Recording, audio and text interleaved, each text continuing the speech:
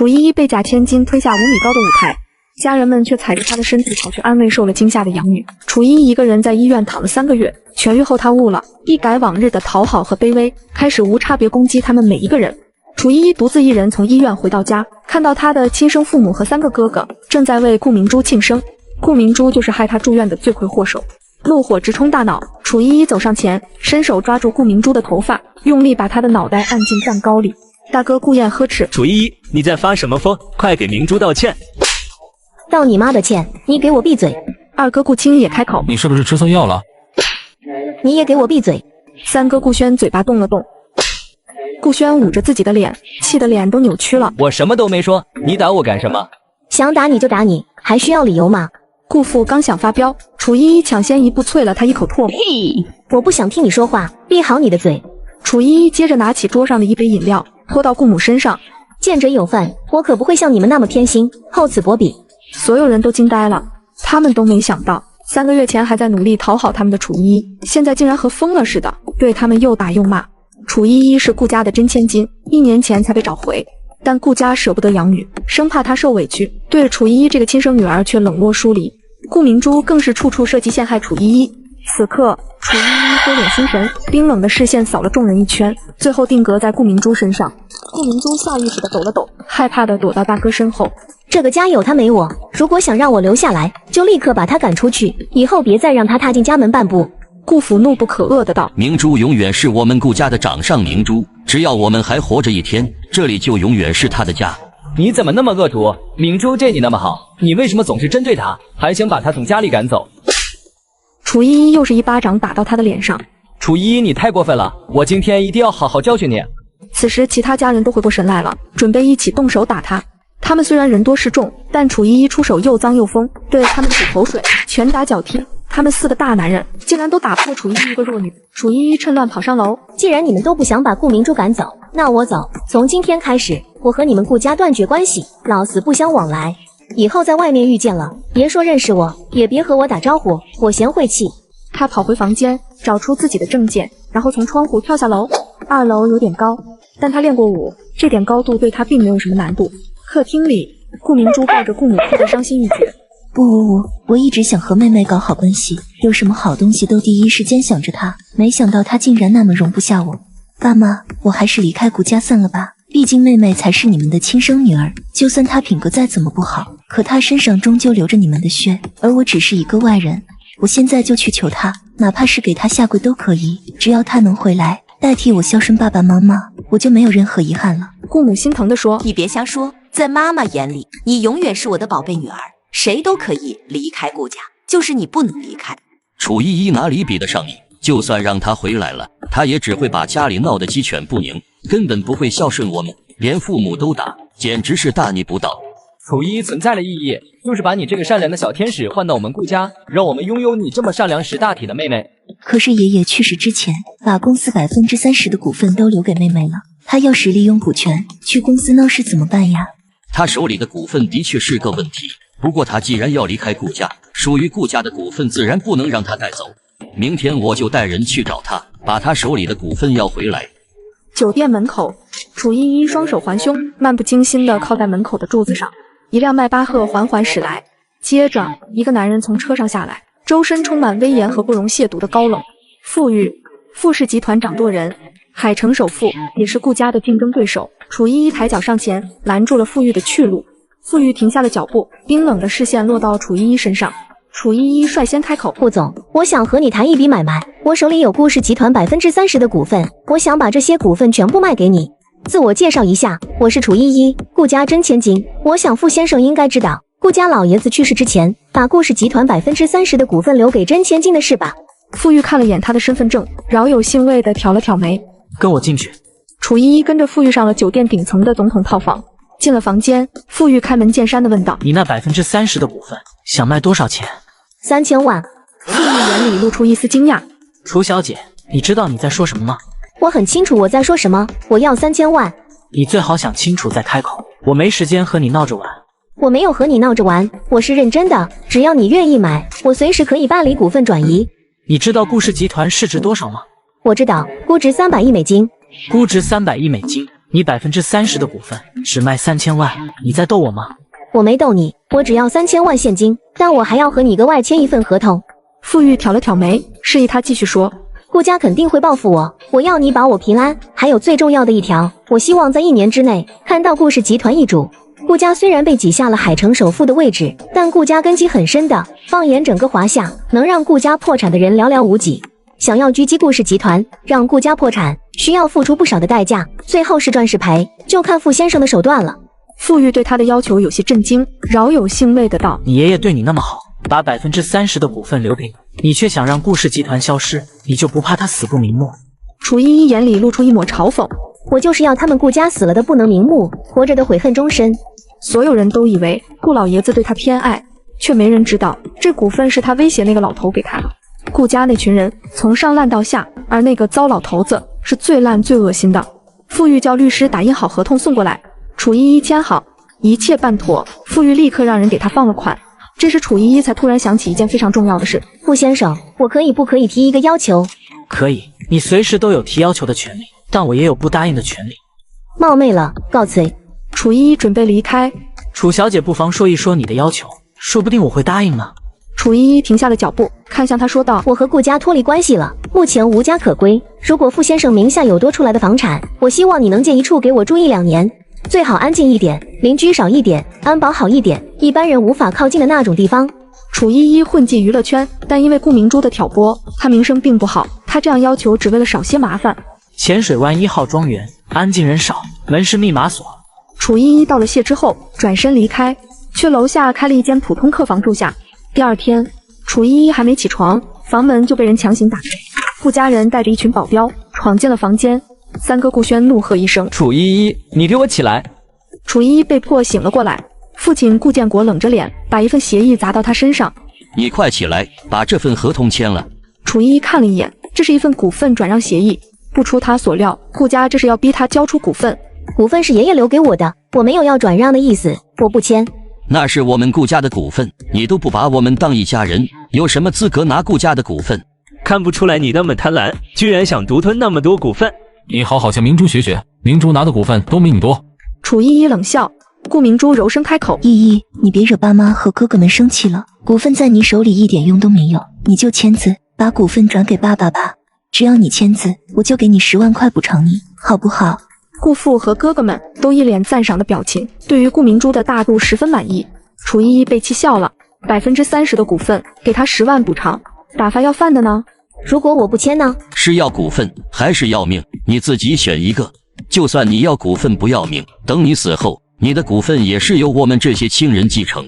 我念在亲情的份上，给你选择的机会，你不要不识抬举。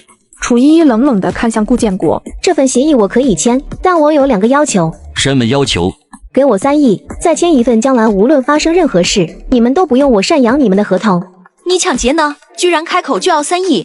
明珠已经答应给你10万了，你居然还不满足，居然开口就要3亿，你可真是贪得无厌，满脑子只想着钱。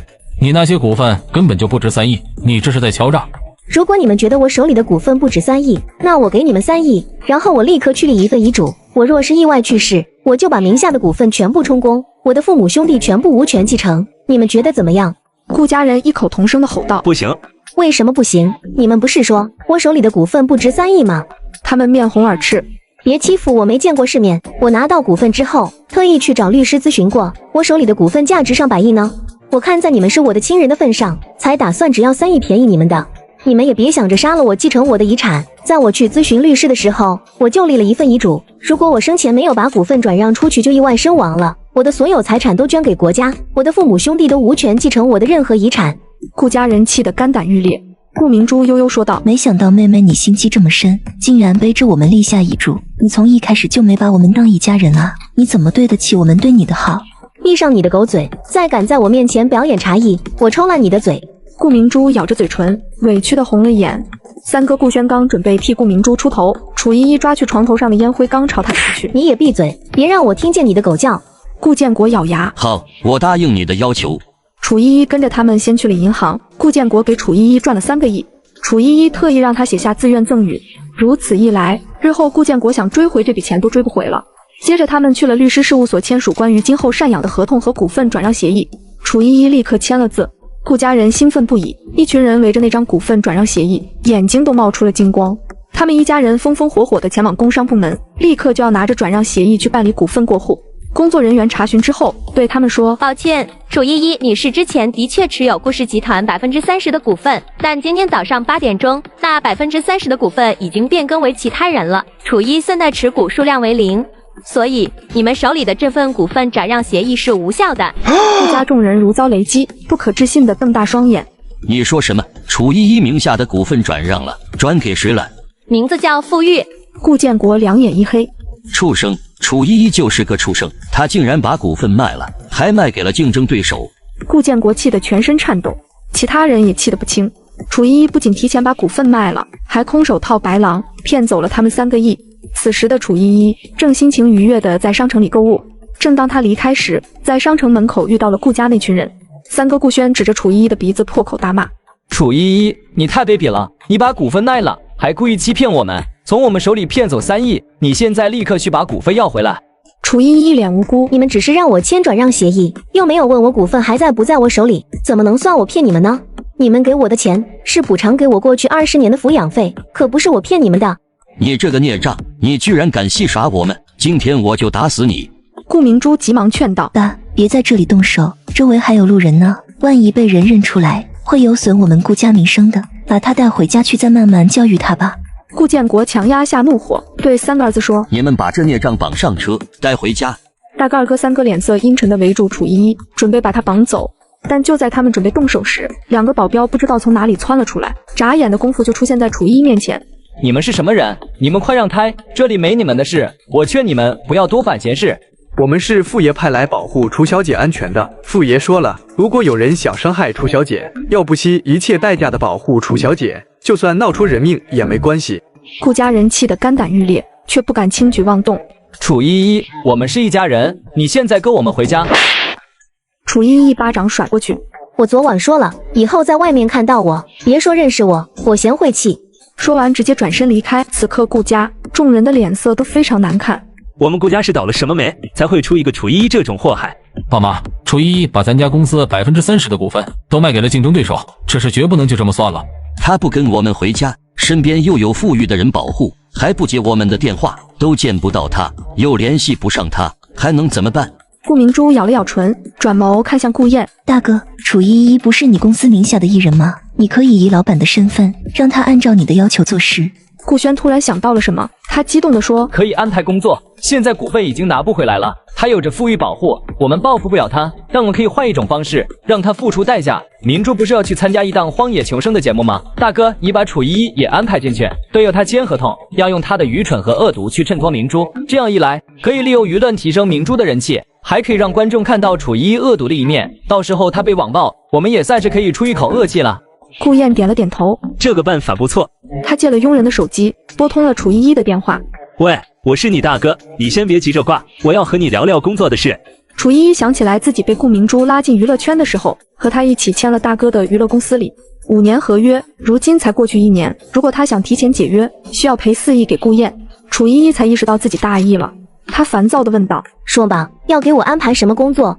下周明珠要去参加一档荒野求生节目，我会把你也安排进去。你入组之后的任务就是故意欺负和针对明珠，给她制造话题度，衬托她。楚依依思考片刻，开口道：“想让我答应你的要求，也不是不可以，但我有一个要求。”什么要求？参加完这档节目，你就主动和我解约，我无需赔付违约金。如果我按照你的要求做了，这档节目下来，我肯定会被全网黑和网暴，以后再也没有商业价值了。就算我继续留在你的公司，也赚不到钱。顾燕思考片刻，答应了他的要求。眨眼就到了节目开拍这天，导演拿着喇叭喊道：“咱们荒野求生节目是要求6位嘉宾靠自己的本事去原始森林里度过7天7夜的时间。另外，咱们节目是以24小时直播的方式进行网络直播的，大家记住，无论何时，无论发生任何突发状况，都要好好表现，会一直有人看着你们的一举一动，切记切记。”说完后，一行人出发了。几小时后，他们进入了原始森林区域。导演开口说道：“现在时间不早了，太阳已经开始落山了，你们要抓紧时间准备今晚的落脚点和晚餐。”顾明珠提议，这样吧，我们组队一起行动吧。我们都没有野外生存经验，分开行动的话太慢了，大家也不知道要做什么。大家组队的话，做事更有效率。结果所有人都不想和楚依依一组。顾明珠心中暗喜，表面却装出一副大度的模样。依依，你和我一组吧，我们一共分2组好了，一组负责找地方过夜，另一组去找食材。依依，你和我还有顾轩一组，一起找过夜的地方。佳佳和修涵还有段哥去找食物，大家觉得怎么样呢？楚依依嫌弃地瞥了一眼顾明珠，你们少来沾边，我才不要多5个拖后腿的累赘，我一个人会更轻松。顾轩怒不可遏地骂道：楚依，你真是不识好歹！明珠她不去前线想帮助你，你竟然还口出狂言，说我们是累赘，你好得很！希望你能嘴硬到底，以后别求着我们帮你。这句话我原封不动的还给你，以后别来求我帮你们。你放心，这辈子老子都不会去求你。顾明珠委屈地咬了咬唇，眼眶有些泛红。依依，你能不能别任性了？你一个人会有危险的。闭嘴吧，你才是最大的危险，只要你离我远一点，我就不会有危险。既然你执意要单独行动，那我就不拦你了。张佳佳见楚依依有些可怜，小心翼翼地开口：楚依依，要不你和我组队一起去找食物吧？你一个人又要准备晚餐，又要找落脚点，肯定来不及。大家一起有个照应。秦修涵和段江皱了皱眉头，但没有出言劝阻。楚依依还没开口，顾轩就恶狠狠地道：谁都不准和他组队，今晚任何人都不准给他帮助，他自己不是能耐吗？我看他今晚怎么过。楚依依嗤笑一声，无所谓地背着背包，率先进了森林。楚依依走了一会儿，看到前方有一只兔子。楚依依弯腰从地上捡起一块石头，手指轻轻一弹，石头从指尖飞出去，精准地打在了兔子的脑袋上。兔子瞬间倒地，跟拍的摄影大哥一脸震惊。我去，武林高手，运气好。楚依依捡起兔子就往回走，她走到河边，从背毫里拿出折叠刀，开始处理兔子。正巧这时顾明珠经过，看到这血腥的一幕，忍不住尖叫出声。依依，你好残忍啊，你动作还这么熟练，平时没少杀小动物吧？楚依依把掏出来的内脏直接砸到顾明珠身上。滚！依依，你太过分了。顾明珠红着眼眶跺了跺脚，却只能流着眼泪跑去找衣服换。过了一阵，天色已暗，张佳佳3人从森林里出来，毫无收获。而此时，楚依依已经烤好兔子，开始吃了。张佳佳想求助导演，发现导演和工作人员正在吃奇怪的果子，突然这些人集体抽搐倒地，口中吐着鲜血。不好，果子有毒，快送他们去找医生。那些没吃果子的工作人员赶紧扛着那些昏迷的人上了游轮，接着游轮启动，快速地远离了森林。嘉宾们懵了，整个过程不过几分钟，节目组的人就全都走了，留下他们几个手无缚鸡之力的艺人在这荒郊野岭。张佳佳跑到河边，对着游轮大喊：导演，你们回来把我们带上啊！你们把我们留在这里，我们要怎么办啊？可游轮上乱成一团，根本没人注意到他们就这样眼睁睁地看着游轮开走了。张佳佳急得快哭出来了，我们被丢在这里，这可怎么办呀？段江年龄稍微大一些，沉稳的道：先别着急，工作人员到了那么多人，他们肯定很慌，暂时把我们忘了也正常，等他们冷静下来之后，肯定会想起我们的，我们现在只需要耐心等待即可。就在这时，顾明珠和顾轩也从森林里走了出来。抱歉了各位，我们没有找到适合晚上睡觉的地方，我看这片空地就不错，我们今晚就先在这片空地上打地铺吧。我和哥哥捡了一些干草给大家打地铺。导演呢？摄影组呢？工作人员呢？怎么全都不见了？他们去哪了？刚才导演和大半节目组的工作人员吃了野果中毒，集体中毒昏迷，没吃果子的人开游轮把他们带走送医了。那你看地上的血迹，就是他们刚才吐的，血都还没干呢。工作人员全都走了，一个都没留下，那我们不拍摄了吗？出了那么大的事，导演都倒下了，拍摄自然也无法进行了。等工作人员联系上投资方，重新派新的导演组过来吧。顾明珠见没有摄像头拍摄，脸上的温柔也收了起来，露出了些许厌烦。他看向张佳佳几人，问道：你们找的食物呢？张佳佳扬起手里的野菜，就只找到了这些。顾明珠脸色更难看了。我和哥哥辛辛苦苦为大家晚上能睡个好觉而努力，你们3个人竟然只找到一把野菜，这东西给猪吃，猪都不吃。我和哥哥去找干草的时候，都看到好几只瘸腿的鸡，你们3个人竟然连瘸腿的鸡都抓不住，真没用。我们也很努力很辛苦呀，但那些鸡和兔子跑得那么快，我们抓不到也很正常，你还好意思说我们？你们不是也只捡了一堆杂草回来吗？那点杂草都不够一个人睡的，我们这么多人晚上怎么睡呀？你在怪我吗？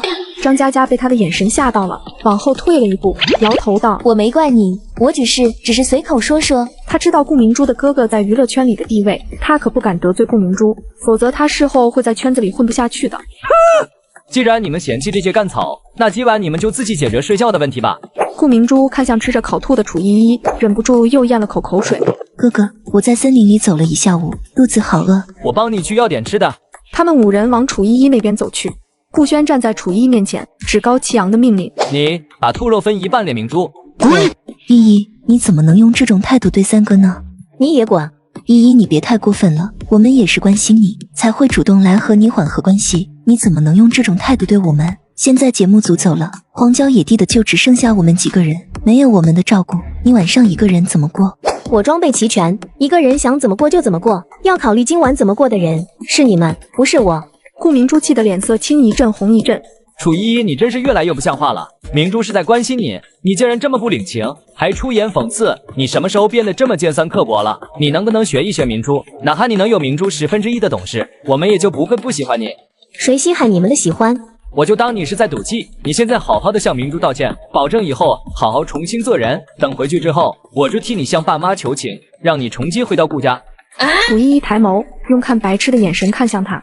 谁稀罕回你们顾家？你们顾家没一个智商正常的，我怕离你们太近，会被你们影响智商。你们求我都不会回去。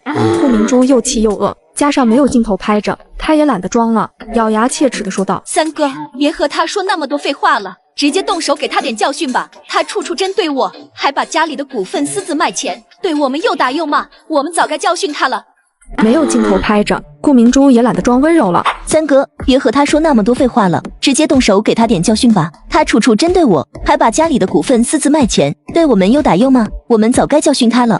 你还真会颠倒黑白，我卖掉的股票本来就属于我，如果不是我的股票，我又怎么可能卖得掉？在诬陷我之前，好好动动你发育不全的脑子。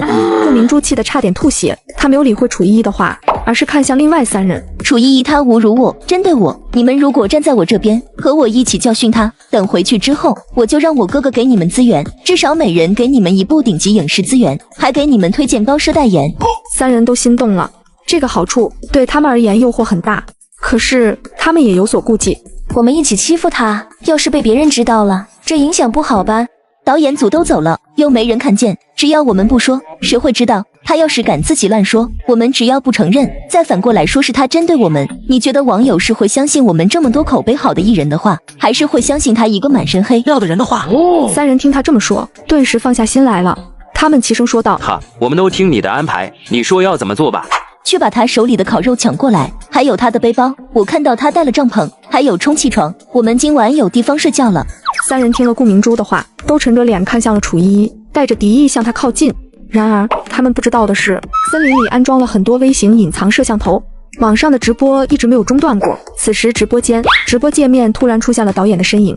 在满屏的议论中，导演笑容满面地说道：“观众朋友们，大家好，我们没有中毒，抱歉让大家担心了。这是我们全新拍摄模式，用隐藏摄像头进行秘密拍摄，展现艺人最真实的一面给大家。当然，我也提醒过他们，拍摄过程中可能会进行隐藏拍摄，让他们随时注意形象。我还把这点写到了合同里。好了，接下来请大家继续观看吧。”现场，楚依依、顾明珠等人都不知道有隐藏摄像头。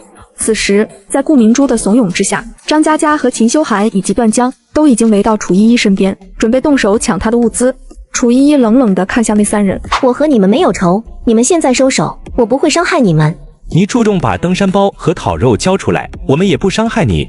别那么自私，大家都没东西吃，只有你一个人在吃独食，你过意得去吗？你自觉一点吧。” 看来你们和顾明珠和顾轩是一路货色，虚伪自私、毫无道德与人性的败类。既然他敬酒不吃吃罚酒，那就直接抢，再打他一顿，让他长点教训。想打我？怎么打？他忽然站起身，眨眼的功夫就到了顾明珠面前，狠狠的一巴掌甩到了顾明珠脸上。是这样打吗？接着他又快速的踹了一脚顾轩，还是这样？再转手一拳捶到秦修涵眼睛上，或者这样。 反手又一拳捶到段江胸口，把他一拳打飞2米远，然后一脚踹到张嘉佳的后腿窝，张嘉佳扑通一声双膝跪地。你们想用哪种方式打我？众人都惊呆了，还是顾明珠最先回过神。啊，楚依依，你居然打我，我要杀了你！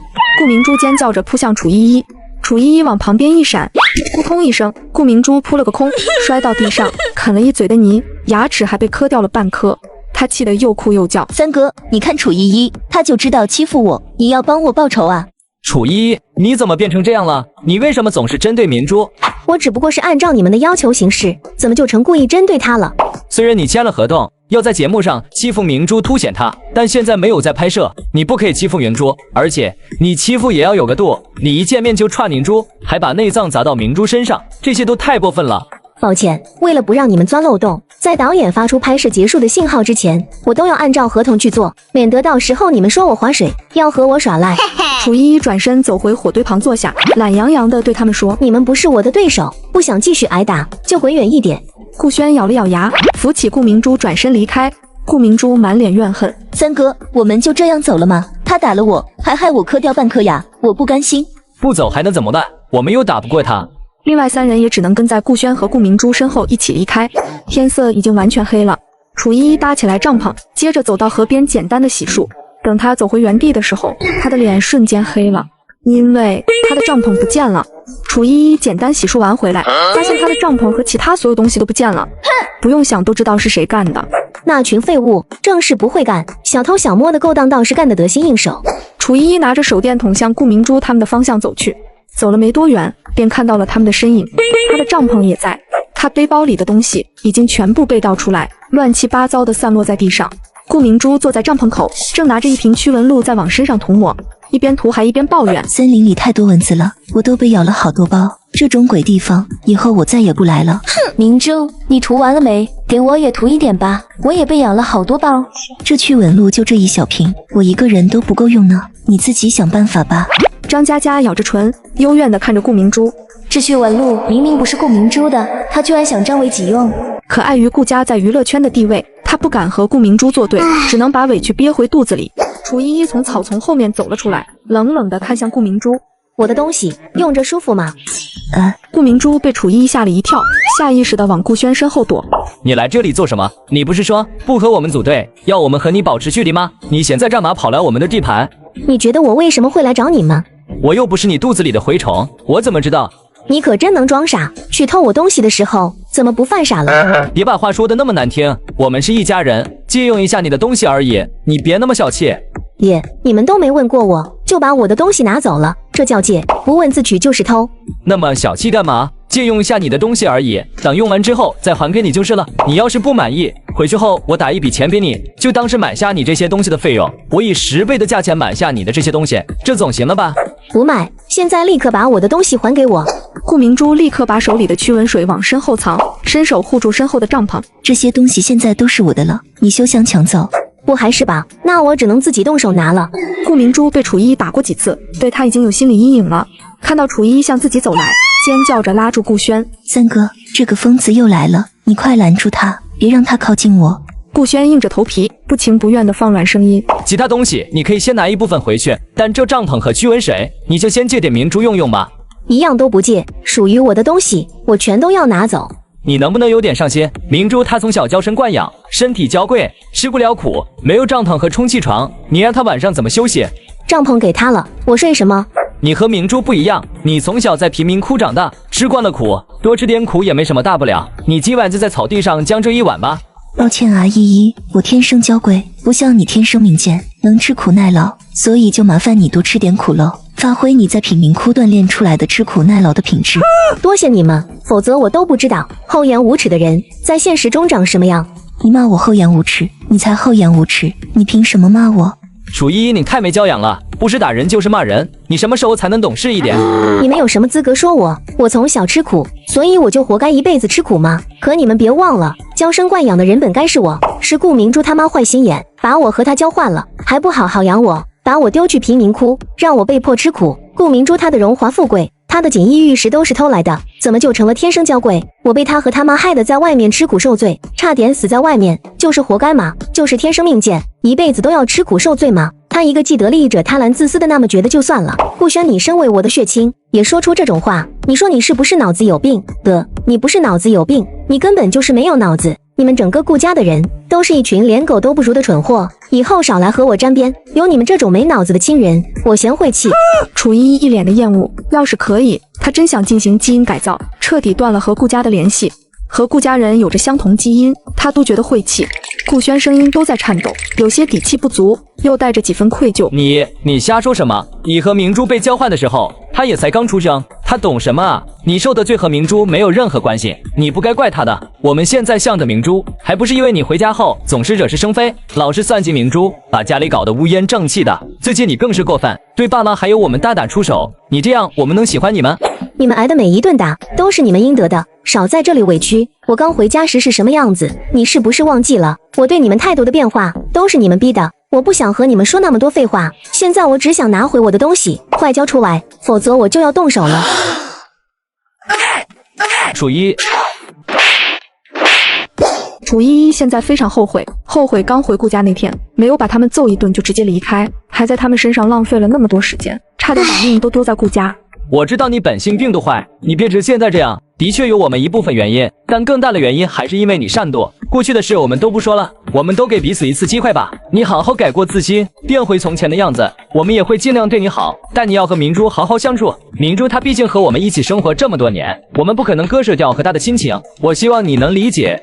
顾明珠压下内心的不满，脸上露出一抹温柔的笑容。依依，你就听三哥的吧，只要你能好好的改过自新，以前你对我做过的事，我都不和你计较了。我们好好相处，一起孝顺爸妈，别让他们操心了。顾轩温柔地看向顾明珠，还是明珠识大体，从小接受好的教育果然还是有用处的。接着又转头看向楚依依，依依，你今晚就和明珠一起睡帐篷吧，你们姐妹也可以趁机增进一下感情。既然三哥都开口了，那我就听三哥的，把我的帐篷分一半给你睡，让你今晚和我一起睡帐篷吧。楚依依好笑地看着顾明珠，你说什么？我说我愿意把我的帐篷分一半给你睡，让你今晚和我一起睡帐篷。你再说一遍，谁的帐篷？顾明珠脸上的笑容一僵，脸色青一阵红一阵。明珠都主动低头向你示好了，你就别那么斤斤计较了。想占我的东西，分一半来给我示好，你们脑子是不是被驴踢了？谁的帐篷这重要吗？不管帐篷是不是明珠的，她愿意分一半给你睡，都证明她心善，你又何必那么斤斤计较？你就不能像明珠一样大度一点吗？楚依依翻了个白眼，她不想再和这种没脑子的人废话。楚依依冷冷地看向顾明珠，我数3声，立刻把我的东西收拾好还给我，别逼我自己动手，你承担不起我的怒火。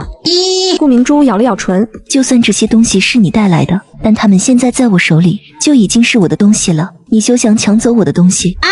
顾明珠看向另外3人，愤怒地说道：你们还愣着干什么？快就好准备阻拦他啊！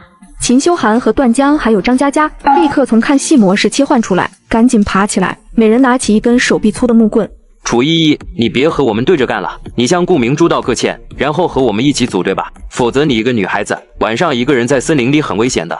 虽然我讨厌你，但我也不想太你死在森林里，只要你肯道歉，我就同意让你和我们一起组队。之前我们是没反应过来，才被你殴打了，现在我们做好准备，你一个人是打不过我们这么多人的，你还是别闹了，低头认输吧。3声落下，楚依依没有和他们废话，抬脚向前。秦修寒和段江拿着木棍挡在他面前。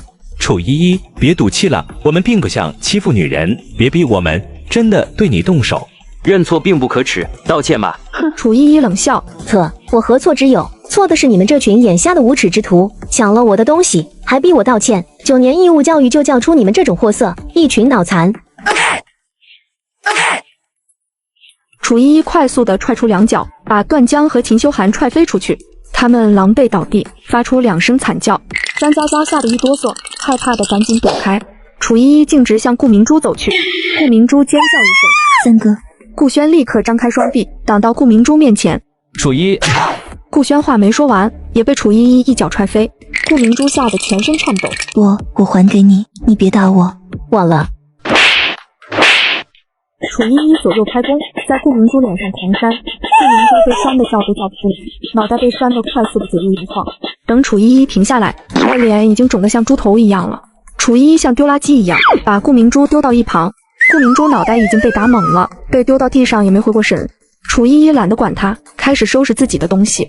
她看到自己的驱蚊露被用掉了半瓶，气得火冒三丈。在收拾好东西离开之前，忍不住又去踹了顾明珠一脚。马德，要是杀人不犯法，老娘非得撬开你的脑子看看，你脑子里装的是不是屎？又蠢又自私，废物东西！楚依依，你适可而止，明珠已经被你打成这样了，你还不肯罢休？你怎么那么恶毒？楚依依愤怒地踹了他一脚。闭嘴！你也一样，垃圾东西！顾轩在地上打了一个滚，脑袋磕到了地上的石头，他也懵了。楚依依冷哼一声，拿着自己的东西回到自己的基地。在楚依依走后不久，顾明珠终于缓过劲来了。三哥，他一头扑进顾轩怀里，哭得上气不接下气。三哥，我好痛！楚依依她好过分，我对她那么好，她还那么残暴的打我，我都被她打毁容了。我长这么大，从来没受过这种羞辱和委屈。三哥，你要为我报仇。顾明珠哭得伤心欲绝，顾轩听得心疼不已。明珠，你放心，我不会让你白白受委屈的。楚依依，你给我等！经过这几天事情的发酵，直播间背后的观众也真正看清了众人的面目，转而开始支持楚依依，节目热度也开始攀升。第二天，天色刚微微亮，楚依依就起床了，空气真好。很快，微博上出现了一条热搜：井号荒野求生一姐已上线速来井号。随着这条热搜的上升，直播间人数也开始迅速攀升。楚依依去河边简单洗漱完，转身走进了森林，帐篷和其他装备她就放在原地。她不信顾明珠他们还敢来偷。楚依依在森林里捡了4颗鸡蛋，采了一些蘑菇。可等她回到住处，眼前的一幕让她傻眼了：20-30只猴子正在她扎营的地方翻搅着她的帐篷和登山包。帐篷和充气床已经被撕成碎片，登山包里的东西也被倒了出来，散落一地，一大半的东西都已经被猴子弄坏。楚依依脸色僵住，血压开始迅速升高，怒火在心里熊熊燃烧。哪里来的泼猴，竟然毁了我的帐篷和行李！楚依依怒吼一声，发疯似的冲向猴群。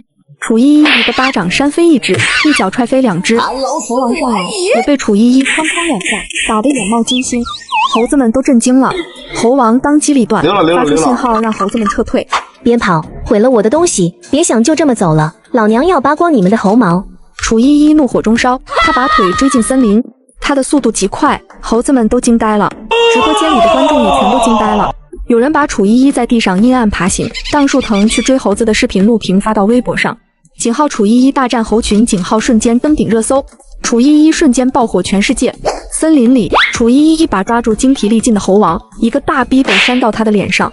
就是你带着这群泼猴破坏我的东西，敢抢我的东西，就算你不是人，老娘也不放过你！楚依依对着猴王一顿拳打脚踢，随后楚依依把猴群的所有猴子都一一抓住揍了一遍。最后，地上躺了一地的猴子，那些猴子全都鼻青脸肿，他们看着楚依依，眼神充满恐惧，身体瑟瑟发抖。你们应该庆幸你们是保护动物，否则看我不剁了你们的手脚！你们怎么和峨眉山的泼猴一样讨厌呢？那么喜欢破坏别人的东西，下次再敢去碰我的东西，就算国家2级保护动物的身份，也保护不了你们！弄坏了我的帐篷和行李，还害我毁了我的早餐，呸！一群垃圾！楚依依吐了一口唾沫，然后荡着树藤往回走。路上，他抓了一只在下蛋的鸡，把鸡和蛋一起带回去。回到驻扎地，楚依依把能用的东西整理好，不能用的丢到一边，随后开始做早餐。烤鸡和蘑菇的香味飘得很远，顾明珠和顾轩、秦修涵、段江、张佳佳，他们5人都闻到了，好香啊！楚依依已经开始用餐了呀，有烤鸡的味道，好香，还有煮蘑菇的味道。楚依依真厉害，竟然还能找到的蘑菇，把鸡烤得这么香，太诱惑人了，我肚子又开始叫了。其他人也忍不住咽了口口水，纷纷转头看向楚依依所在的方向。节目组怎么还不派人来？都过去这么久了，他们也该发现我们被留在了森林里，重新派人来接着拍摄，或者接我们回去了吧？怎么还是没人来？节目组到底搞什么鬼？等见到他们，我一定要好好和他们算账。众人的脸色都很不好看。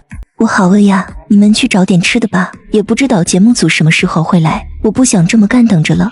好，我们先弄点吃的吧，吃饱了继续等。秦修涵、段江，我们3个男人去找食物，让2个女孩在这里继续等。秦修涵和段江站起身，好。 3个男人信心满满的进了森林，他们都觉得楚依依每次都能那么轻松的抓到猎物，他们也能。明珠，我们先去捡一些干木柴吧，等他们打猎回来，就可以直接生火烤肉了。你竟然命令我做事，还是要我去做那种农民才做的低贱活？我没有命令你的意思，我只是提议。我才不去捡木柴，我做不来那种事。你既然提议了，那你就自己去吧，记得多捡一点。我们5个人要烤的肉比较多，少了烤不熟。张佳佳一张脸青红交加，最终她什么也没说，一个人郁闷的去捡木柴了。她没楚依依的胆子，敢和顾明珠叫板。顾明珠坐在河边，一边闻着烤肉的香味咽口水，一边继续向河道远方张望。怎么还不来？该死的节目组，你们最好全死了！过了将近1个小时，顾轩和秦修寒、段江才从森林里出来。顾明珠看到他们手上空无一物，脸色瞬间一沉。哼，你们怎么空手回来了？猎物呢？猎物都跑进森林深处了，我们走了很久才发现几只鸡的踪影，但它们今天变得更敏捷了，跑得太快。森林里又太多草木遮挡，一眨眼的功夫它们就跑没影了，我们抓不着，只捡到几颗鸡蛋。他说着，从口袋里掏出4个鸡蛋，段江掏出3个，顾轩也带了4个，一共11个鸡蛋。我们5个人一共11个鸡蛋，每人2个，还多出1个呢。先凑合着吃了垫垫肚子吧，等节目组来了再问他们要点吃的。我不喜欢吃鸡蛋，你又不是不知道，为什么楚依依每次都能抓到猎物，你们却一次都抓不住？你们还是男人呢？3个男人比不过楚依依一个女人，你们丢不丢脸？顾明珠看到顾轩3人空手而归，气得破口大骂。秦修寒怒火也上来了。楚依依是女人，你和她一样也是女人，她能做到的你凭什么做不到？你自己去抓，你要是能抓到，才有资格来骂我们，否则你一个什么都没贡献过的人，没资格在这里逼逼赖赖。顾明珠愤怒地瞪向他，你敢骂我？我不和你们组队了，我手里的鸡蛋都是我自己捡到的，我拿着我的东西自己弄。我去和修寒一起吧，他一个人不安全。说完，2人拿起自己的背包，重新去找驻扎的地方。张佳佳也想跟他们走，但顾明珠一个眼刀看过去。你也要和他们走吗？张佳佳尴尬地扯了扯嘴角，连忙摇头，没有，我就看一眼。他的咖位没有秦修寒和段江大，不敢像他们一样和顾明珠对着干。哼，让你也不敢。顾轩沉默地把鸡蛋放下，顾明珠似乎才意识到自己刚才不小心把顾轩也骂了。三哥，我刚才不是骂你，在我心里，三哥你特别厉害，就像战无不胜的超级英雄一样，你是我的偶像，在我心里你最棒了。抓猎物那种农活，哥哥你从来没接触过，抓不到也很正常。顾轩的脸色稍微好看了一些。先把鸡蛋弄熟了吃吧。他们没有锅，只能把鸡蛋放在火上烤，大火烧了5分钟。突然，4个鸡蛋全爆炸了。怎么回事？什么东西炸了？顾明珠惊慌失措，惊恐地躲到顾轩身后。别怕，是鸡蛋爆炸了，现在没事了。鸡蛋怎么会爆炸？我记得鸡蛋不能放进微波炉里加热，会爆炸，没想到放火里烤也会爆炸。那4个鸡蛋是我们的午餐，现在鸡蛋都爆炸了，我们吃什么啊？顾明珠愤怒地看向张佳佳，你为什么不提醒我们？你是农村出生的，这种常识你肯定知道，你是故意不说，害我没东西吃，是不是？不是，我没有故意不说啊，我也不知道鸡蛋会爆炸。你以为我会相信你吗？你一个农村人，怎么可能不知道这种常识？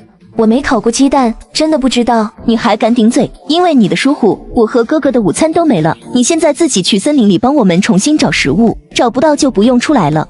我一个人去吗？我害怕。少在这里装柔弱了，你一个农村出生的，会害怕进森林？你别以为我不知道你在想什么，你是故意装害怕，想让我哥哥和你一起进森林，想借机勾引我哥哥吧？我没有，呵呵，你别白日做梦了，就凭你也得想勾引我哥哥，你的身份进我们家当佣人都不配，有点自知之明。张佳佳气得发抖，我真的没有要勾引你哥哥的意思。如果你真不想勾引我哥哥，那你就自己进森林去找食物，用行动证明，而不是口空狡辩。张佳佳咬了咬唇，最终只能红着眼眶，一个人走进了森林。呵，妖虫小技，还想骗我？顾轩怔怔地看着顾明珠，眼里满是震惊和陌生。眼前的顾明珠，他有些不认识了。这个刻薄刁蛮的顾明珠，真的是他那个温柔懂事的妹妹吗？明珠，你怎么变成这样了？张佳佳她一个女孩子，一个人进森林不安全，你不该逼她进去了。万一她迷路或者出什么意外怎么办？顾明珠嘟起嘴，委屈的红了眼眶。三哥，你居然为了一个外人教训我！你做的不对，我身为一哥，教你改正，这不是教训，是为你好。顾明珠的眼泪瞬间掉了下来，委屈的抽噎。我被丢在这种破地方，身上被蚊子咬得到处是包，脸被楚依依那个坏女人打肿都快毁容了，牙齿磕到半颗，晚上睡草地，睡得全身都疼，还从昨天早上到现在都没东西吃。我受了这么多委屈，心情不好，发了点脾气，语气差了点而已。哥哥你就为了外人怪我，一点都不关心我。哥哥你变了，顾轩见他掉眼泪，瞬间慌了。对不起，是哥哥错了，你别哭了，哥哥不怪你了。明珠做什么都是对的，是节目组的错，让你受了这么多委屈。另外那几个人也错了，他们看到你受这么多委屈，还不体谅你，不知道顺着你，他们都是坏人。等回去之后，哥哥会帮你出气的，尤其是楚依依。好，哥哥你要说话算数，其他人就算了，楚依依一定不能放过他。我会让楚依依付出代价的。顾明珠眼神变得阴险狠毒。楚依依，我不会放过你的，我要让你生不如死。此时，直播间背后的观众着实被气得不轻。卧槽，气得我血压都升高了。顾明珠怎么那么坏，居然把张嘉佳一个人赶去森林里找食物？这要是真的荒野，没有节目组的人在暗中把危险驱离，张嘉佳遇到危险，他负责吗？顾轩的脑子是摆设吗？顾明珠说什么他就信什么。楚依依才是他的亲生妹妹啊，他居然为了一个假妹妹要报复自己的亲妹妹，他脑子没事吧？你们看到顾明珠那阴狠的笑容了吗？看得我后背发凉，太可怕了。哈哈哈，这个节目把顾明珠的真面目都拍下来了，真期待他知道真相的那一天啊！张嘉佳进森林里只捡到了2枚鸡蛋，顾明珠看到，气得对他破口大骂，然后把鸡蛋抢过来，他和顾轩一人一个。张嘉佳继续饿着肚子，张嘉佳不敢有丝毫怨言。节目组到底怎么回事啊？他们怎么还不来接我们？好像啊，楚依依又在烤什么？哥哥，我们过去看看吧。顾轩点了点头。楚依依正在烤鱼，顾轩和顾明珠还有张嘉佳向他这边走来。楚依依只是把他们当成空气。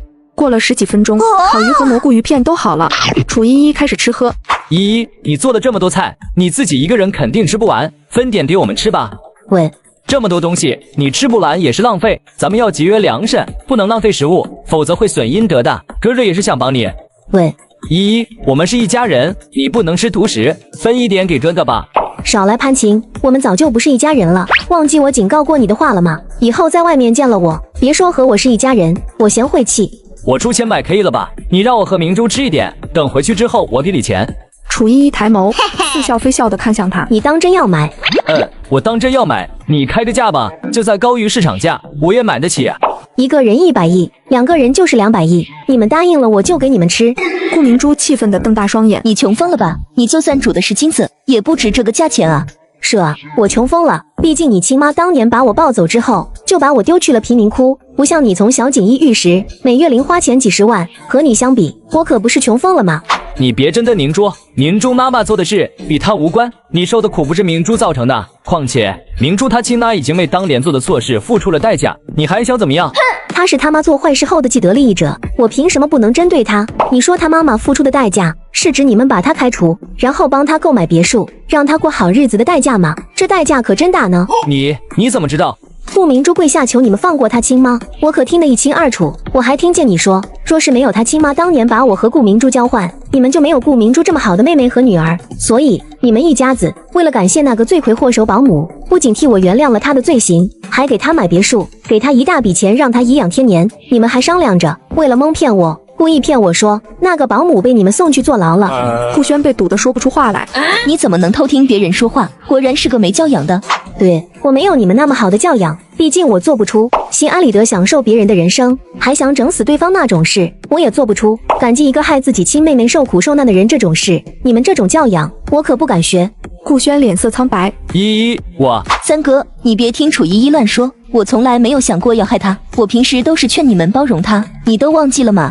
楚依依，你现在只会往明珠身上泼脏水，根本没办法和你沟通。我现在也没心情纠正你，等回去之后，我会和爸妈商量，帮你请心理医生看看。我觉得你比我更需要看医生，但你需要看的是精神科医生。我很怀疑你脑子是不是有病，或者是你们顾家天生脑残。我现在不想和你吵，我只问你能不能主动把东西分给大家吃。不分。你太自私了，我身为你哥哥，今天就好好教教你，我们一起上，把他绑起来，让他长长教训。他要是反抗，就直接动手打他。他从小吃苦，皮糙肉厚，打几架没事的。所有人都饿惨了，他们开始从周围找武器，然后把楚依依围起来，一定要把楚依依制服，抢走她的食物。楚依依用看白痴的眼神看着他们。看来白痴是会传染的，一个顾轩把所有人都传染成白痴了。依依，你现在服软还来得及，不到万不得已，我不想伤害你。对，既然你执迷不悟，那就别怪我了。他挥了挥手，大家扬起手里的武器，向着楚依依动手。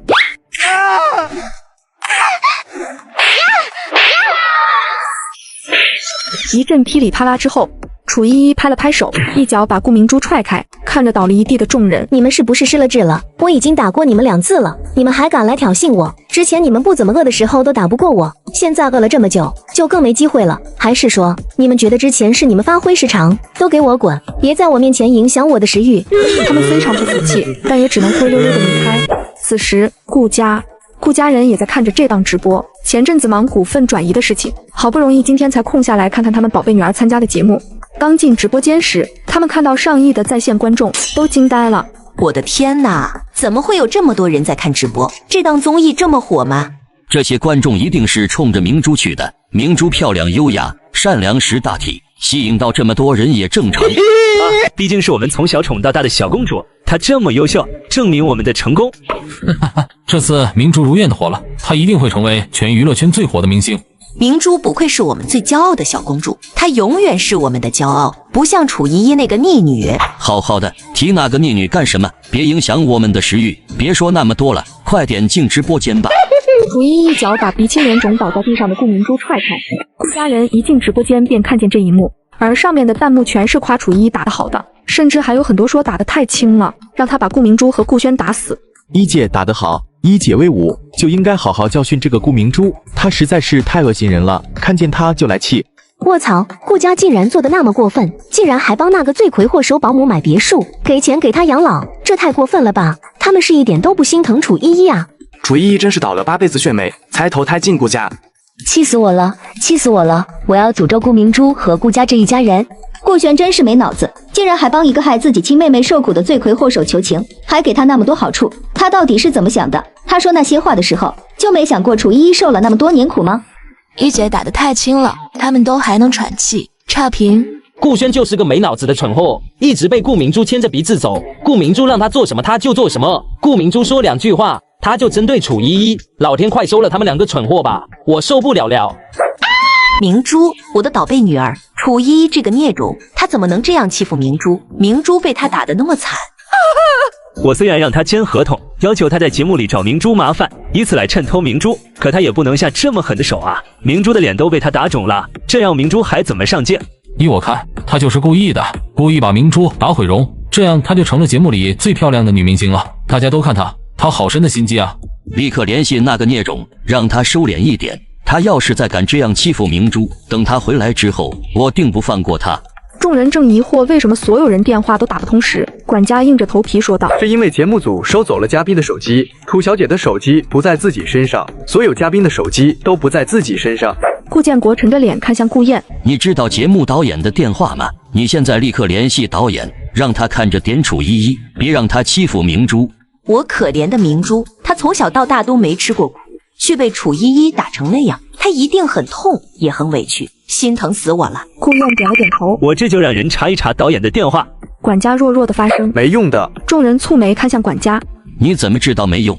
这是导演和投资商故意设计的。现在导演组都不在森林里，只有几个嘉宾在。听说其他艺人的经纪公司都在疯狂的联系导演组，甚至还有人报警了，试图中止导演组的拍摄，但都没有用。我3言2语也说不清楚，你们自己上网查一查，就一清二楚了。他们4人开始上网查询这个综艺，看完之后，所有人脸色阴沉如水。节目组怎么能这样？他们怎么能这么卑鄙的搞偷拍？明珠都被他们毁了。等明珠知道真相后，她一定接受不了。李玉却一副失魂落魄的样子，他看向大儿子和儿子：你们私底下都是这样对待依依的吗？妈，你说什么呢？我们这样对她有错吗？你别忘了，是你让我们别对楚依依太好，要加倍对明珠好。无论什么事，都要站在明珠身后支持她，维护她，免得她觉得我们不把她当成一家人，伤心难过。李玉身体浑身一颤，脸色煞白。是我，竟然是我要求的吗？妈，你不会同情楚依依了吧？你看节目里楚依依是怎么打明珠和3弟的，她就是个疯子，不值得同情。李玉只觉得喉咙干涉，半晌也说不出一句话。直播里的顾明珠和她认识的宝贝女儿完全像是2个人。我相信明珠心性是善良的，她是突然落到那种环境里，遭受了一生都没遭受过的苦，被逼得失去了理智，才会性情大变。我们不该怪她的，也不该误会她的。她若是知道我们误会她，她该有多伤心。老公，你说的对，明珠受了这么多苦，不被折磨的性情大变了，我居然还怀疑他的人品，我真该死。李玉抹了抹眼泪，看向顾燕：你联系公关团队，帮明珠维护一下名声。那么多人都在骂明珠，要是让他看见了，他会受不了的。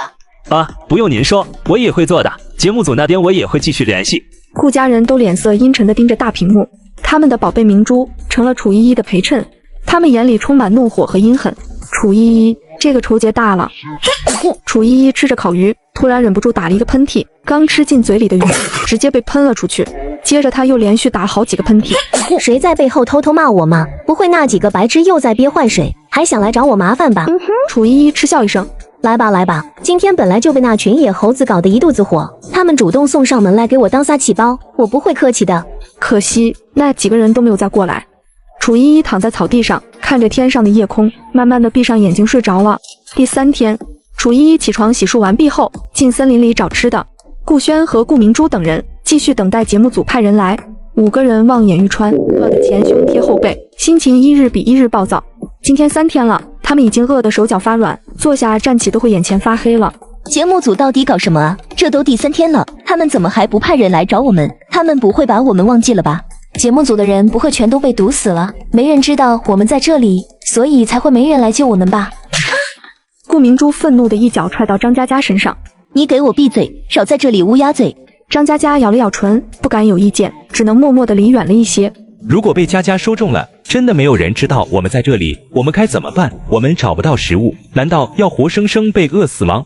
我也觉得节目组的人估计都被毒死了，否则以我们的名气，他们不可能忘记我们的。就算他们忘记了我们，我们的经纪人也不会忘记我们的。只有一种可能，节目组的人全都没有活着回到岸上，我们的经纪人都联系不上他们。节目组为了拍摄保密，没有泄露过拍摄具体位置给别人。就算我们的经纪人发现联系不上的节目组报警找我们，也不是那么容易找到这里来。等到有人找到我们，说不定我们已经被活生生饿死了。秦修寒这番话让众人更加绝望了。三哥，你快想想办法啊！我不想死在这里，我要回家，我还想见爸爸妈妈和大哥二哥呢。要不我们再去找楚依依，我们向她道歉，让她找食物的时候帮我们找一点，这样至少不会饿死。顾明珠咬着牙，一脸怨恨。我才不要向他道歉，他把我打得那么惨，应该是他来向我道歉。段江冷冷地看了他一眼，没回他的话。都快饿死了，还在这里嘴。某个极其不要脸的女人抢了别人的东西，还要求别人给自己道歉，现在都快要饿死了，还在嘴硬。段江提议他们一起去找楚依依道歉，分点食物。我同意你的提议，我们一起去找楚依依吧。我也和你们一起去。顾明珠愤怒地对着张嘉佳吼道：“你给我回来！你不准去！你要是敢去投靠楚依依那个贱人，等回去之后，我就让我大哥联合整个娱乐圈封杀你，让你永无出头之日。”张嘉佳脸色苍白，脚步像是生了根，不敢再往前走半步。段江皱起眉头，对张嘉佳说：“命都快没了，你还想着前程？你是觉得命重要，还是前程重要？”段哥说的没错，而且混不了娱乐圈，还有其他行业可以混，他总不能全行业都封杀你吧？活着才有希望。张嘉佳感动得红了眼眶，他抬起脚走向段江和秦修寒。好，我跟你们一起去找楚依依。看着3人离开，顾明珠气得抓狂。你们好样的，你们给我等着，等回去之后，我不会放过你们的。三哥，他们太过分了。我觉得他们的决定没错，我们自己找不到食物，就算找得到食物，我们也不会烹饪，这样下去，我们迟早会饿死啊。可是我不想和他道歉，他把我打得这么严重。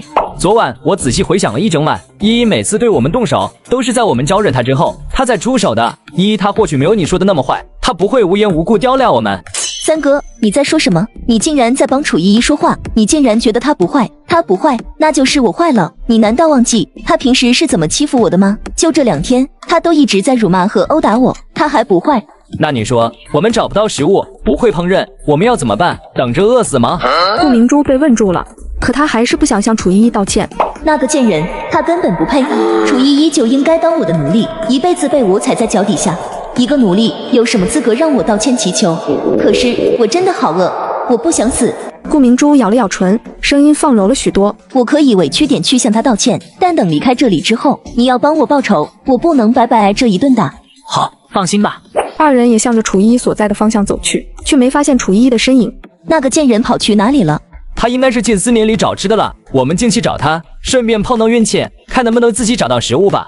顾明珠心不甘情不愿地跟着顾轩进了森林，没多久就遇到了段江他们。段江诧异地看向他们，你们不是不打算向楚依依道歉吗？怎么也来了？明珠只是一时计划，找到楚依依了吗？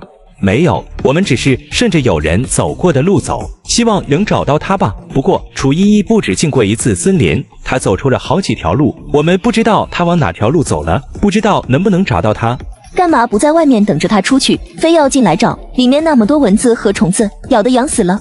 如果我们不在他找食物的时候示好，让他帮我们也找一份，我们又要饿一天。让他再进去找一次就是了。段江懒得搭理他了。当自己是皇帝呢，还想发号施令。楚依能顺带给我们一点吃的就不错了，还想让他单独又去帮忙找吃的，简直是痴人说梦。前方突然传来张佳佳惊喜的声音，我听见那边有动静，会不会是楚依依？几人向前跑去，终于看到了楚依依的身影。此时的楚依依正在树林间穿梭，追着一群猴子。你们这群泼猴，居然还敢埋伏我！看来昨天我下手轻了，你们居然还敢计划着报复我！今天我一定让你们知道，老娘的拳头为什么这么硬。话落，他伸手逮住了一只猴子，然后把它按在地上一顿拳揍。猴子被打得嗷嗷叫，其他猴子急得抓耳挠腮，龇牙咧嘴。但楚依依一个冰冷的眼神看过去，他们竟然被吓得不敢上前。顾轩等人全都呆住了。楚依依他也太强了，他竟然能抓猴王。他们对楚依依全都刮目相看了。看着楚依依揍猴王的凶狠程度，他们忍不住汗毛直竖。如果楚依依用揍猴王的架势去揍他们，他们不死也得残。楚依依足足打了半个小时才停止殴打。楚依依冷冷地看着猴王，记住了，我才是王，以后再敢埋伏我，我可不会手下留情了，我会把你和你的猴子猴孙的手脚全部打断。猴王吓得抖了抖，眼里充满恐惧。楚依依呸了一声，把他一脚踹开，其他猴子马抬起猴王就跑，转眼的功夫就跑没影了。楚依依，身后传来张佳佳的声音。楚依依回头，另外5人整整齐齐地站在不远处，全都眼神复杂地看着他。有事。张佳佳对着楚依依来了个90度鞠躬。楚依依，对不起，我之前不应该针对你，更不应该抢你的东西。我现在诚挚地向你道歉，希望你能原谅我。段江和秦修寒也跟着90度鞠躬，一脸愧疚地道歉。楚依，对不起，我也错了，我一个男人不应该欺负你一个小姑娘。我现在向你道歉，等离开这里后，我会补偿你的，希望你原谅我。楚依依，我也知错了，对不起，我也会给你补偿的，以后我也会给你介绍资源，你原谅我吧。顾轩拉着一脸别扭的顾明珠一起上前，对他微微鞠躬。依依，三哥之前做的不对，还请你不要和我计较那么多，以后哥哥会好好对你，努力弥补对你的亏欠的。我之前不该抢你的东西，但你也打了我，我们3扯平了，以后我不会再找你麻烦，希望你能不计前嫌，我们好好的相处。楚依依冷漠地看着这群人，你们来找我就是为了道歉。众人点头。顾明珠迫不及待地说，现在我们已经道歉了，你也原谅我们了，以后在这里的日子，我们要作为一个团队好好相处，团队自然要互相帮助和扶持。楚依依，你今天找食物的时候，把我们的分量也一起找回来吧。楚依依冷笑一声，轻飘飘的一句道歉，就想把我当奴仆使唤，让我做牛做马的帮他们找吃的，简直是白日做梦。我什么时候说过我原谅你们了？几人意外撞见楚依依暴揍猴群，吓得目瞪口呆，庆幸自己挨打的时候楚依依留手了。众人还没和楚依依好好道歉，顾明珠便迫不及待地使唤楚依依帮他们去找吃的。我什么时候说过我原谅你们了？楚依依，你怎么那么小肚鸡肠？一点小事而已，我们都已经道歉了，你还斤斤计较抓着不放，未免太小气了。况且被打的是我们，吃亏的一直是我们，你有什么好计较的？我就小肚鸡肠怎么了？你们吃亏是因为你们打不过我，如果我不是练过，现在我的下场绝对不可能比你们好。你一定会让他们把我打得站不起来，甚至要了我的命都有可能。你做不了了，是因为我有能力压制着你，而不是你不饿，懂吗？顾明珠脸色青一阵红一阵，你才饿，你眼睁睁地看着我们挨饿，我们饿得快死了，你都不帮忙，你这分明是想害死我们，谁能有你恶毒？你要是不帮我们，我们真出了意外，我们就是被你害死的，你一辈子都会良心不安。明珠，别说了，他们明明说好了要好声好气的来道歉，求楚依依帮他们，顾明珠怎么又开始威胁起楚依依了？段江愤怒地看向顾明珠，你脑子是不是有问题？我们是来求楚依依帮忙的，你这是什么态度？放不下大小姐的姿态，你就滚回去饿死算了，别来拖我们的后腿。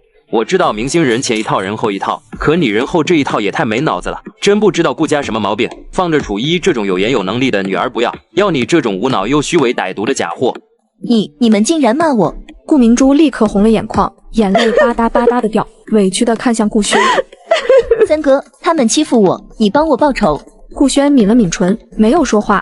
三哥，你什么意思？你为什么不说话？你答应过爸妈还有大哥二哥会保护我的。顾明珠越想越气，哭得也越大声。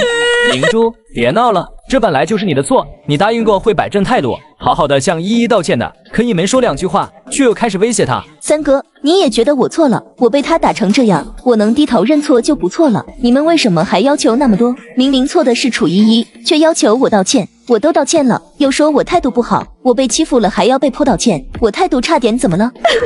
早知道你保护不了我，还不如不让你跟着一起来呢。你跟着一起来，保护不了我就散了，还帮着外人欺负我，你是个没用的骗子。顾轩的脸色难看至极，眼里露出一丝不耐烦。这2天，顾明珠闹得过了头，这让他心烦。段江重新看向了楚依依。楚依依，我们和顾明珠不一样，我们是真的意识到错误了，真心的向你道歉，希望你能接受我们的道歉。你们做错事道歉是应该的，证明你们还有点三观。道歉是你们的自由，原不原谅也是我的自由。你们想悔过，不代表我就必须原谅你们。你们对我做过的事，就算道歉也无法把伤害收回去，所以我不会接受你们的道歉。还有一点，我不会给你们食物。我虽然不像顾明珠那么虚伪歹毒，但我也不是烂好人，不会去帮助伤害过自己的人。你们有手有脚，可以自己找食物吃。节目组投放的家禽都是受了伤，还为了要的，行动迟缓，很容易抓到。动物都有个共同点，到陌生环境之后，都喜欢找隐蔽的地方藏起来。说完，楚依依转身往森林更深处走去。你们看到了吧？他一点良心都没有，他就是想让我们都死在这里。你们还低声下气的去求他，现在丢脸了吧？哼，没有人搭理他。3人也往森林深处走去。明珠，你怎么和变了个人似的？我都快不认识你了，你平时不是这样的。明珠身体一僵，马上放柔声音，委屈的哭出声。我受了这么多委屈，牙都被打掉了，脸被打得肿成猪头，身上还被蚊子和虫子咬得没有一处好皮肤，还没有东西吃，饿得前胸贴后背。我受了这么多委屈，被逼得性情大变。哥哥你不关心我就算了，居然还怪我，我好伤心。呜呜呜！顾轩顿了顿，有点心疼。对不起，是三哥没保护好你，让你受委屈了。楚依依不肯帮我们怎么办呀？难道又要饿着吗？我饿得都快走不动路了。我们再找找，就算抓不到家禽，找几颗鸡蛋也行，至少能活下去。顾明珠不情不愿地跟着顾轩走，心里却一直在骂：废物！顾轩要是有楚依依1/10的能力，我也不至于饿肚子，连一个女人都比不了。废物！顾明珠真能扯，这都能编借口。顾轩也是真没脑，这都信。还好楚依依没原谅他们，这种人不该被原谅。快把大画面转给一姐吧，我宁愿看一姐发呆，都不想看顾明珠这个女人。半小时后，楚依依提着一只兔子回到驻扎地，看到顾明珠他们几人都是一副受惊的模样，身上衣服乱糟糟的，头发也被弄得像鸡窝似的。顾轩尤其惨，身上的白 T 恤上染了很多血，脸上还有很多抓痕，精神也萎靡不振的。很明显，他们在森林里遇到了可怕的事情。楚依依不知道他们发生了什么，她也没兴趣，提着兔子去河边处理。顾明珠捡起一块石头，用力砸向楚依依。楚依依敏捷地躲开，她立刻捡起一块石头，回敬了顾明珠。石头砸到了顾明珠的头上，她愤怒地瞪向楚依依，尖声吼道：楚依依，你居然拿石头砸我，你太恶毒了，你会不得好死的。是你先动手的，自己挑衅在先，就做好被反击的准备。我不是没砸到你身上吗？你却往我头上砸，我现在头上好痛。你没砸到我身上，是因为我躲开了。你一开始是对着我身上砸的，你没躲开，是你没用，活该被砸。我就是对着你身上砸的，想砸死你怎么了？谁让你把我们害得这么惨？你得罪那群猴子，他们跑来报复我们，对我们又挠又拿东西砸我们，我的头发还被扯下一撮，这都是你害的。楚依一脸愕然，他们这么狼狈，是那群猴子干的，干得漂亮。谁让你们打不过猴子？废物，活该被猴子打。你再避避，我就再去把那群猴子引过来。顾明珠不敢说话了，她委屈地对顾轩说：哥哥，我真的好饿了，你再去找楚依依说好话，让她分点吃的给我们吧，我快受不了了。顾轩苦笑一声：没用的，依依她不会给的。三哥要是能自己弄吃的，我也不至于这么惨。顾轩躺在地上，怔怔地看着天空，神情有些麻木。他们遇到猴群的时候，顾明珠拉着他挡在面前，还把他的衣服脱了蒙住脑袋。他身上没了防护，被抓的全是血痕。可事后顾明珠都没关心一句，只是一直在骂楚依依，怪楚依依得罪了猴群，害他们被猴群袭击。他现在觉得头好晕，他只觉得好累好累，累到都无法思考。顾明珠完全没注意到顾轩的异常，其余3人也没注意到，想偷袭却反被对方扔过来的石头打了。顾明珠要被气死了。他们几个人被猴群围攻，都多少挂了彩，顾轩尤为严重。然而却没有人注意到此时顾轩的异常，他们的注意力全都放在了楚依依的食物上面。楚依依吃烤肉吃得太香了，顾明珠实在看不下去，气愤地离开。秦修寒和段江还有张佳佳也起身远离了这里，他们可能是被饿晕头了，都没人发现顾轩还躺在地上。楚依依发现了顾轩，但他没有当一回事，继续吃烤肉。顾轩不会挂了吧？节目组玩这么大吗？顾轩都这状态了，还不派人去救援？虽然顾轩脑残，但罪不至死吧？顾明珠真是歹毒啊！顾轩伤得这么重，和他脱不了关系。顾轩这是活该，让他无脑袒护顾明珠，自己养出来的白眼狼，他就该受着。还好被祸害的不是别人，顾轩这是属于自作自受。顾家几人看到直播间里顾轩的状态，都非常着急。太过分了，节目组太过分了！轩儿都伤成那样了，还不派人去把轩儿带走治疗？他们是想看着轩儿病死吗？轩儿要是有个3长2短，我一定要让整个导演组陪葬。明珠这次做的有点过分了，拉3弟当日肉挡台，还扯掉他的衣服，本来3弟不至于伤这么重的。更过分的是，楚依依看到3弟躺在那里还不管不顾，他太冷血了，太没良心了。明珠是因为受到惊吓，惊慌失措之下才会拉3弟当挡台的。遇到猴群的时候可以说他是受到惊吓，但事后看到3弟受伤，他都没关心一句。走出森林时，3弟都走不稳了，他都不扶一下，还是张佳佳扶3弟出来的。刚才他自己离开，也不管3弟，这些要怎么解释？行了，别吵了了。明珠只是受了太多委屈，脑子转不过来，才会有那些表现的。你们身为哥哥，应该心疼和体谅妹妹的不容易，而不是在这里指责她。楚依依这个不孝女，自己亲哥哥病倒了都不救，这种没良心的东西，怎么和明珠比？赶紧继续想办法联系节目组。森林里，楚依依吃完东西，处理现场，顾轩还是一动不动地躺在原地。他皱了皱眉头，不会挂了吧？犹豫片刻，他起身走到顾轩面前，用脚踹了他一脚。喂，还活着吗？顾轩一动不动。楚依依蹲下身，伸手掐住他的手腕，感受着他的脉象。过了片刻，他松开他的手，撩开他的衣服，看了一眼他身上的伤。真麻烦。他转身走进了森林里。不一会儿，他从森林里出来，手里拿了一把鲜嫩的草药。他把草药捣烂，接着把草药抹到顾轩身上的伤口处。做好这一切，他就让顾轩继续躺在原地，没再搭理他。我去，一姐还会医术啊，还认了野生草药，一姐也太厉害了吧，爱死聪明能干的人了。没想到最后出手的竟然是一姐，一姐真是大度。顾轩以后要是再帮着顾明珠针对楚依依，那楚依依真是救了一个白眼狼。顾轩一个人孤零零地躺在原地，他的呼吸慢慢变得有力。一整晚，顾明珠都没有来找过顾轩，直到第二天天亮，顾明珠才一脸不悦地跑来找顾轩。他看着还躺在地上睡觉的顾轩，用力推搡他：“哥哥，你怎么还在睡呀？你快起来！段江他们都去找吃的了，你也去找点吃的吧。我再不吃东西，真的要被饿死了。”顾轩被推搡着醒了过来，他迷迷糊糊地睁开眼睛，从草地上坐了起来，自己身上抹着绿乎乎的东西，看上去像是草药。昏睡前他发着高烧，身上又痛又没有力气，现在感觉好多了。明珠，昨晚是谁去找个草药帮我涂上的？顾明珠愣了愣，低头一看，这才发现顾轩身上涂满了草药。顾明珠咬了咬唇：“哥哥，这说的是什么话？这里除了我，还有谁会救哥哥呀？”是你帮我上的药，可是你从来没有接触过医术这方面的东西，怎么会认识草药，还能在野外找到草药帮我上药？顾明珠委屈地红了眼眶。哥哥难道怀疑我说谎吗？那哥哥觉得除了我之外，还有谁有可能会救你？楚依依对我们恨之入骨，他巴不得我们都死掉，他是最不可能救你的。张佳佳和段江、秦修寒他们对我们也充满意见，而且他们也不懂医术，他们更不可能救你。除了我是真心实意担心哥哥的安危，这里就没有其他人关心你的死活了。除了我之外，没有人会出手救你，也没有其他人有能力救你。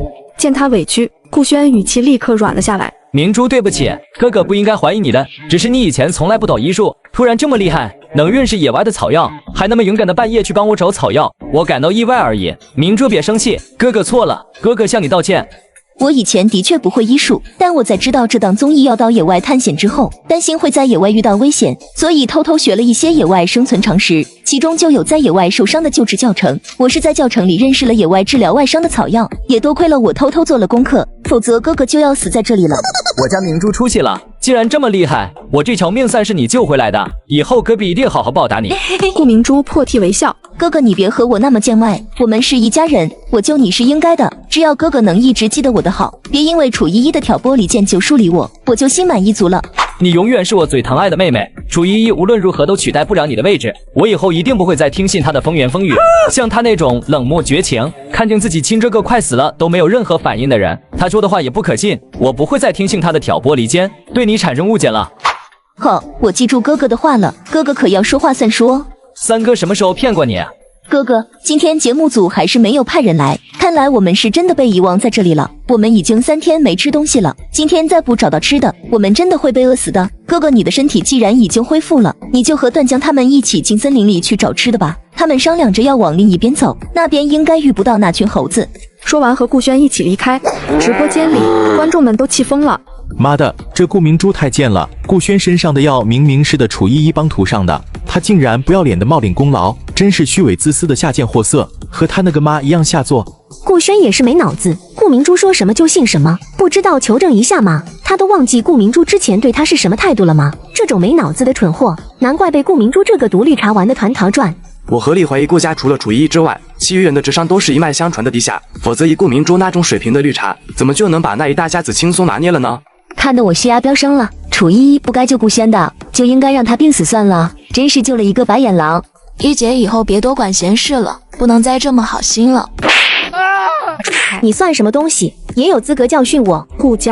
顾燕看着直播，她也看到了顾明珠欺骗顾轩、冒领楚依依功劳的画面，她的脸色青一阵红一阵的变换。顾明珠到底有多少惊喜是她不知道的？以前单纯善良的妹妹，仿佛只是一个假象。她看到的只有一个自私自利、恶毒、虚伪、矫揉造作的陌生人。坐在她对面的顾青欲言又止。大哥，明珠她以前在我们面前表现出来的样子，难道都是伪装的假象吗？直播间里的明珠，我觉得好陌生，我都快不认识她了。父亲说，明珠是受了刺激，才导致性情大变。应该是吧，如果是伪装，她不可能伪装那么多年都不被发现破绽。我相信她本性是善良的，现在她所表现出来的样子，都是因为受了刺激，不能把这当成真实的她。对了，大哥，爸不是让你找公关团队维护明珠的名声吗？可现在直播间里的弹幕依旧全都是在骂明珠的。顾燕摇了摇头，扭转不了风评了。这档节目关注的人太多了，有很多明珠的黑粉，还有对家作乱，加上一些求富的人带节奏，我安排的时间根本敌不过那些人的带节奏。而且虽然我们知道明珠是受了刺激才会性情大变，做出的事有些不讨喜，但观众们不知道，他们不会相信明珠平时有多善良，有多单纯。如果扭转不了风评，等明珠回来后知道网上的事情，看到那么多人骂她怎么受得了啊？我已经联系好心理医生了，等明珠回来之后，我马上安排心理医生开导她。等她回来后，我们先瞒着她这件事吧，等风头过去之后，再压一压网上的负面评论，最好别让明珠知道这件事。这怎么瞒得住啊？这档节目国内外都很火爆，国外很多不懂中文的人都跑去直播间凑热闹，外网还有很多配着字幕的录播。现在在外网，这档节目的热度也是排名第一的，明珠无论走到哪里，都避免不了会知道事情真相的。顾燕叹了一口气，那就只能好好劝慰和安抚明珠了，别让她想不开。森林里，楚依依发现那群猴子还在偷偷跟着监视她。楚依依在一棵树下躺下休息，带头的猴王悄悄向她靠近。就在楚依依准备动手的时候，猴王把一个东西丢到楚依依面前。楚依依定睛一看，是一只野兔子。猴王像个乖宝宝似的站在她面前，可怜兮兮地看着她，眼神里带着讨好。楚依依僵住，猴王给她送猎物，送我的。猴王把野兔又往楚依面前推进了一些。楚依眼神复杂地看着猴王，看来是被我打服了。野兔我收下了，你们招惹我的求一笔勾销，以后别再想着偷袭我，下次我不会手下留情。楚依依留下一句警告，就拿着野兔子往回走。我去，活久见啊！猴王竟然给一姐送食物，这是什么情况？一姐牛逼，居然能把一群野猴子治理得服服帖帖的。恭喜一姐有了一群猴小弟，恭喜一姐当了猴老大。楚依依回到河边，又看到了顾明珠那群人，她发现他们面前摆着2只兔子。楚依依有些意外，没想到他们竟然抓到兔子了，看来他们还没有那么废物。楚依依简单的看了一眼，就收回了目光，领着自己的兔子走到河边，开始处理兔子。楚依依可真残忍，给兔子剥皮时眉头都不皱一下，一看就知道她一点都不善良。她平时肯定没少干伤天害理的事。顾轩没说话，眼里蕴含着怒火，他还在为昨晚楚依依对他见死不救的事儿感到愤怒。顾明珠说的没错，楚依依一点都不善良，一个连自己亲哥死活都不顾的人，他们有什么良心？谁去和他商量一下？张佳佳害怕的往后退，我不敢去，我的脸还痛着呢。我也不去，他对佳佳下手还轻一点，但对我们这几个男的都是下狠手。我今天走路脚都还不利索，要是再被他打，明天我就没办法去找食物了。虽然今天这2只兔子全是靠运气得来的，可他们都没有带刀，根本无法处理这2只兔子，所以只能在这里等楚依依回来，想着问他借刀来处理一下。段江转头看向顾轩和顾明珠，要不你们2个去，你们和楚依好歹是一家人，他对你们应该会有多点耐心。你哪只眼睛看到他对我们有耐心了？他打我和我3哥，比打你们更重。那我们石头剪刀布，最终输的人去。一圈比试下来，最后是顾轩输了。顾轩不情不愿地走到楚依依身后，楚依依，把你的刀借给我们用用。的耶。楚依依，你怎么那么自私？你不分东西给我们吃就算了，现在只是问你借刀，你都不肯借，你真是又自私又恶毒，自己喝饱知足就不管自己的同胞了。你这种人放在战争时期绝对是个汉奸。楚依依翻了个白眼，懒得听他无能狂怒，他只是有点后悔昨晚不该救他的。哼，真是救了一只白眼狼。顾轩气得胸口剧烈起伏，被楚依依无视之后，他更生气了。忽然他猛地抬起脚踹向楚依依，楚依依反应非常快速，迅速地往旁边一闪，躲开了这一脚。顾轩一个没站稳，往河里栽去。掉下河之前，他另一只手抓住了楚依依的衣服。楚依依被顾轩拉着，一起掉进了河里，手里的匕首和兔子都脱手掉进了河里，顺着河水被冲走。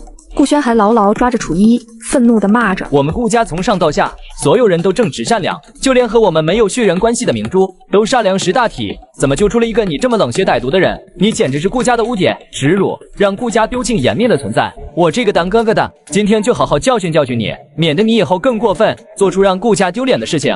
他扬起手想要打楚依依，却被楚依依率先一步甩了一个耳光。顾轩惨叫一声，被迫松开了抓住他的手。楚依一脚把他踹开。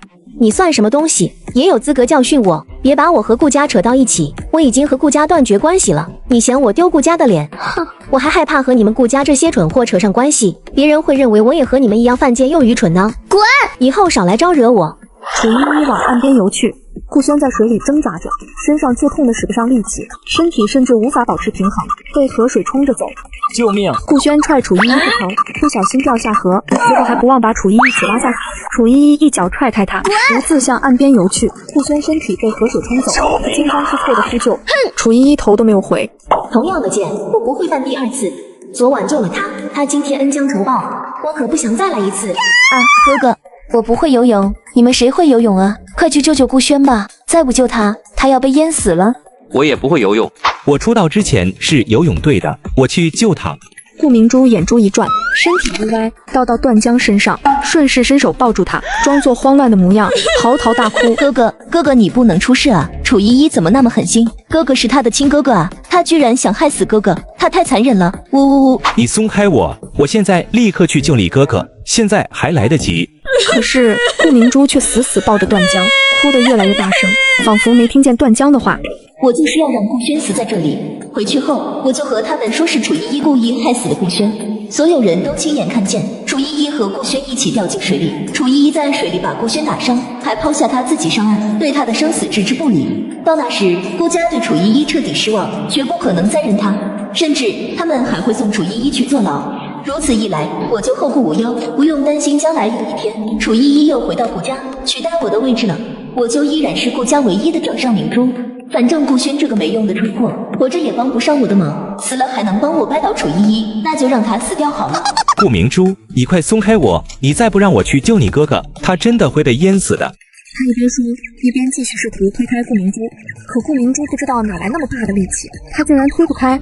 段江看向秦修寒和张佳佳，你们2个别干愣着，快帮我拉开他！再不去救顾轩，他真的会被淹死。张佳佳和秦修寒都被顾明珠的一系列动作和尖声嚎哭吓得呆住了，听到段江的话，才终于回过神。他们立刻去拉顾明珠。你们不要碰我，不要拉我，不要把我和哥哥分开！呜呜呜，哥哥你不要走，明珠不想失去你，哥哥你要永远留在明珠身边。他假装受惊过度，把段江当成顾轩，死死抱着他嚎哭。看着他这发疯的样子，张嘉佳和秦修寒都不敢碰他。特么的，顾轩脑子有问题吧？他真是又坏又蠢，借不到东西就恼羞成怒，这种蠢货和一姐是兄妹，真是侮辱一姐了。什么垃圾玩意儿！一姐昨晚救了他，他今天想害一姐，把一姐的刀和兔肉都搞没了，恩将仇报的畜生！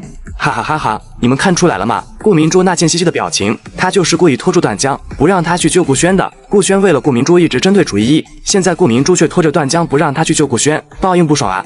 顾明珠好恶毒，虽然顾轩又蠢又坏，可他对顾明珠却是实打实的好，一直都在保护他。可他居然想让顾轩死，我汗毛都竖起来了。这世上怎么会有这么坏的人？不知道顾家人有没有在看直播？他们看到顾明珠拦着人不让他去救顾轩，不知道他们作何感想？顾家一家人正在看着直播，他们自然都看到了刚才发生的事情，还看到了观众们的弹幕。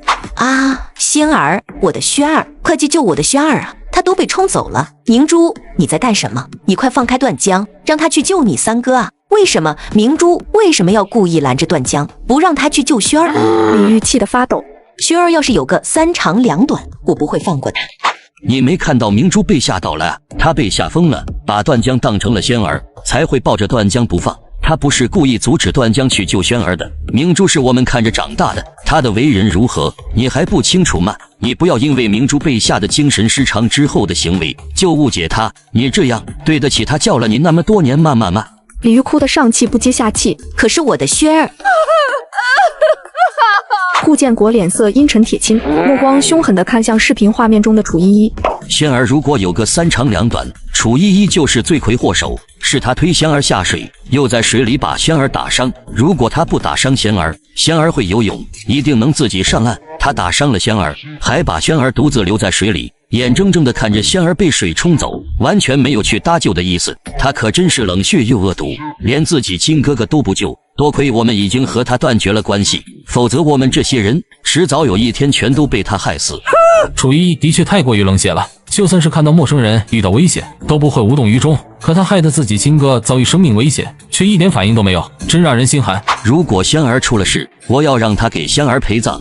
森林河边，张嘉佳看着河流远处，急得跺脚，看不到顾轩的身影了，完了，没救了。秦修寒看了眼被缠住的段江，抬眸看向楚依依。楚依依，顾轩再怎么说都是你亲哥，你去救救他吧。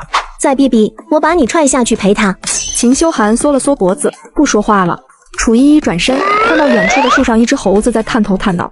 楚依依犹豫了下，看着那猴王，喂，小王，你会潜水吗？我的匕首掉进河里了，你能带着你的小弟帮我去找找吗？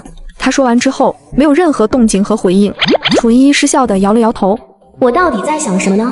猴子就算会潜水，他也听不懂人话，更不知道匕首是什么东西。楚依依刚转身，结果猴王带着几只猴子走向楚依依。楚依依眨了眨眼睛，难道猴王听得懂我的话？现在是要来帮忙，在询问我东西掉在哪里？楚依依指了指某个位置，东西是从那里掉下去的，大概这么长，银白色的，刀刃很锋利，你们捡的时候注意点，别割伤了小爪子。他话音落下，猴王带着其他猴子跳入了河里，潜入了水底。楚依依又惊又喜，没想到这猴王这么聪明，竟然真的能听懂我的话，不愧是能当猴王的猴，比一般猴子聪明。其余4人都看呆了，楚依依竟然能指挥那群猴子，这也太离谱了。直播间里的观众也惊呆了。我擦，猴子竟然能听懂人话，楚依依竟然能命令猴子。看来之前有人没猜错，猴子把楚依依当成新的猴王了。这剧情是我没想到的，太离谱了。我只想说，一姐牛逼。顾轩被河水冲走，顾明珠却装作失魂的样子，故意不让其他人去救他，以借机陷害楚依依。楚依依的匕首也被河水冲走，他尝试着和猴群求助，没想到猴王竟然听懂了。其他4人都看呆了。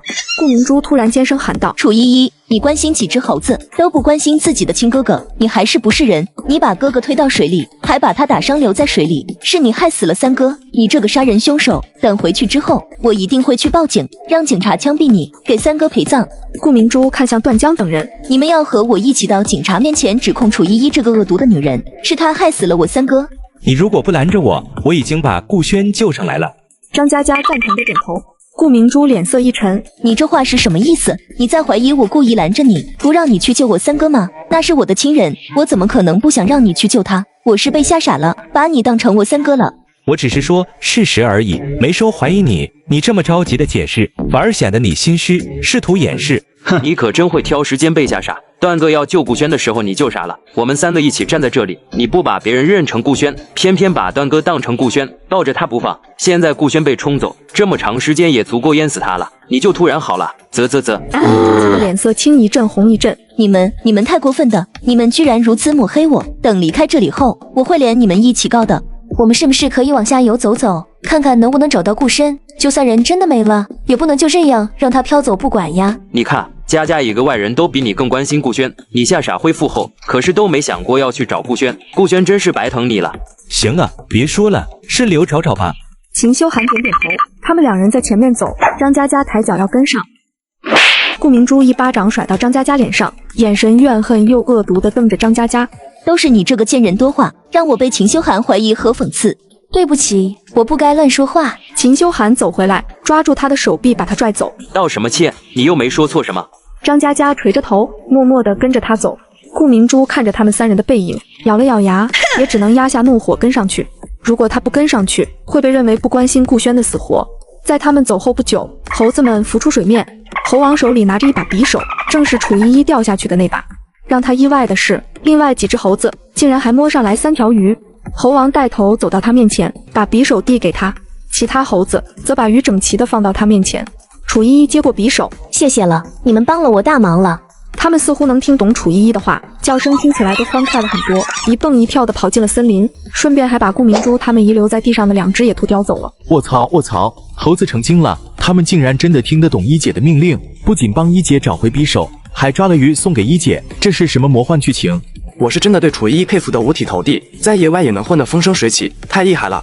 从今天开始，向着一姐学习，努力成为像一姐一样优秀的女人。楚依依正在烤鱼，段江等人回来了，顾轩没有死，只是有些虚弱。楚依依并不意外，她知道顾轩不会被淹死。他们从楚依依面前路过的时候，眼睛都盯着楚依依面前的烤鱼看，口水疯狂分泌，肚子也都在咕咕乱叫。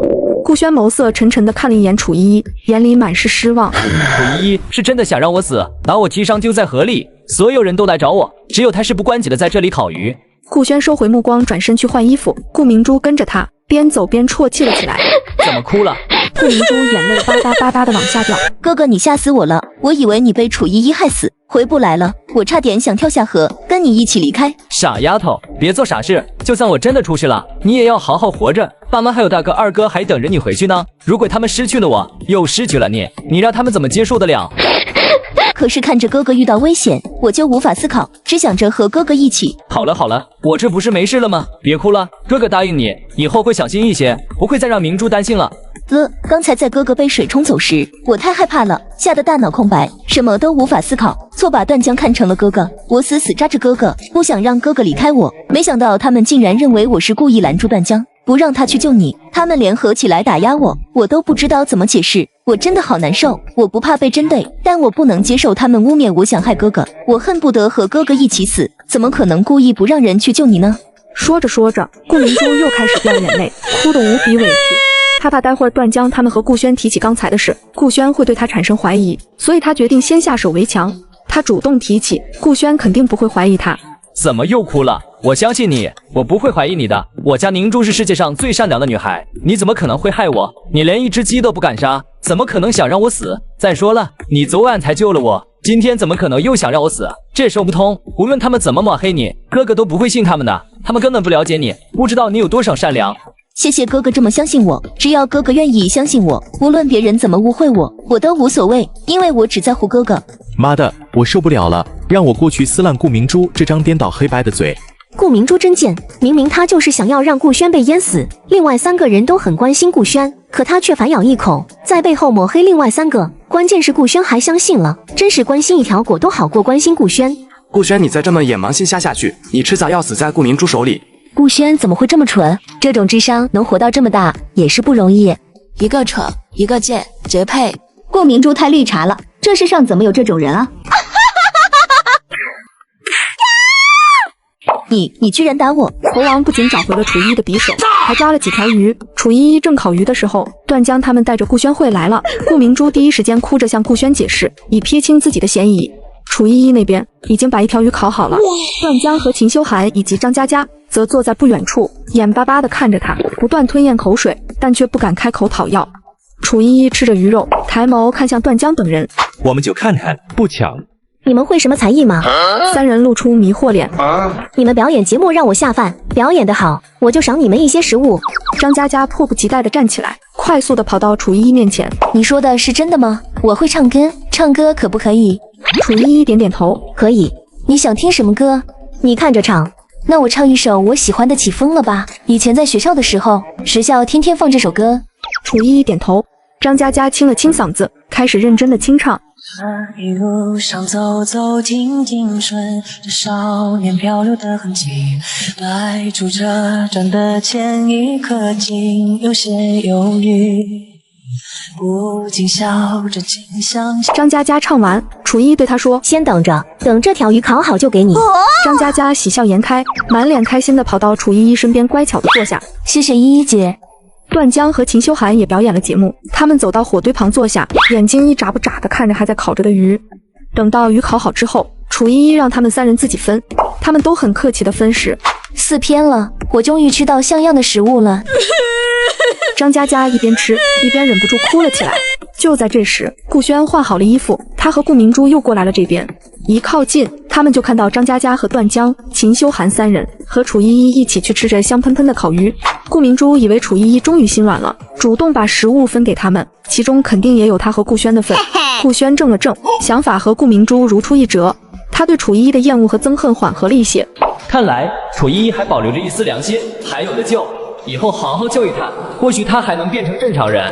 顾明珠满脸愤怒，快速跑过去。你们怎么这么自私？不等我和我哥哥过来，就先吃了，把我和我哥哥的那份也吃了。你们太不是东西了，剩下的都是我和哥哥的了，你们不准吃了，快给我！顾明珠说完，便打算直接动手抢张嘉佳手里的。贱人，剩下的是我的了，快把我的鱼给我！啊，这是我们的，你不能抢！顾明珠愤怒地抬起手，甩了张嘉佳一个耳光。你们都已经吃了，剩下的是我和我哥哥的了，快老老实实自己交出来，否则别怪我不客气。哥哥，你快过来帮我呀！他们想要偷吃我们的食物，我们要捍卫自己的利益，不能让他们占我们的便宜。他一边说着，一边又要动手去抢。这时秦修寒一把抓住了顾明珠手腕，接着他毫不客气的一脚踹向顾明珠。顾明珠被踹得倒退2步，口中发出一声惊叫：“你居然打我！你不怕我让我大哥封杀你，让你在娱乐圈混不下去吗？”我又不是只有内娱可以混，内娱混不下去，我可以去韩娱。顾轩快步走到顾明珠身旁：“秦修寒，你怎么能动手打人？”哥哥，你要替我做主啊！他们太坏了，偷吃了我们的东西，不把属于我们的食物给我们就算了，还动手打我，他们不是人！你在说什么胡话？我们什么时候偷吃你们的食物了？你还想狡辩？你们手里还拿着呢。你是指这2条鱼？没错，你总算承认了。你脑子是不是有问题？我哪里承认了？这2条鱼是楚依依给我们的，什么时候成你们的了？我当然知道这2条鱼是楚依依给的，但她是给我们所有人的，你们却背着我和我哥哥3个人偷偷的吃，还想把我们的份也吃掉的，你们太过分了，做的简直不是人能做出的事。这事你们做的太不地道了，既然是大家的东西，应该等所有人一起到了，再一起去平分。你们却瞒着我和明珠，自己偷偷吃，这行为本身就不对，你还动手打明珠，更是错上加错。哈哈，谁告诉你们这是楚依依送给我们所有人的？难道不是吗？当然不是，这是我们给楚依依表演节目，她给我们的报酬，没有你们的份。顾轩脸色一僵，顾明珠也气愤不已，没想到楚依依这么自私，竟然不是主动分给他们吃的。顾轩看向不远处的楚依依：“是不是我和明珠表演节目给你看，也可以吃？”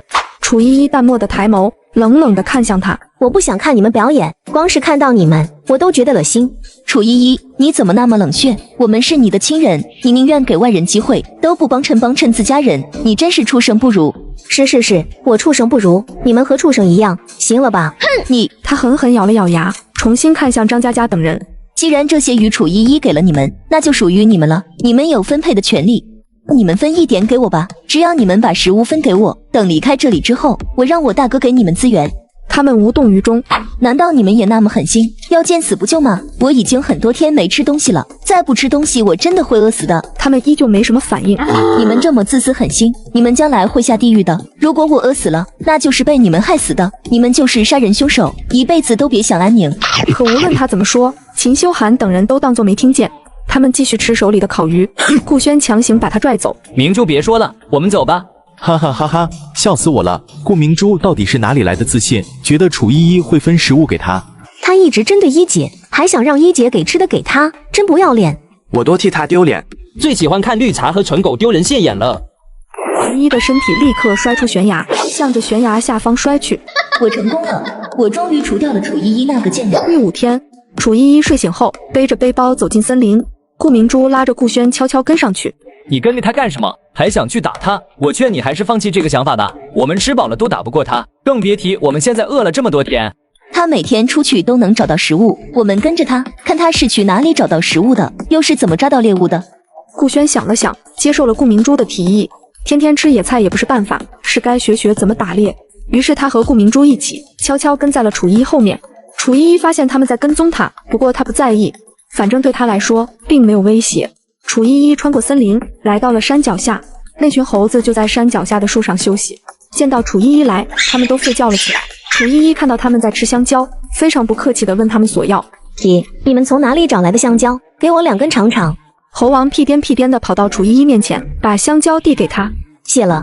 楚依依接过来开始品尝。顾明珠和顾轩远远地看到猴子拿香蕉送给楚依依。顾明珠气得为什么猴子都要讨好楚依依？楚依依送吃的，我比楚依依尊贵，猴子应该来讨好我，送吃的给我。猴群敏锐地察觉到还有其他人，都朝顾轩和顾明珠所在的方向看去。别理他们，他们构不成威胁。他吃完东西，站起身，准备四处走走。远处，顾明珠和顾轩悄悄地跟上楚依依。走了一会儿，楚依依发现了新的野果——桃金娘。楚依依小时候吃过这东西，还挺好吃的，就是吃多了容易拉不出粑粑。楚依依吃了20几颗就不吃了，怕真的拉不出来。她继续往前走，她没走多远，顾明珠就迫不及待地跑到那片桃金娘树面前，开始疯狂地往嘴里塞。顾轩也跟了过来，他也迫不及待地摘来吃。两人都不说话，他们一直疯狂地吃，直到吃的肚子撑起来，他们才停下来。哥哥，你看我的决定没错吧？跟着他果然能找到吃的，好饱啊！好久没这么满足过了。我们明珠最聪明，多亏了你，不然我今天又得吃野菜。你真是哥哥的福星。哥哥，我们再往前走走吧，说不定还有其他吃的。要是没有找到其他吃的，我们再回来摘一些带走。顾轩点了点头。他们顺着地面留下的痕迹走了将近半个小时，终于看到了楚依依的身影。楚依依坐在那，前方居然有一个悬崖。楚依依此时正坐在悬崖边看风景，她坐得很靠边，仿佛一个不留神就能掉下去。顾明珠眼里闪过一丝恶意，一个邪恶的念头在她心里浮现。要是楚依依掉下悬崖，摔死在这深山里就好了。这个念头冒出来后，就一发不可收拾的疯狂蔓延。只要悄无声息地靠近楚依依，把她推下悬崖，就能神不知鬼不觉地弄死她了。把楚依依推下悬崖，把楚依依推下悬崖，把楚依依推下悬崖。这句话就像一个魔咒一样不断在脑子里重复。顾明珠眸色阴狠地看着楚依依的背影，脚步慢慢地向她靠近。顾轩想要跟上去，却被顾明珠制止，然后对他摇了摇头。你别过去，我去向他道个歉，希望在离开森林之前，我们能和平相处。顾轩想了想，点头同意了。他看着顾明珠的背影，脸上露出一抹宽慰的笑容。我的妹妹真懂事，受了那么多委屈，还能顾全大局的3番2次的道歉，比楚依依好太多了。很快，顾明珠走到了楚依依身后，眼里的狠意愈发明显。他忽然弯腰，双手用力推在楚依依的背上。楚依依的身体立刻摔出悬崖，向着悬崖下方摔去。顾明珠激动的全身都在颤抖，生怕自己也跳下去，赶紧向后退了几步。我成功了，我终于除掉了楚依依那个贱人。顾轩快速的跑到悬崖边。明珠，你干什么？他脸色发白，趴在悬崖边着急的往下看。依依，你听得见我说话吗？楚依依，你还活着吗？顾轩冲着悬崖下方大声喊叫，可是没有任何回应。你别喊了，那么久才落地，可见这悬崖有多高。这么高的距离摔下去，骨头肯定全都碎了，他怎么可能还活着？顾轩身体猛地一颤，他从地上站起来，双目赤红地瞪向顾明珠。你为什么要推楚依依下去？这样会死人的，你知不知道？我就是要让她死。你是故意的，那是我妹妹，你怎么能害死她？就算她不是我妹妹，可那也是一条人命啊！你怎么能杀人？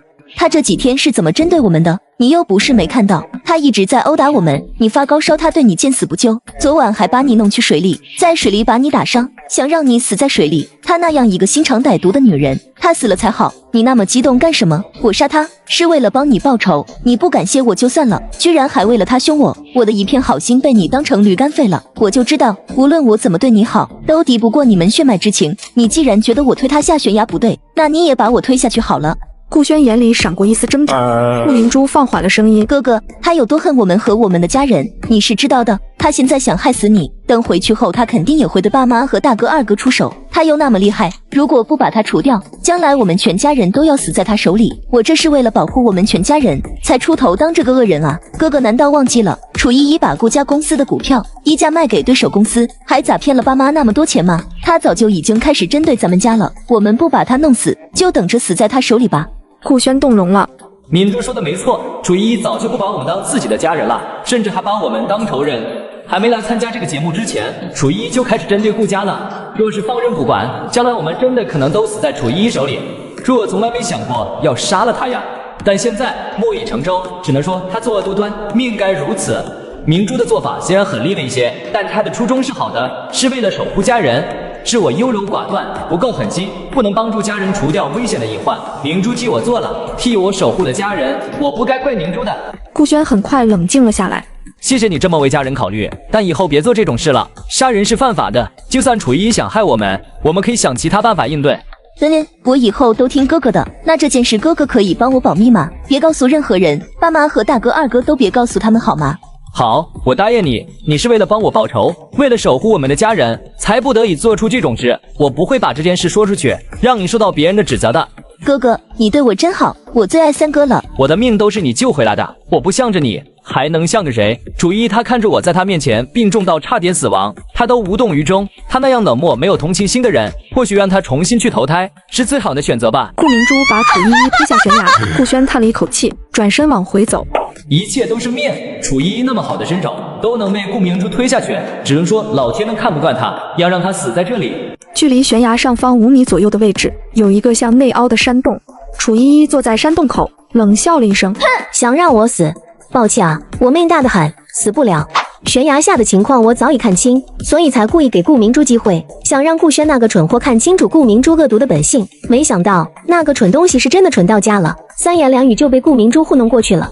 还好我已经和顾家断绝关系了，否则有这样的蠢哥，我真的能被蠢哭。”夜色降临，张佳佳和段江、秦修寒3人左等右等，都没等到楚依依回来。依依姐，今天怎么这么晚了还没回来？她前几天都是太阳刚开始落山她就回来了，今天天都快全黑了，她怎么还没回来？她不会出什么意外了吧？他的身手那么了得，猴子都认他当老大，应该不会出事。他可能是到了什么好地方，玩着忘记回来了吧？我们再等等。顾明珠和顾轩就在离他们不远的地方坐着，听到张佳佳他们的议论，顾明珠忍不住露出一抹嘲讽的笑。楚依依再也回不来了，你们等再久都没用。顾明珠吃着他们带回来的淘金娘。楚依依不回来，你们就没东西吃了吧？我这里吃的很多，你们为昨晚的事向我道个歉，我就分一些给你们吃。张佳佳等人只是看了他一眼，然后收回目光，没有道歉的意思。哼，我看你们能硬气到什么时候？反正楚依依已经回不来了，再过2天你们就得来求我。此时，直播间里人也在议论楚依依为什么没回来。依姐呢？从早上她走出拍摄范围之后，就再也没看见她的身影了。她去哪里了？当时顾轩和顾明珠跟着她一起走的，顾轩和顾明珠都回来了，依姐怎么没回来？依姐不会被顾明珠和顾轩害死了吧？那不可能，顾明珠和顾轩怎么可能是依姐的对手？再来10个他们都打不过依姐。依姐到底发生什么事了？难道是遇到其他野兽，被野兽吃了？因为节目组没料到会有人能走到那么远的地方，所以没往那边安装偷拍的隐藏摄像头，所以没人知道楚依依去了哪里，也没人看到顾明珠推楚依依下悬崖。就在这时，镜头里出现了一道熟悉的影子，那正是消失了将近10个小时的楚依依。楚依依没出事，她又出现了。依姐已上线，速来观看。此时的楚依依走到原来的山下面就停下了。时间太晚，在森林里不好穿行，所以今晚她不打算回去了。第6天，楚依依早上醒来，今天第6天了，明天再待1天，后天管他导演来不来，反正我要准备走人了。楚依依白天在周边找猴子们忙了半天，然后起身回住扎地。此时岸边看到楚依依晚上没回来，张佳佳非常着急，她看向秦修寒和段江，依依姐到现在还没回来，她是不是出事了？我们去找找她吧。不远处的顾明珠嘲讽地说道：“你们还想着等楚依依回来给你们食物呢？别幻想了，她回不来了。”你为何说的那么笃定？难道你们对楚依依做了什么？你胡说八道什么？楚依依她是自己作死，自己到处乱跑，说不定是自己失足摔死了呢，和我有什么关系？你要是再敢污蔑我，等回去后我就把你告到死，让你把牢底坐穿。你们只不过是受过楚依依一点恩惠而已，就像他养的忠实的狗一样，为了他乱咬人，可真是自甘下贱，没骨气。段哥只是随口问问，你那么激动干什么？像是被戳中痛脚似的。你别胡说八道，你敢乱说，我连你一起告。顾明珠惊慌了一瞬，很快就恢复如初。反正楚依依已经死了，只有我和顾轩知道是怎么回事，而顾轩又是向着我的，不可能说出去，我没必要提心吊胆。你想告就告吧，我和段哥都只是说了一句话而已，你要是能把我们告到坐牢，那算你厉害。顾明珠气愤地咬着牙，眼神阴狠异常。一句话是不能把你们告到坐牢，但我可以让顾家帮我报仇。等回去之后，我一定要添油加醋的在爸爸和哥哥们面前告状，让你们三个在娱乐圈混不下去。明珠，别说了，我真的搞不明白，以前那么善良温柔的明珠，为什么现在变化这么大？前几天可以说是饿得性情大变，但现在我们吃饱了，她为什么还这么尖酸刻薄，一直主动挑事？哥哥，他们联合起来欺负我，你不帮我就算了，怎么还让我息事宁人呢？吵赢了也没用，省着点体力吧，一切等回去再说。顾明珠只能不情不愿地停下来，她忽然感觉到大肠一阵坠胀感袭来，是要拉屎的前奏。哥哥，我想方便，你能陪我一起去进森林吗？我一个人害怕，你跟我进去，远远的陪着我就行了。顾轩点了点头，他正好也想去方便。他们一起进了森林，两人都蹲下，各自发力。可是过了很久，顾明珠却怎么也拉不出来，感觉大便要下来，却被卡住了，像一块石头一样卡在直肠里，想要憋回去也回不去。坠胀和胀痛感袭来，痛得他脸都白了，浑身冒冷汗，口中也发出痛苦的哼叫声，直到蹲的腿麻了，他也一点都拉不出来，气得都掉眼泪了。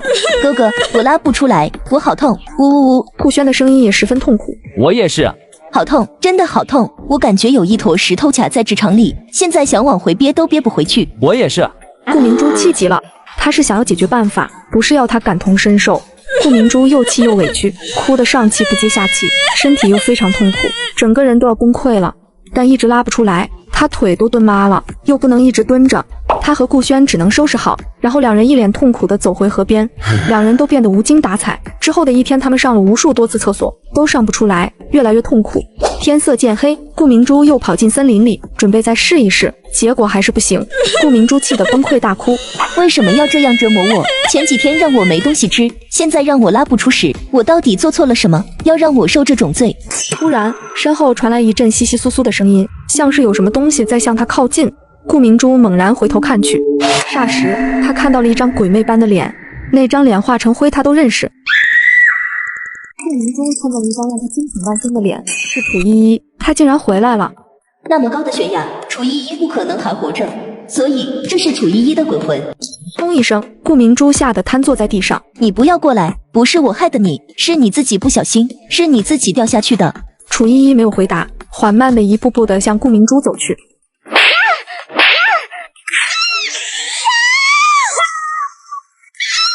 你不要过来，不要杀我！他猛然站了起来，往森林外跑去。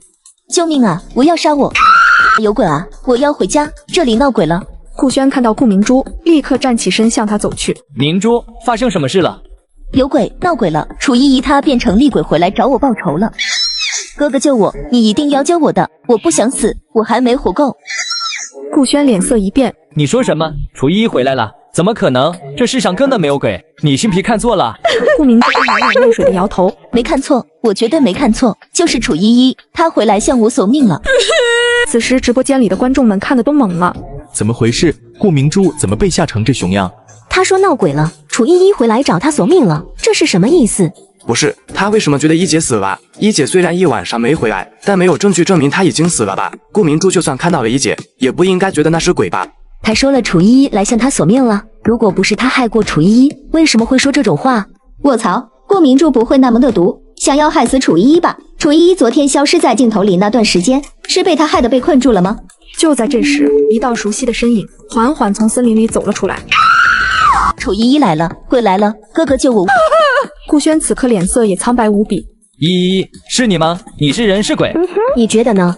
楚依依，求你放过我吧，我不是故意推你的。你看在我们是一家人的份上，饶我一次吧。我发誓，只要你放过我，等回去之后，我一定给你烧很多很多钱，让你当地府最有钱的鬼。求你放过我吧。他直接对着楚依依跪下了，一边哭着忏悔，一边的磕头。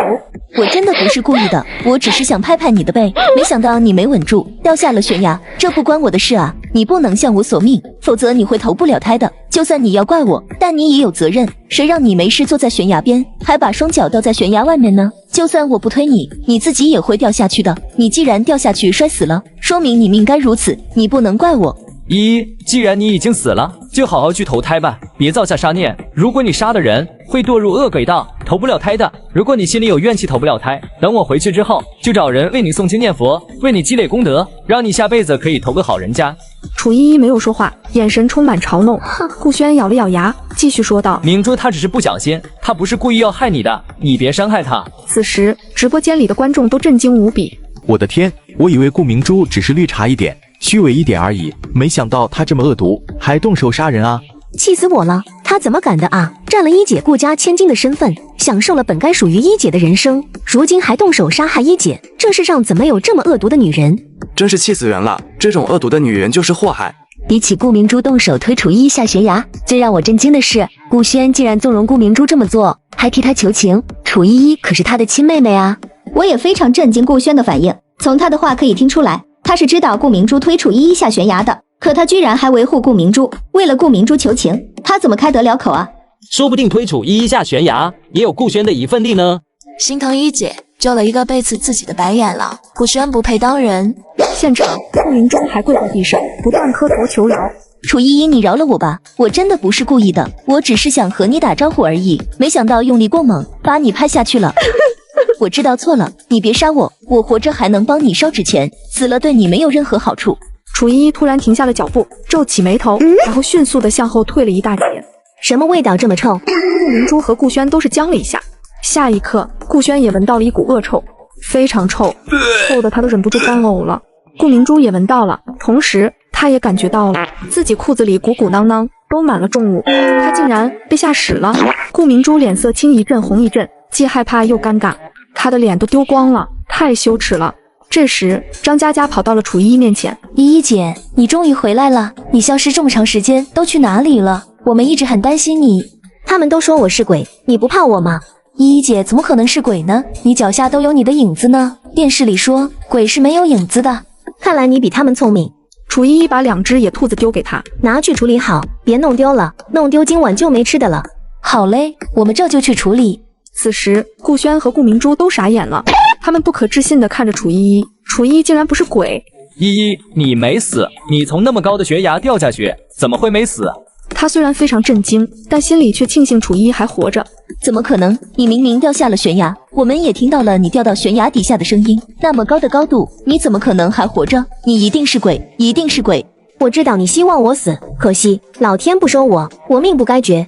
顾明珠用力摇头，眼里满是不甘和怨恨。不可能的，你应该摔死才对，你为什么还活着？就算你接受不了，但你没杀死我，这是事实。杀人未遂也能定罪，你等着吧，我不会放过你的。顾明珠眼里露出了恐惧，身体颤抖得愈发厉害。楚依依视线下移，在她双腿间看了一眼。在此之前，你还是把你的粪便清理干净吧，臭死了，和生化武器似的。楚依依捏着鼻子走开了。楚依依，你会不得好死的！你既然没死，为什么要故意装神弄鬼的吓唬我？楚依依害得他当众拉屎，他恨不得找条地缝钻进去，或者把其他人全杀了灭口。顾轩向旁边走了2步。明珠，先别说了，你先去把身体清理干净，换一身衣服。顾明珠红着眼眶看向顾轩，哥哥，你为什么离我那么远？你是不是嫌弃我了？顾轩挣扎了几秒，然后摇了摇头。我没有嫌弃你。那你离我那么远干什么？顾轩憋着气走到他身边，把他从地上拽起来。因为量太多，衣服兜不住。顾明珠刚站起来，秽物就漏到了地上。顾明珠忍着耻辱，快速跑到河边，直接跳进河里。楚依依从后面过来，踹了顾轩一脚，顾轩直接栽到地上。被吓出屎来是什么感受？顾明珠此刻深有体会，他以为楚依依化作厉鬼回来把他复仇，吓得拉了一裤子。哈哈哈，笑死我了！顾明珠竟然被吓出屎来了。当众拉屎，这也太社死了，是要连夜搬离地球的程度。顾明珠活该，想害我们一姐，试死只是小小的惩罚而已。等拍摄结束后，一姐可别放过她。顾明珠收拾干净，心里既愤怒又害怕。哥哥，要是离开这里之后，楚依依去起诉我怎么办呀？哥哥，你不能当楚依依的证人。楚依依如果去告我，你就说她诬告，别说我推了她好吗？当时现场只有我们3个人，只要我们2个人都不承认，她就是诬陷我。顾轩皱了皱眉。哥哥，我不想坐牢，牢里全是十恶不赦的坏蛋，我要是进去了，会死在里面的。你难道忍心看着我死在牢里吗？别哭了，我怎么会帮别人害你呢？你救了我的命，我会无条件的帮助你，我不必让你坐牢的。你也没做错事，没人能让你坐牢。6. 把人推下悬崖等于没做错任何事，顾公子的善恶观真是让人叹为观止。得心土了，这2个人为什么3观如此扭曲？一定要让顾家人坐牢。顾轩也该判个从犯罪。第7天，楚依依在河边洗漱，发现远处的湖面上有一个东西。等了一会，那东西距离近了一些，她才看清那是一艘游轮。看来节目组终于派人来接他们了。楚依依走到张佳佳等人面前，指着河流远处道：“你看那边是什么？”张佳佳定睛一看，眼睛顿时一亮，猛地站了起来。游轮来了，是节目组的游轮吗？太好了，节目组终于想起我们来接我们啊！段江和秦修寒也看到了游轮，同样非常激动，他们快速的不断的朝着游轮的方向招手。楚依依没有和他们一起，转身进了森林。就算节目组来了，也不能阻止他去找吃的。顾明珠和顾轩也看到了远处的游轮，他们同样激动不已。但很快，顾明珠脸上露出一抹惶恐不安。哥哥，节目组来了，我该怎么办？我前几天因为受了刺激，情绪失控，性格变化有点大，还和张佳佳他们闹翻了。万一张佳佳他们在镜头面前说我的坏话，揭穿我的行为，我岂不是要身败名裂了？如果只有楚依依一个人说，我还可以否认，反咬一口说她污蔑我，毕竟她名声本来就不好。在节目组离开之前，她也一直在针对我。但段江和秦修寒不一样，他们粉丝多，口碑好，要是他们也说我有问题，观众肯定会被他们带偏，影响我的口碑。呜呜呜，哥哥，我不想被骂，不想身败名裂。别担心，去和他们商量下，让他们别乱说。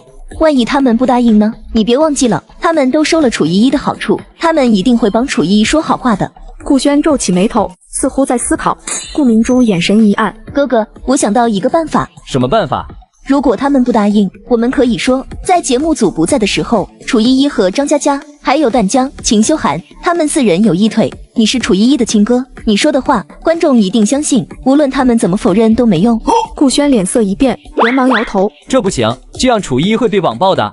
哥哥如果不这样说，那被网暴的人就是我了。难道在哥哥眼里，楚依依的名声比我的更重要吗？你宁愿看我被网暴，都不愿让楚依依被网暴。我就知道，我和你没有血缘关系，无论我对你多好，你都不会把我当亲妹妹。无论楚依依对你多残忍，你都会关心她胜过关心我。早知道你一心向着楚依依，那晚我就不该救你，让你在楚依依面前病死算了。反正你喜欢楚依依，你病死在她面前，你也不会有怨言的。顾轩听见的顾明珠提起她生病的事，心里对楚依依的怨气又冒了出来。顾轩狠狠咬了咬牙，楚依依她不把我当哥哥看待，连我的死活都不顾，那我也可以不顾她的死活。明珠，我接受你的提议，就按你说的做。如果他们敢帮助楚依依说你的坏话，我就说他们有一腿。谢谢哥哥，你对我太好了，我最爱哥哥了。卧槽，气死我了！顾明珠这狗嘴里怎么吐不出一句好话，居然又怂恿顾轩一起给楚依依泼脏水。要不是因为偷拍，我估计会被骗到。毕竟楚依依以前的名声确实不好，谁能想到她的亲人又蠢又坏，猪狗不如呢？顾明珠太恶毒了，顾轩也不是好东西，这种恶毒的谣言，他竟然也答应帮忙散播。我无法想象，如果不是因为偷拍，楚依依会被他们害成什么样。希望这2个毒瘤快点知道偷拍的真相，快点上网。这次我要当压倒他们的万千雪花中的一片雪花，要让他们自食恶果。现场，顾明珠和顾轩商量完之后，两人就走到张佳佳、段江和秦修寒3人面前。佳佳、修寒、段哥，我有一件事要求你们，等节目组靠近之后，你们别告诉他们这几天在森林里发生的事好吗？你们就说我们5个人一直相处得很融洽，没什么特别的事发生，只有楚依依不合群。你别说了，我们不是那种背后捅刀的人，楚依依帮了我们，我们不会和你一起抹黑她的。顾明珠脸色沉了几分，你们难道忘记了，你们也霸凌楚依依？三人脸色一僵，脸上都露出了愧疚的神色。你们要么闭好嘴，什么都别说，要么就向着我。如果你们敢抹黑我的形象，我就把你们做的事都说出去。反正节目开拍之前，你们对楚依依的态度就很不好，观众肯定更相信我的话，你们最后只会什么也捞不着，还败坏自己的名声。你们就算不考虑自己的名声，也考虑自己公司的名声。三人的脸色更难看了。顾轩看向张嘉佳等人，楚依依对你们的小恩小惠，不值得你们牺牲自己的演艺道路来偿还。你们如果是实在过意不去，可以给她一点钱，就当是买下她给你们的食物，你们就两不相欠了。你们没必要再额外帮她，只要你们管好自己的嘴，不乱说。我许诺你们，等回去之后，让大哥每人给你们一些资源。秦修涵，你不是搞音乐吗？顾家可以请飞天乐队帮你制作一首音乐。转江，你在国内的奖项都拿得差不多了，顾家这里推荐你拍摄好莱坞大片，好莱坞知名导演和明星合作，帮你冲刺国际奖项。张嘉佳，我不知道你的发展路线，但现在古偶市场很火，我可以让大哥投资一部顶级电视剧，让你当女主。张嘉佳和秦修涵还有段江都不说话了。顾轩说的这些都太诱惑了，当楚依依不一定能让观众相信楚依依，还会把自己搭进去，影响到自己和公司的口碑。帮顾明珠，他们不用承担任何风险，还有巨大的好处拿。傻子都知道怎么选，你会为了利益出卖自己的良心吗？反正这几个人会。众人看见节目组的游轮，惊喜不已。顾明珠威胁张嘉佳三人不许说实话，顾轩也许诺给他们资源。顾轩看到他们不说话，知道他们是接受了他的提议。那就这么说定了，只要你们肯帮忙，那我们就是朋友。除了我承诺给你们的好处之外，以后我也会多下照拂你们的。我对朋友一向很好。他们都不说话，算是默认了顾轩的话。张嘉佳暗想，楚依依每次给我吃的，我都表演节目给她看，而且还不止表演一个，我们之间是等价交换，我没有亏欠楚依依什么，所以现在也不算背叛她。秦修涵暗想，楚依依对我的小恩小惠，不值得我为了她得罪顾家，牺牲自己的演艺道路。而且楚依依对我的帮助只是举手之劳，并不是多重的恩情，我也已经回报过她了，大不了回去后再给她点钱。段江暗想，楚依依打过我，把我打得那么惨，我们之间关系并不好。后面他给我食物，是因为他自己吃不完，并不是想帮助我们，而且他还把我们当戏子一样看待，让我们表演来换取食物。他从一开始就看不起我们没必要自我感动，觉得他有多好，为了他去得罪顾家。就算顾轩不给我好处，我也不会帮楚依依说好话的。他们虽然有点良心，但不多。在良心和利益面前，他们最终选择了利益。卧槽，他们沉默是什么意思？不会是被顾轩开出的条件说心动了吧？你们清醒一点啊！网友都因为你的实力原谅你们之前犯的小错了。如果你们帮着顾家兄妹背刺楚依依，那就真的完了。秦修涵，你清醒一点啊！顾家兄妹已经完了，你帮他们不会得到任何好处，只会跟着他们一起倒霉。我非常喜欢你的嗓音，不想以后听不见你唱歌啊！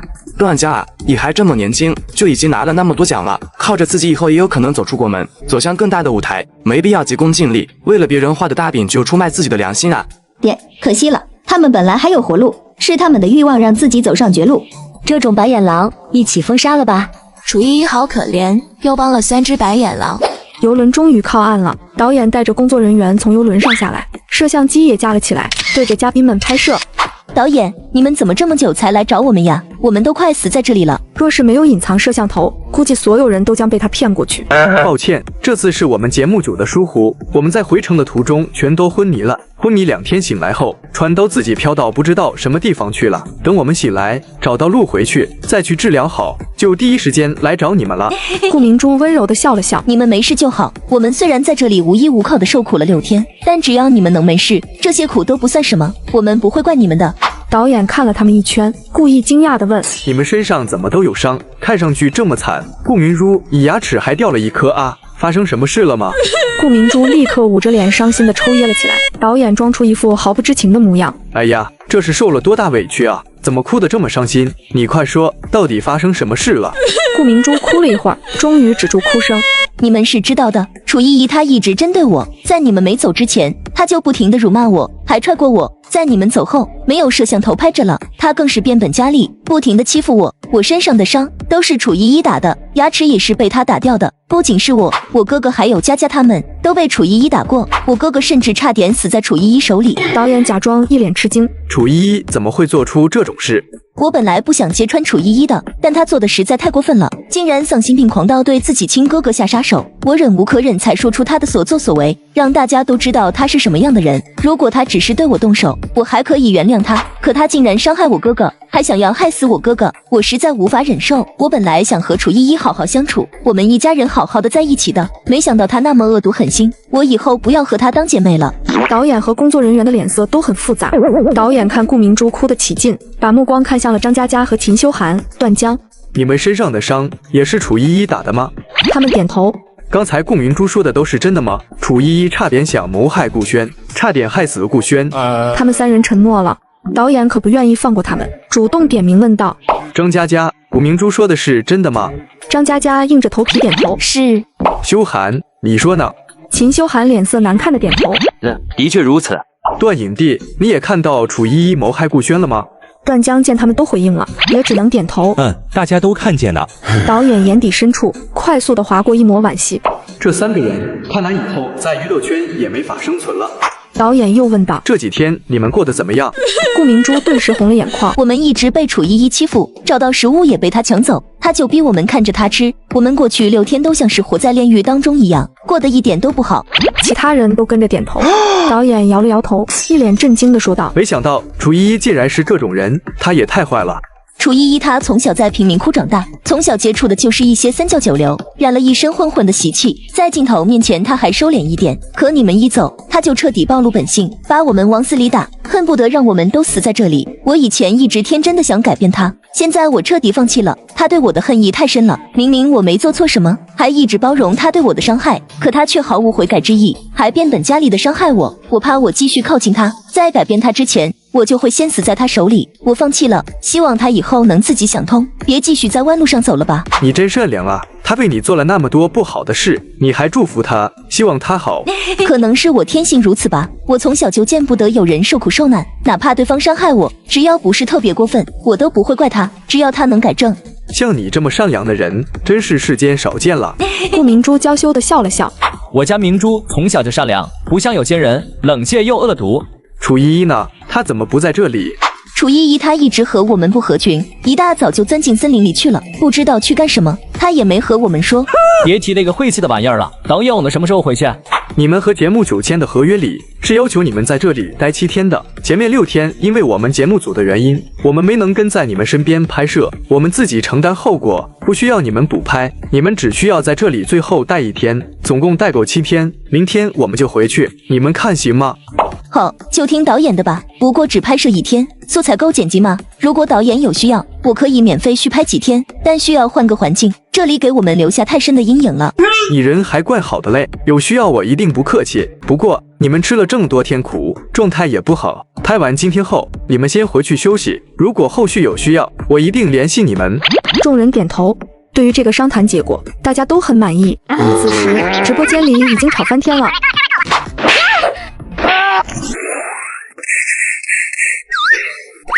顾明珠在导演面前颠倒是非，抹黑楚依依，直播间后面的观众们吵翻了天。妈的，顾明珠真能装，她自己说这些话就不会脸红吗？还天性善良，我呸！她带头霸凌楚依依，抢楚依依东西的时候，她的善良被狗吃了吗？好大的一朵毒绿茶！我看着她现在的样子，联想到她过去6天的样子，我都要吐了。秦修涵和段江还有张嘉佳，真让人失望啊！他们终究是选择了利益，为了利益抹黑一姐。秦修涵他们原本有机会洗白的，但他们自己把路走死了。顾轩和顾明珠真是一次次的刷新我的认知，他们的三观到底是什么样的，才能脸不红心不跳的把黑的说成白的，把白的说成黑的？现在看到顾明珠的一举一动，我都觉得假，太虚伪了。楚依依在山上和猴子们待了1天，到了傍晚，她认真的猴子们道别。今天是我待在这里的最后1天了，明天我就会离开这里。不出意外的话，这辈子我们都不会再见面了，以后你们都要靠自己了。猴子们似乎听懂了他的话，着急的围着他打转，叽叽喳喳的叫着，也不知道在说什么。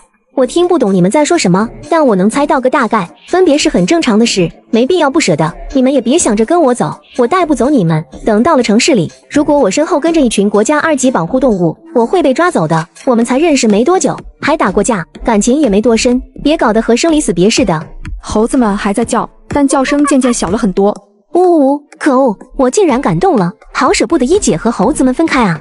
我追的 CP 这么快就瘪了，我好伤心。笑死！我本来很伤感的，可看到居然有人在磕一姐和猴子的 CP， 我瞬间笑得好大声。猴子都比顾明珠那几个狗东西有人性。楚依依回到河边时，看到了节目组的游轮已经靠岸，而顾明珠等人正在一排烧烤架上烤着东西。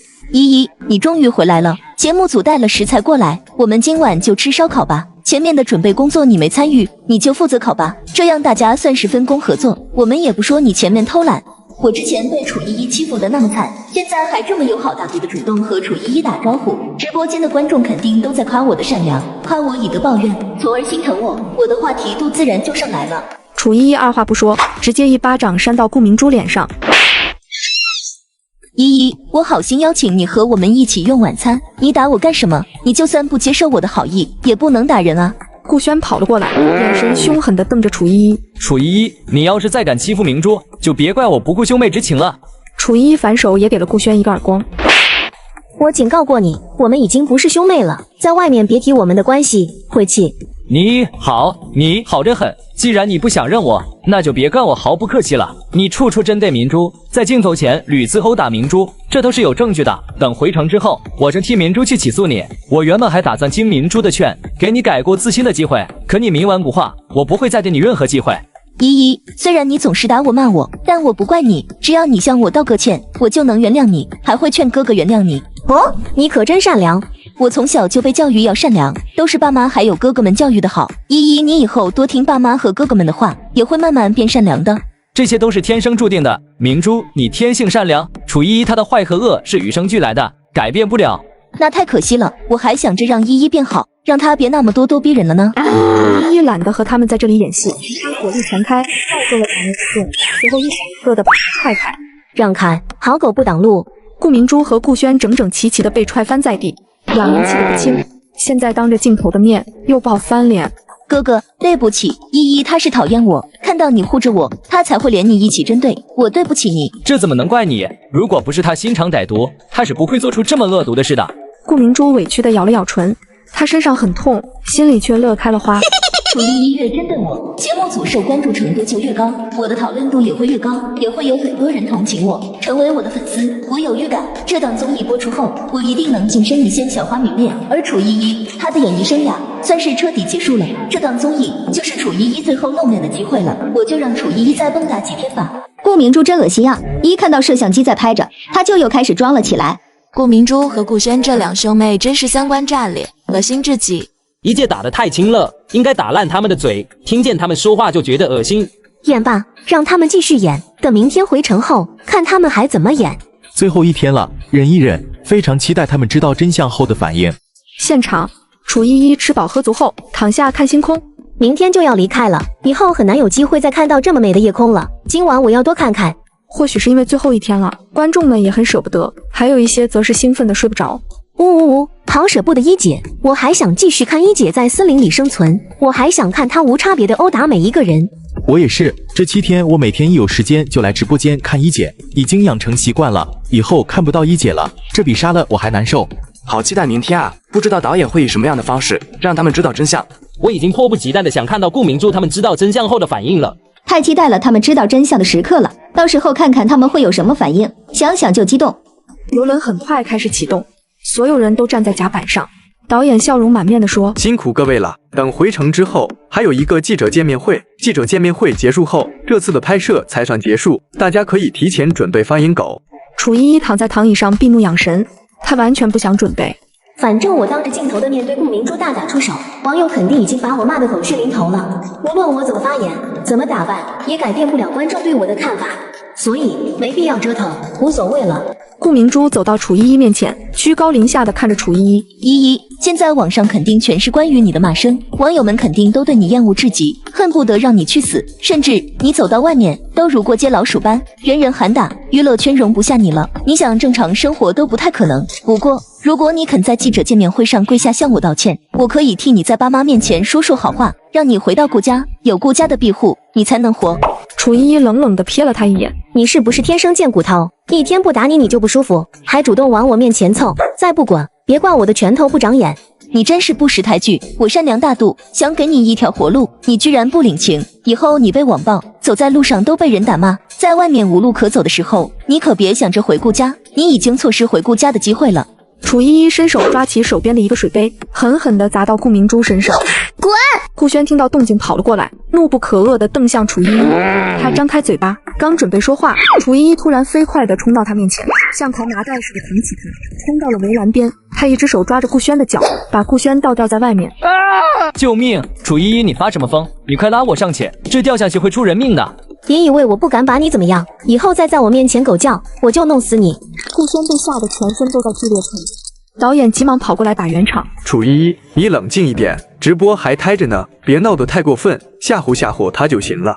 顾明珠急忙跑过来。依依，你怎么能对哥哥这样呢？那是你亲哥啊。楚依依冷漠地把顾轩提上来，像扔死猪一样把他扔到甲板上。以后别来招惹我。顾明珠走到顾轩身边，蹲下查看他的情况。哥哥，你怎么样了？你没事吧？顾轩依然全身抖得厉害。刚才楚依那冷得不带一丝温度的眼神，是真的想要杀了我。如果不是直播开战，我敢肯定楚依依一定会把我扔到水里。没想到依依她面对镜头还这么不知收敛，镜头没拍着的时候，可想而知她有多嚣张了。令我心寒的是，她上次没有害死哥哥你，现在当着镜头的面，竟然又想杀你哥哥。看来依依是真的不想认我们这些家人了。以后他就算相认，我也不会认他。我们顾家没有那么心狠手辣的人，如果让他回顾家，顾家早晚会被他连累害死。顾明珠悄悄勾了勾唇角。我的目的达成了，以后我是顾家唯一的千金，将来顾家的财产也都是我的。那几个楚哥，只要我稍微撒撒娇，他们就会把手里的股份拱手送给我。顾明珠和顾轩是不是听不懂人话？一姐都说过那么多次，让他们别去招惹他了，他们还渐渐地往一姐面前凑，没见过那么贱的人。人家楚依依都说不想和顾家沾边，前顾家晦气了，他们居然还老是拿回顾家去威胁楚依依，他们是不是脑子有病？我受不了他们了，导演让游轮开快点，快带上岸吧，让他们知道真相，看看他还有没有脸说楚依依。导演会让他们在记者见面会上知道真相吗？好期待！我激动的什么都不想做，只想快点到记者见面会。我也是，我今天就等着看他们知道真相了。几小时后，众人到了一家5星级酒店，导演笑眯眯地说道：走进去吧，我让人在酒店的宴会厅里搭了台，记者们也已经在里面等候多时了，就等你们几位主演登场了。刚一进去，所有人都震惊了。宴会厅里架满了拍摄设备，一眼看过去，几百个人在里面。导演，这些都是记者吗？是啊，全国各地各个平台和媒体的记者都有，还有其他国家地区的记者也远道而来，就是为了采访你们。几乎全球各国的记者都有来。全球各国的记者都来了！天哪，我们的综艺这么火吗？他激动得难以平静，全身的血液都在沸腾。他脑海中只有4个字：我要火了！我不仅在国内要火，还要火到国际上，我要成为国际巨星了！我果然是天生的女主角。是呀，我们的节目特别火，全世界的网友都在关注。你们有所不知，我们直播间最高观看人数突破过3亿呢，这还是有很多国外观众不能来直播间看的数据。如果没有限制，观看人数会更多。不过，虽然国外观众观看受限，但有人剪了录播视频，还配了字幕，把录播视频发到网上，让更多的观众看到你们的精彩表现。真正看过这档直播综艺的人，远比直播间人数要多得多。所有人都欣喜若狂。除了楚依依，关注的人越多，我以后生存难度越高。全世界各国都在关注，那我以后就算想出国，都会被认出来，敌人都会追着我骂，甚至可能还会有正义之士直接动手教训我。虽然一般人打不过我，但闹起来也挺烦人。原本以为我只是在国内恶名远扬而已，没想到竟然闹得全世界都知道，烦死了。顾轩看了一眼楚依依，没想到这个节目这么火爆，全世界的人都看到你恶毒的一面，这次你死定了。之前明珠一直给你机会，让你道歉认错，就让你回顾家，可你不珍惜机会，还粗鲁的动手打人。现在就算你跪下来求我，我都不会同意让你回顾家，你就在外面像过街老鼠一样躲躲藏藏，被群众的唾沫星子淹没吧。顾明珠故作无奈地叹了一口气。依依，我给过你很多次机会，可是你一次次践踏我的好心。现在哥哥动怒了，我也劝不了他，以后你自求多福吧。你走到今天这步，也怪不了别人，要怪就怪你心肠太歹毒。如果你能善良一点，别总是针对我，别在镜头面前欺负我，你也不会被全世界的观众看到你的恶行。以后你被网暴，都是咎由自取，你别怪别人，这都是你自作自受。楚依依冷冷地看了他一眼，然后把他踹飞进。楚依依一脚把顾明珠踹飞进宴会厅里。聒噪，别说那么多废话了，赶紧采访完赶紧走人。顾轩简直要气炸了。楚依依，你太嚣张了，当着这么多媒体的面，你居然也敢动手，你真的不怕被网暴吗？节目观看率那么高，就算我现在什么都不做，我在节目上的所作所为也早已经传开，不差这一脚。你真是无药可救，做错事了不知悔改，还破罐子破摔，你真是彻底没救了。你怎么废话这么多？是不是你也想让我一脚把你送进去？顾轩瞬间噎住。你的宝贝明珠还在地上躺着呢，你还不快滚过去扶她起来安慰她？她受了这么大的委屈，没有你的安慰怎么行？顾轩狠狠地瞪了他一眼，快步跑过去把顾明珠扶起来。明珠，你怎么样？没事吧？我已经被打习惯了，还能接受，没什么大事，哥哥你不用担心。他脸上委屈，心里却已经乐开了花。这么多媒体在这里看着，节目组的直播也还开着，肯定都拍到了楚依依踹我的画面。楚依依这下是真的完了，哈哈哈哈哈哈！我太开心了。这时，导演发声了：“好了，你们有什么私人恩怨先放一放，你们先上台入座，接受媒体朋友的采访吧。他们都已经等了好几个小时了呢。”随后，导演带着他们上了台。墨迹了这么久，终于要开始了。快撕开这个绿茶婊的虚伪面具，让他知道他已经翻车了。妈的，我要是在现场，我也想去踹这个贱人两脚。他不犯贱会死吗？为什么要一直去招惹一姐？没看到一姐一点也不想和他沾边吗？我觉得顾明珠是故意的，故意招惹一姐，让一姐当着媒体的面动手打她。如果没有隐藏直播这档子事，就凭楚依依这一脚，她一定会被疯狂网暴。没错，顾明珠就是在算计一姐，想害死一姐，她真的好恶毒啊！大家别生气，顾明珠蹦跶不了多久了，她现在越得意，等知道真相后只会越崩溃。记者见面会现场，众人站好后，顾明珠率先说话：“大家好，我是顾明珠，非常感谢各位记者朋友远道而来，大家都辛苦了。你们有什么想问的，尽管问吧，能回答的问题，我一定尽量回答大家。”想到有其他国家的记者在，他还特意用英文又说了一遍。我表现得这么落落大方，又有文化有涵养，大家心里一定都在称赞我。可为什么我觉得台下记者们此刻看我的眼神怪怪的呢？甚至有点鄙视，错觉，一定是错觉。他们那眼神一定是同情和欣赏，同情我被楚依依虐待，欣赏我的善良大度和满腹才华。很快有记者提问了：“顾明珠，你能谈一下这几天在森林里的感受吗？还有你对其他几位嘉宾的看法？”这几天在森林里的经历，是我一生中从未体验过的全新体验，过程很苦，但我很享受这个过程。我在这几天学会了独立生存，学会了团结，和伙伴互帮互助，也学会了吃苦耐劳，这让我成长了很多。我很感恩能有这样的体验。唯一让我难过的是，依依一直拒绝和大家组队一起克服困难。我因为担心她，主动邀请过她好几次，可她都不肯和我们好好相处，还每一次都会被她打一顿。我身上这还没有好全的伤，都是依依打的，还有其他人身上的伤，也都是拜她所赐。不仅如此，她还一直对我们搞破坏。我们千辛万苦找到食物，她还来抢。你敢发誓，你说的句句属实吗？我敢，我发誓，我说的句句属实。你若是不信我，可以问其他4个人，他们都可以作证。明珠说的没错，她已经帮楚依依隐瞒很多事了。楚依依做过的坏事不仅仅是这些。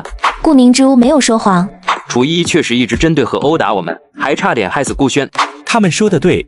记者继续问道：“你们都敢发誓，真的是楚依依一直主动找你们麻烦，还抢你们的食物吗？如果你们撒谎了，就跪下来扇自己耳光，也不要求扇多，扇10个耳光就行。你们敢发誓吗？”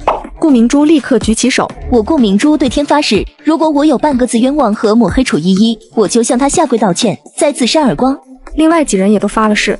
又有记者开口道：“顾明珠，你不是一直都很善良大度的吗？为什么现在要当众揭穿楚依依？你就不怕你这些话一说出来，会让很多网友去网暴楚依依吗？”我以前已经原谅过楚依依很多次了，但这次不一样，这次她的行为太恶劣，做得太过分了，还差点害死我哥哥，我才没有继续像以前一样原谅她的。如果她只是伤害我，我无所谓，但她伤害我的家人，我绝不原谅，家人是我的底线。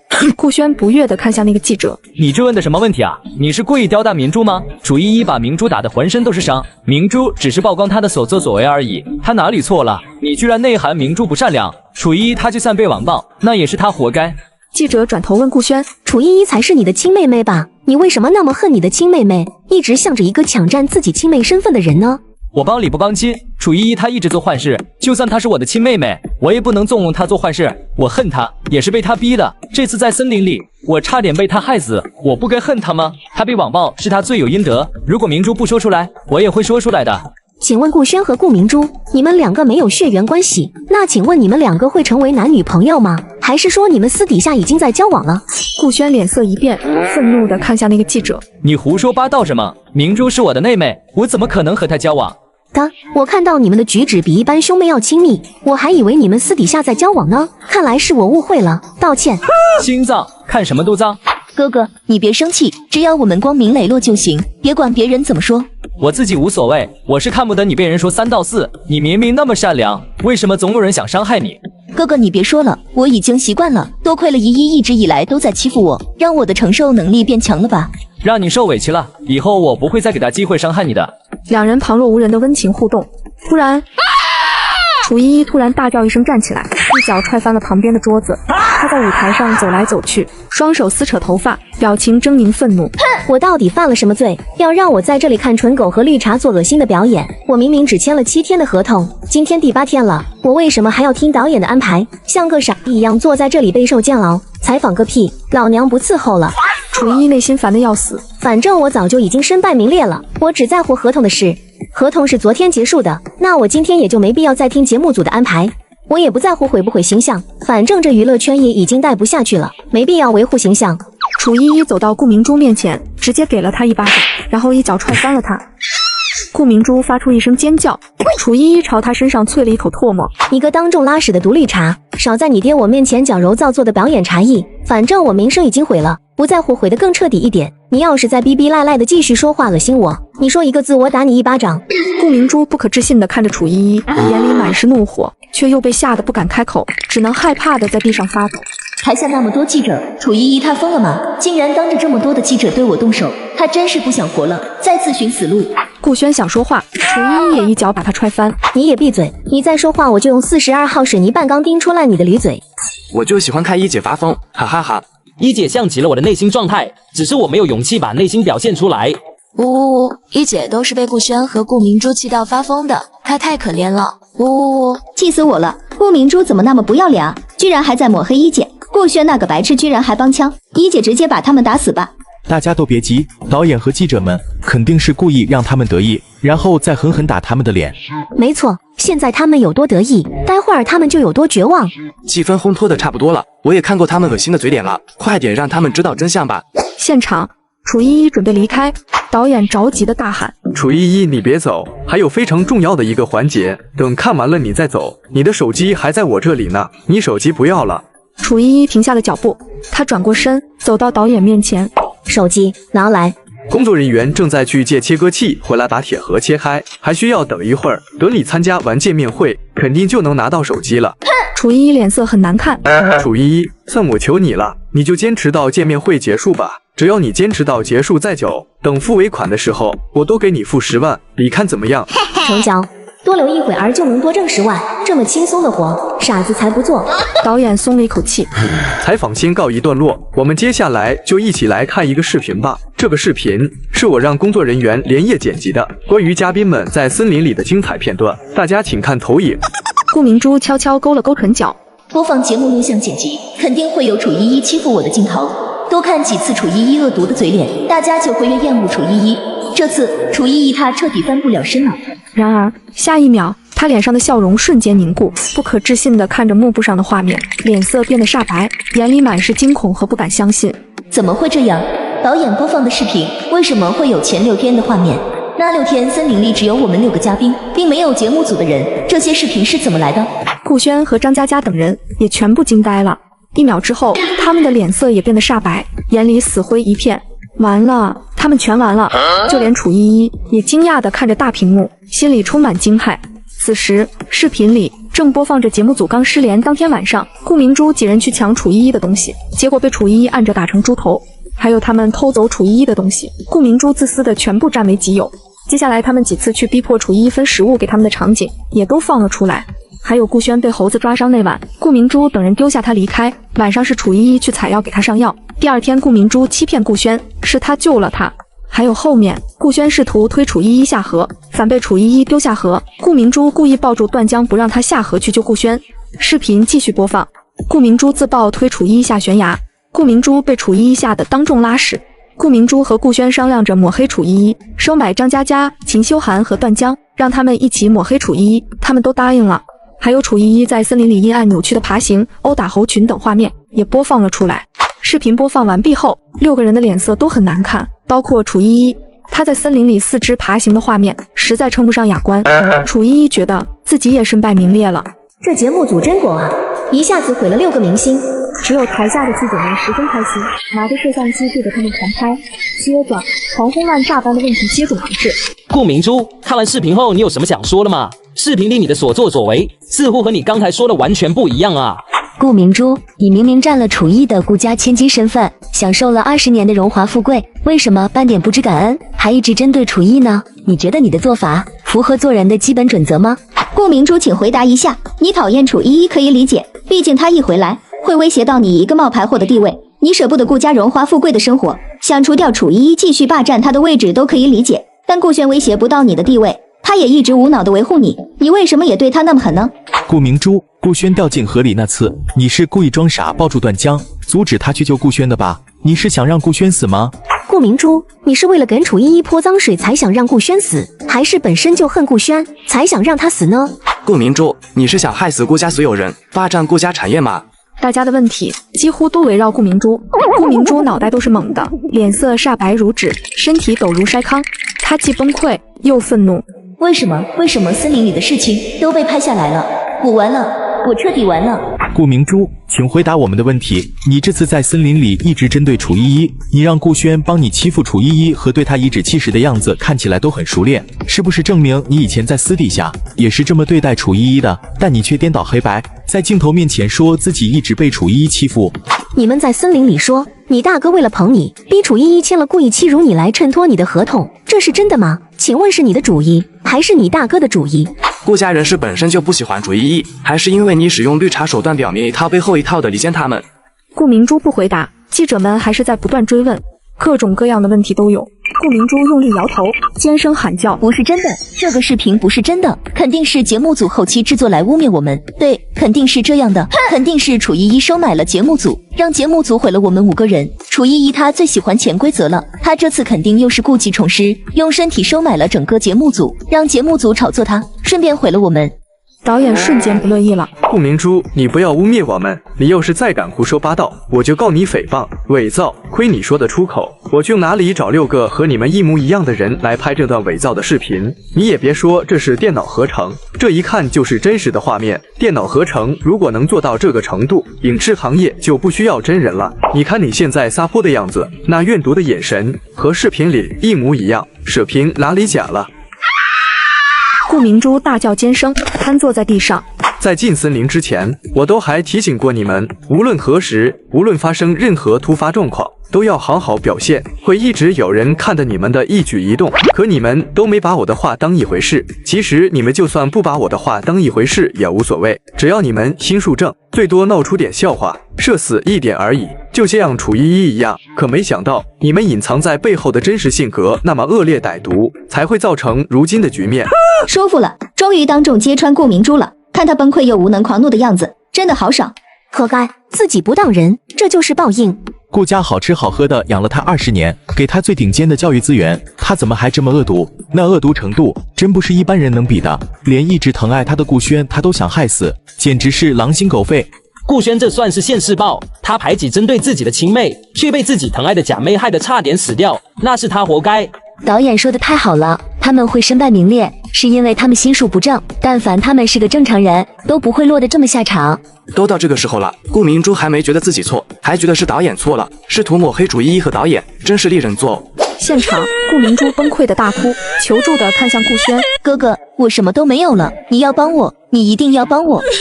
此刻顾轩终于从震惊中回了神，他木讷的低头看向顾明珠。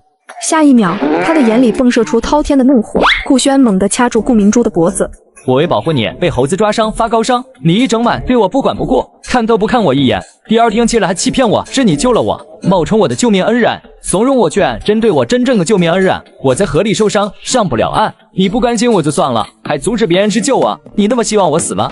巨大的愤怒不断冲刷着他的理智。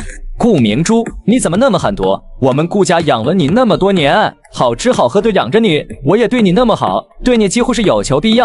为了照顾你的情绪，依依回家后，我都不敢和她说话，就怕你会觉得自己被冷落。可你就是这么回报我的吗？哈哈哈哈！你竟然想让我死！家里面我对你最好，你竟然想让我死！顾明珠被掐得缺氧。你冒领了依依救我的功劳，还想害死她？还有你从依依那里偷来的对我的救命之恩，道德绑架我，让我替你隐瞒，你真是恶毒！我要杀了你这个恶毒的白眼狼！你这种人渣，活看世上就是浪费空气。顾轩已经气得失去了理智，顾明珠被掐得都翻白眼了。也许是因为缺氧窒息，顾明珠竟然失禁了，一大片尿液在她屁股下晕开，骚臭味瞬间扩散开来。楚依依嫌弃地走到舞台的另一边，远离他们的纷争。顾轩这个蠢货终于看清顾明珠的真面目了。顾明珠居然还向顾轩求救，他是真的把顾轩当傻子了吧？他的所作所为都曝光出来了。那6天他把顾轩当奴隶使唤，把他玩得团团转，不仅欺骗他，还想让他死。他是怎么敢向顾轩求救的啊？现在台上的这些人里面，最想让顾明珠死的就是顾轩了吧？他居然还敢找顾轩求救，这种时候不应该尽量避开他吗？顾轩也是活该，要是他对自己亲妹妹好点，怎么可能被顾明珠牵着鼻子走？顾轩也不是好东西，不能因为他被顾明珠戏弄，他就成受害者了。别忘了，他也不是个好东西。没错，如果顾轩内心不坏的话，顾明珠再怎么怂恿他、诱导他，他都不可能做出对自己亲妹妹动手的那种事。他是又蠢又坏。顾明珠真恶心，既然在台上尿了，好恶心。先是当众拉屎，现在当众撒尿，他就和那些屎尿一样又臭又恶心。顾轩快掐死顾明珠，然后再自我了断吧！你们2个活着都是污染空气的存在，2个垃圾。得知拍摄真相，顾轩狠狠掐着顾明珠的脖子。快，上来几个人把他们拉开，可别在这里闹出人命，我负不起这个责任，而且还开着直播呢，杀人这可不兴播。很快，工作人员强行把顾轩和顾明珠分开。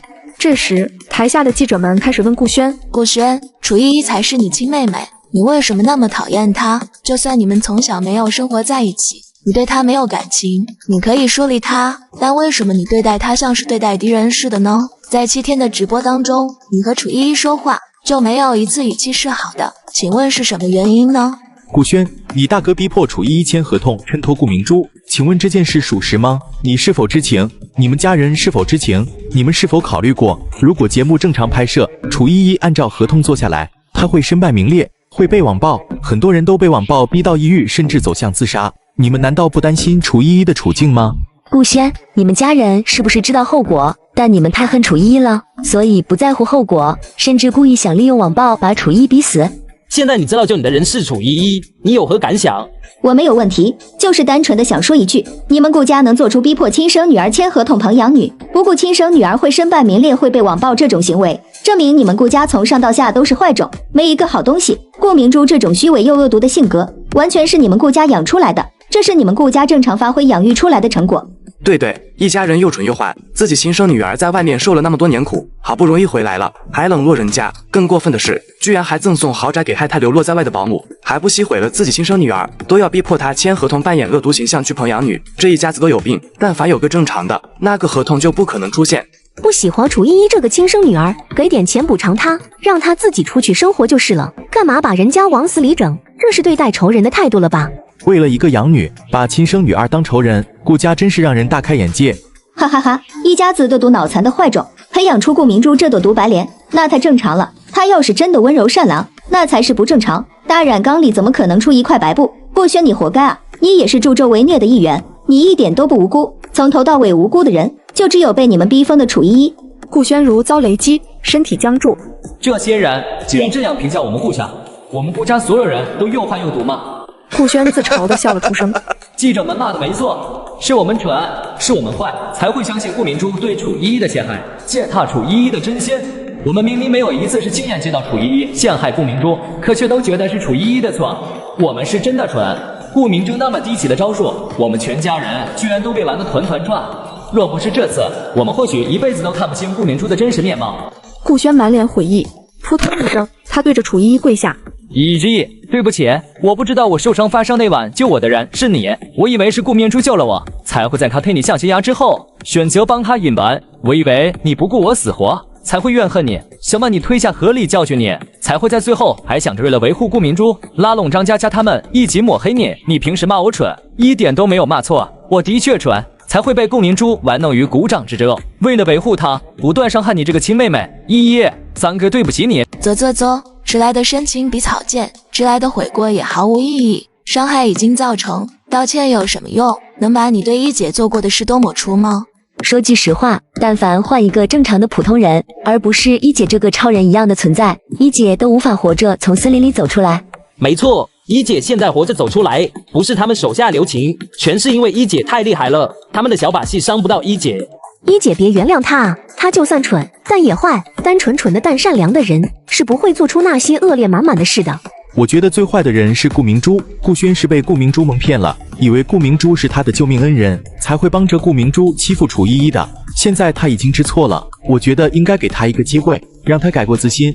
现在顾轩已经意识到错误，也这么诚恳的认错道歉了，我觉得可以给他一个机会，毕竟楚依依和他是一家人，一家人应该互相包容体谅，而不是抓着对方的一点错就斤斤计较，那太没人情味了。卧槽，好强的圣母光环，我要被闪瞎眼睛了，哪里来这么多圣母？笑死我了，顾轩犯的那些错，算是一点点小错而已吗？以德报怨，何以报德？直播间里观众们吵得不可开交，现场顾轩诚恳地看着楚依依，满脸悔恨。依依，我对不起你，对你造成了伤害，我以后会弥补你，你能原谅我，给我一个弥补的机会吗？犯了错就去坐牢，来求我干什么？还有，我早就和你们顾家没有关系了，说话注意点，别恶心我。顾轩浑身一僵，依依，他还想说些什么，但对上楚依依那双冷漠无情的眼睛，他的所有话都被堵在喉咙里，一句话也说不出口了。审判完顾明珠和顾轩，记者们把矛头指向了张佳佳、秦修涵和段江三人。张佳佳，楚依依她给过你食物，在那种情况下她给你食物，相当于是雪中送炭的恩情。你后面为什么要背叛楚依依，在镜头面前颠倒是非黑白，故意抹黑楚依依呢？如果抹黑成功，你知道楚依依将面临什么吗？如果抹黑成功，楚依依也许会被抓去坐牢，毕竟你们都指控她杀人，就算顾轩没死，也算杀人未遂，这就是你报答恩情的方式吗？秦修涵，你觉得一个合作机会比一个人的清白更重要吗？段江，你的成就已经那么高了，如果你脚踏实地的慢慢来，将来也有机会走上国际，为什么会为了一点蝇头小利连良心都不要了呢？你们三个对楚依依当真一点感激都没有吗？你们如何评价你们背后捅刀的行为？你们知不知道，在楚依依主动给你们食物之后，观众们就因为楚依依的举动，原谅了你们之前和顾轩、顾明珠一起霸凌她的行为。原本你们有机会洗白，甚至还会因为这个节目名气和地位水涨船高，可惜你们最后又走上了歪路。以后你们或许都无法在娱乐圈混下去了，你们有什么想说的吗？面对记者们的提问，张佳佳、秦修涵和段江脸色都面如死灰，头都不敢抬起来。他们已经后悔了，可惜现在后悔已经晚了。砰一声，张佳佳跪到了地上。依依姐，对不起，我不敢和顾家作对，加上我内心的贪欲作祟，一时鬼迷心窍，才答应顾明珠和顾轩抹黑你。我对不起你对我的帮助。秦修涵和段江也都垂着头，不敢看楚依依的眼睛。楚依依，对不起，我愿意给你补偿，你能原谅我吗？我当时想，就算我不答应，顾明珠和顾轩也不会放过你，他们身为你的情人，他们一开口，网友就会相信他们，因此我头脑一热就答应了他们的要求，帮着他们一起抹黑你。我心里一直很煎熬，觉得对不起你，现在这个结果也是我咎由自取。我不求你原谅我，但我想要补偿你，请你给我一个补偿你的机会。楚依依双手环胸，不接受，不原谅。记者们开始把摄像机对准楚依依，问题也终于落到了她身上。楚依依，对于这几天的经历，你有什么想说的？你会原谅顾轩吗？你身手为什么那么厉害？你流落在外期间是做什么的？现在全世界都有观众在关注你，而且人数还非常多。不仅国内成立了你的粉丝会，国外很多国家也有了你的粉丝会。你有什么想对支持你的粉丝们说的吗？楚依依，你在森林里和猴子能无障碍交流，请问你有什么技巧吗？你能听懂动物说话吗？楚依依，你是怎么变得这么厉害的？楚依依已经有些不耐烦了，她看向导演，手机盒打开了吗？导演感觉到楚依依越来越不耐烦了，要是再拖下去，她说不定又要发疯。导演急忙点头，好了好了，我这就让人拿上来。楚依依拿回手机，转身离开。记者们蜂拥而动，立刻朝楚依依冲过去。楚依依想强行闯出去，但记者人数太多了，他力气再大，一个人也推不动这么多人垒起来的肉墙。楚依依面无表情地听着记者们的提问，突然他浑身抽搐，面容扭曲，翻白眼，甩舌头，尖叫，怒吼，怪笑，砰的一声，直挺挺地倒到地上，在地上继续抽搐，翻滚，反身四肢着地，挺起身体，像奇形物种一样横着阴暗扭曲的爬行。记者们吓得尖叫，迅速地向四周散开，然后楚依依就这样趁机飞快地爬出了宴会厅。众人爬出宴会厅后，楚依依站了起来，表情变得平静冷淡，看着身后呆若木鸡的众人，他内心一片平静。果然，发疯是对抗世界最有力的武器。宴会厅里，顾轩快速地在前面走着，顾明珠小跑着跟在后面。三哥，你等等我，你说过会保护我的，你怎么能丢下我自己走？顾轩听到他这话，脸色愈发难看，脚步也更快了。他差点害死我，他有什么脸来要求我保护他？在顾轩走出酒店后，一辆商务车开到他面前停下，车门打开，车里面露出了大哥和二哥的身影。三弟，上车。顾轩快速上了车，顾明珠也跑了过来，却被顾轩一脚踹飞出去。你给我滚！你这个蛇蝎心肠的女人，别跟着我了，以后也别靠近我。三哥，我是你宠爱了20年的妹妹啊，我们20年的感情，难道就因为这点小事，你就不认我了吗？我的命差点都没了，这还是小事吗？三弟，你冷静一点，有什么事等回去再说。顾青看向跌坐在地上的顾明珠，你也上来吧，爸妈还在家里等着。半个小时后，顾家三兄弟和顾明珠一起进了别墅。顾明珠看到顾建国和李玉后，扑通一声直接跪下了。爸妈，对不起，我在森林里做了错事，伤害了三哥，求你们原谅我。李玉狠狠一巴掌甩到他的脸上，气得全身都在颤抖。我们为了你冷落自己的亲生骨肉，你就是这么报答我们的。你三哥是所有人里面对你最好的，可你竟然把他当奴隶使唤。他生病你不闻不问，甚至在他遇到危险时，你还阻止别人去救他，想让他去死。你都没有心的吗？你怎么能做出这种事？你对得起轩儿吗？对得起我们吗？你真是养不熟的白眼狼，我们白疼你那么多年了。李玉抬起手，还想继续打顾明珠，却被顾建国狠狠地抓住手腕。够了，别闹了，你能不能稳重一点，别像个泼妇似的胡闹。咱们儿子差点就被这个白眼狼害死了，我只不过是想为我们儿子讨个公道而已，我哪里闹了？你难道要让咱们儿子白白受欺负吗？我说过了，明珠那是因为受到刺激，导致精神失常，性格才会与平日里大相径庭，才会做出一些过激的举动。明珠她是无心之过，她自己也很痛苦，你看她哭得多伤心，多后悔，她已经知道错了，也已经道歉了，你不要抓着不放。你在说什么？他差点害死我们儿子，还试图谋害我们的亲生女儿啊！你还维护他？别把话说得那么难听，害轩儿遇到危险差点死掉的人是楚依依，不是明珠。明珠就算真的是故意阻止别人去救轩儿，那也不是她害了轩儿，罪魁祸首是楚依依。以后说话之前过点脑子，别被网上的舆论带着节奏走。我们要有独立思考的能力。别人说明珠虚伪恶毒你就信了，他们都没和明珠接触过，他们懂什么？我们和明珠一起生活了20年，明珠的为人如何，你心里不清楚吗？李玉的脸色青一阵红一阵。还是爸爸最懂我，妈妈，正如爸爸说的那样，我当时是受了太大的委屈和刺激，导致脑子浑浑噩噩的，我都记不清楚我在森林里做过什么了。很多事情并不是我真心想那么做的，我是精神失常了，自己都无法控制自己的行为和思想，才做了错事，说了一些不该说的话。不过，虽然那些事不是我主观意识要做的，但毕竟我也伤害到了三哥，我愿意接受惩罚，只要你们肯原谅我，让我做什么都可以。他说着说着，又开始掉眼泪，哭得伤心不已，满脸悔恨。爸，你别为他狡辩了，他清醒得很，精神一点都没有失常，他就是单纯的坏，和他那个保姆妈一样，天生的贱种怀种，他连楚依依的一根脚趾头都比不上。顾建国狠狠地扇了顾轩一巴掌。明珠是你妹妹，你怎么能这样说她？你忘记你以前说过，无论发生什么事，都会永远保护爱护明珠了吗？顾轩捂着自己的脸，不可置信地看着自己父亲。他都想让我死吗？你还要我爱护他？男子汉就要言出必行的，你既然说过无论发生什么事都会爱护他，那你就不能计较他对你做过的事。而且我已经说了，明珠是受了刺激导致精神失常才做了错事，他心地不坏的。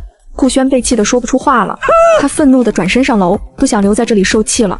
顾燕和顾青上楼去安慰顾轩，李玉冷哼了一声，也跟着上了楼。客厅里只剩下顾建国和顾明珠。别哭了，我不会让他们赶你走的。爸爸，我的形象全毁了，名声也变差了，我以后怎么办呀？你还有爸爸，爸爸养你一辈子。顾明珠委屈的抽噎，跟我去书房，和我说一说，你受了什么委屈？顾明珠哽咽着点头。两人去了书房，顾建国把书房的门关上，反锁，然后把顾明珠压到书桌上。顾明珠整理好衣服，遮住眼底的厌恶。她不甘心离开顾家，不想失去拥有的荣华富贵以及众星捧月的生活，她还想继承顾家的家产。于是她献出了自己年轻的身体。我必须这么做，也只能这么做，否则我不可能斗得过他们的亲生女儿的。有了顾建国这个一家之主无条件的支持和维护我在顾家才能站稳脚。顾建国对于楚依依其实也没多少感情，所以在一个和自己没有亲情基础的女儿和一个能满足自己的年轻身体之间，他选择了后者。顾明珠年轻的身体加上他们之间见不得光的经济关系，让顾建国欲罢不能。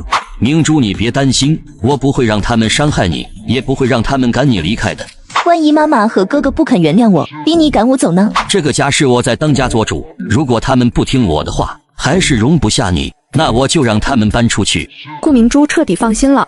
爸爸，都是楚依依把我害成这样的，以后我都不敢出门了，你要帮我报仇。就算他没有害你，我也不会放过他。他把公司30%的股票卖给傅宇，现在公司内部一团糟，他还坑了我那么多钱，甚至动手打我，这个仇早就结下了。此时，楚依依已经回到了傅玉借给她住的浅水湾1号别墅。她在柔软的大床上睡了一天。第二天，楚依依出门时碰到了4个人：傅玉、秋风、荣石和沈渊。他们几个是我朋友，听说你住在这里，非要跟着一起来看看真人。你要出门吗？等，去办点事。你去办什么事？需要陪你一起去吗？我要去报警，你能借一辆车给我开吗？我开车送你去吧。他接受了傅玉的好意。荣石和沈渊还有秋风也好奇地跟了去看热闹。5人到了警察局，楚依依掏出自己的身份证递给接待的警察。我要状告顾明珠杀人未遂，还要告顾轩包庇罪犯。警察核实了楚依依的身份，做完笔录后派人去顾家传唤顾明珠和顾轩。楚依依就在警察局里等着，等了半个多小时，顾明珠和顾轩被带来了警察局。顾建国和李玉也都来了。顾建国一看到楚依依，脸色就变得十分难看。他沉着脸快步走到楚依依面前。你这个不孝女，你害得明珠身败名裂还不够吗？你居然还起诉她，想让她坐牢，你怎么那么恶毒？我打死你这个不孝女！他的手挥到一半就被警察控制住。在警察局还敢闹事，你这属于藐视警察。我教训我自己的女儿，这属于家事，你们是警察也管不了。她就算是你的女儿，你也不能动手打她。她不管是什么身份，都是独立的公民，她的人身安全都受法律保护。你要是敢动手打她，就是在犯法。我们有权利和义务制止你，并且对你进行相应的处罚。顾建国气得胸口剧烈起伏，他愤怒地看向楚依依，才发现楚依依身边站着傅玉。楚依依，你这个孽障，你把顾家3代人努力创下的基业卖给了对手，现在你还要害你哥哥和姐姐，你是不是要把顾家搞得家破人亡你才满意？全国的观众都知道是顾明珠和顾轩害我在先，怎么能说是我要害他们呢？我只不过是维护自身利益罢了。顾家要是真的家破人亡了，那也是你们咎由自取，自作自受，与我何干？你这不是没事吗？我没事，不代表他们没错。家人之间就应该互相包容，明珠就算犯了错，你也应该大度一点包容她，给她改过自新的机会。你要是揪着不放，像你这种小肚鸡肠、不顾家族利益、自私自利的女人，以后谁敢娶你？你听话，撤销对明珠的控诉，有什么事我们回家说，只要你撤诉，我就原谅你以前所做的一切，重新让你回到顾家。你是不是老糊涂了？我是自愿离开顾家的，是我看不上你们顾家，不想和你们沾边。现在你用回顾家来诱惑我，你这么一说，看来我要把他们往死里告才行了。否则万一你本就不好的脑子，觉得我对你们顾家还有留恋，想让我回顾家，那我可就惨了。你这孽障，当初我就不该让你出生，更不该把你接回顾家。你这种心肠狠毒、不顾及家族利益的自私自利之人，就活该在外面受苦。说的我好像很希望被你们接回顾家似的。当初要不是你们求我说会好好补偿我，我怎么可能被你们骗回去？顾建国气得说不出话来，他瞪向李玉：你愣着干什么？你生出来的祸害，你还不劝他，让他别起诉明珠？李玉心情复杂地看向楚依依：我也怨恨顾明珠，当顾建国这个一家之主想救顾明珠，我也不敢违逆。况且顾明珠到底是我宠了20年的女儿，我对她还是有感情的。依，明珠推你下悬崖，的确不对，但她已经知错了。你看在妈妈的面子上，就别和她计较了吧。你哪里来的自信，觉得可以在我这里刷脸？看在你的面子上的，搞得自己是什么大人物似的。你的面子值几个钱？李玉脸色青一阵红一阵。我是你妈，你的命都是我给的，我让你听我的有什么不对？我没让你把命还给我，只是让你听我的劝而已，这你都不答应，你怎么这么不孝顺？你真是个白眼狼，对自己亲妈都这样，你简直没有心。我当初就不该把你生下来，你就是个祸害，把我们搞得家宅不宁。你不经我的同意把我生下来，擅作主张的把我生下来，又没有保护好我，让我被人偷走丢在外面受苦。找到我之后，连哄带骗的让我跟你们回家，说会补偿我，结果回到家后又不把我当人看，天天给我脸色看。我不找你算账就不错了，你还想让我孝顺你？你哪里来的脸？你被报错也不是我的错，这怎么能怪我？至于你回家后，那是因为你总是欺负明珠，我们作为长辈，为了教育你，才说了你几句而已。你这孩子怎么能记仇呢？你不明白爸妈的良苦用心，爸妈不怪你。你现在乖乖听话，然后跟我们回家，我保证以后一定好好对你好。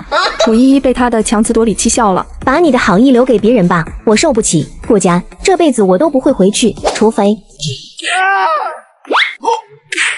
赶紧把合同签了，别浪费我的时间。把你的好意留给别人吧，我受不起。顾家这辈子我都不会回去，除非什么？你要怎样才肯跟我们回家？你有什么要求尽管提，爸妈一定会满足你的要求。只要楚依依回到家里，我们就可以关起门来教育楚依依，逼她原谅顾明珠和顾轩。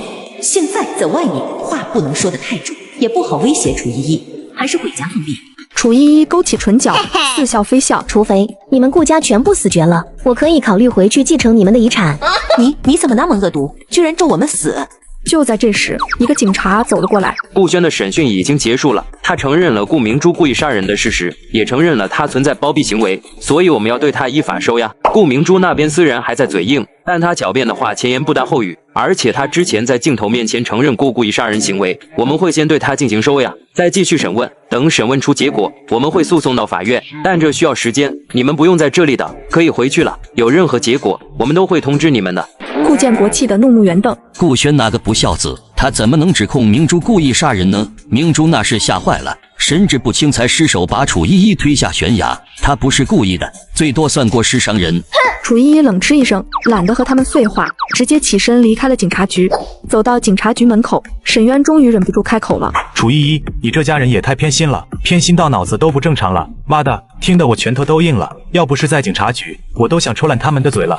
我也觉得他们的脑子有问题，明明被杀害的人是依依，他们一句关心的话都没有，还骂他恶毒，推人下悬崖的，他们觉得善良，被推下悬崖的，他们却觉得恶毒，他们的三观是不是和正常人不一样？那个顾明珠是救过他们一家的命吗？他们那么维护顾明珠，为了一个养女，连自己亲生女儿的死活都不顾，甚至还为了养女不断羞辱自己亲生女儿，这简直不是正常人能做出来的事。他们都非常气愤。傅玉看着楚依依：你在顾家，他们一直都这样对你吗？差不多吧，不过我已经不在乎他们对我的态度了。我现在要去一趟山海娱乐，去解约。好，我跟你一起去。我也去，我和你前大哥顾燕是竞争对手，现在因为顾明珠翻车的事，圈内没人敢和他合作，签订合同的都和他解约，跑来找我合作了，我要去笑话他。众人去了山海娱乐，顾燕看着楚依依，心情十分复杂。这次综艺直播对她的娱乐公司影响非常大，几乎可以说是毁灭性的影响。网友们不仅抵制顾明珠，还抵制她公司旗下所有艺人的作品。她的公司现在完全处于停摆状态，这一切都是楚依依造成的。你怎么带了这么多人来？你跟我到办公室，我们要谈的是公司内部的事，不能有外人在场。解约而已，也不是什么见不得人的机密，怎么就不能有外人在场了？你把依依单独叫走，不会是想威胁依依吧？顾燕脸色一变，冷冷地看向沈渊：你不要以小人之心度君子之腹，依依是我妹妹，我怎么会威胁她？在和你们顾家断绝关系那天，我就警告过你们，以后别和我扯上关系，我已经不是你妹妹了。就算你不承认，也改变不了我们流着相同血液的事实。楚依依用力踹翻一张椅子，那张椅子飞到顾燕面前，砸到了顾燕的脚上。顾燕痛得惨叫。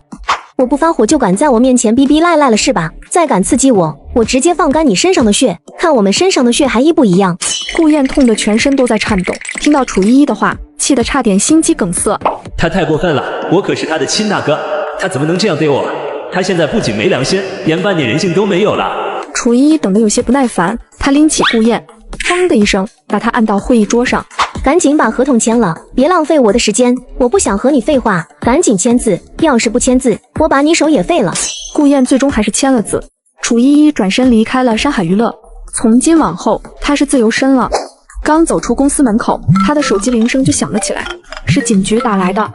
楚依依接起电话，电话里的警察声音有些歉意。楚依依，告诉你一个消息，顾建国说顾明珠有精神疾病，请了精神科医生来给他做检查，确诊了他的确有精神分裂症，现在他已经被从警局带走。还有顾轩，他也被保外就医了。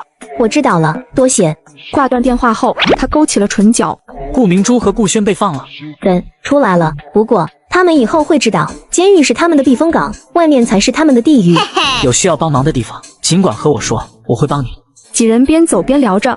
一会去我家那游乐山庄玩吧，山庄离南山赛场很近，到晚上我们可以去南山赛场看比赛。今年的国际赛会在咱们这边举办，就在今晚的南山赛场举行。对了，一姐，你对赛车感兴趣吗？你要是不感兴趣，晚上你可以和傅玉去其他地方玩，赛场是我家的，我得去看看。顾青是不是也报名参加了？他也报名了，他每年都会参加，去年是在大不列国，他也去参加了，进了前10。他倒是挺坚持，听说他为了见 J 神一面，每年都会参加，就为了能取得好的成绩，引起 J 神的注意。顾青的偶像是 J 神，J 神是赛车界的神话人物，几乎所有爱好赛车的人都把 J 神当偶像。楚依依眸色微闪，现在报名还来得及吗？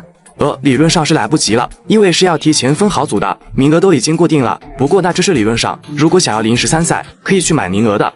可以帮我买一个名额吗？我有一个朋友。自然可以，有很多实力一般的选手，就是故意报名卖名额的。你朋友叫什么名字啊？你把名字告诉我，我联系赛场那边安排，把名字更换上去就行了。字母 J。所有人表情僵住，错愕地看向楚依依。你没开玩笑吧？我看起来像是开玩笑吗？荣石压下心里的震惊。好，那我现在联系赛场的人留意一下，但你要保证，你真的能把这神叫来参赛啊？我知道。安排好一切之后，他们在游乐山庄开始玩耍。晚上5点，荣石忍不住问道：“一姐，你那个朋友呢？你怎么还不联系他？比赛7点开始，再不联系就来不及了。”不用担心，来得及。对了，可以借车参赛吗？可以，倒是可以。我自己也有几辆赛车，但车座什么的都是根据我的身体情况调试过的。但这神用来参赛，不知道合不合适。没关系，符合标准就行了。好，只要这神能来参赛，我就免费借给他开，撞坏了也无所谓。这神开过的车，就算撞报废了，那也是珍藏级别的艺术品。很快，他们来到赛场，有人在选手名单中看到了字母 J 3个字，顿时现场都沸腾了起来。我没看错吧？字母 J 神也来参赛了。J 神怎么会来参加这种小赛事？而且 J 神早不参加比赛了，他怎么可能突然又来参赛？假的吧？有人冒充 J 神来参赛吧？有认识荣石的人跑来和荣石询问情况。荣石硬着头皮说：“不出意外的话，J 神要来参赛应该是真的吧？”说实话，他心里也没底。这时，顾青也跑来找到荣石。荣石 ，J 神真的会来参赛吗？他人在哪里？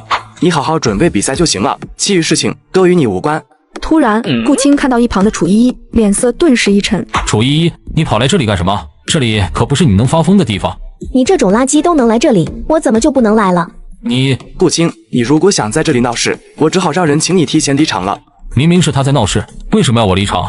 你真他妈脑子有病！是你先对着楚依依大吼大叫，也是你侮辱楚依依在先。你和我说他闹事，你脑子不正常，不代表我脑子也不正常。滚去等后续，别来我面前碍眼。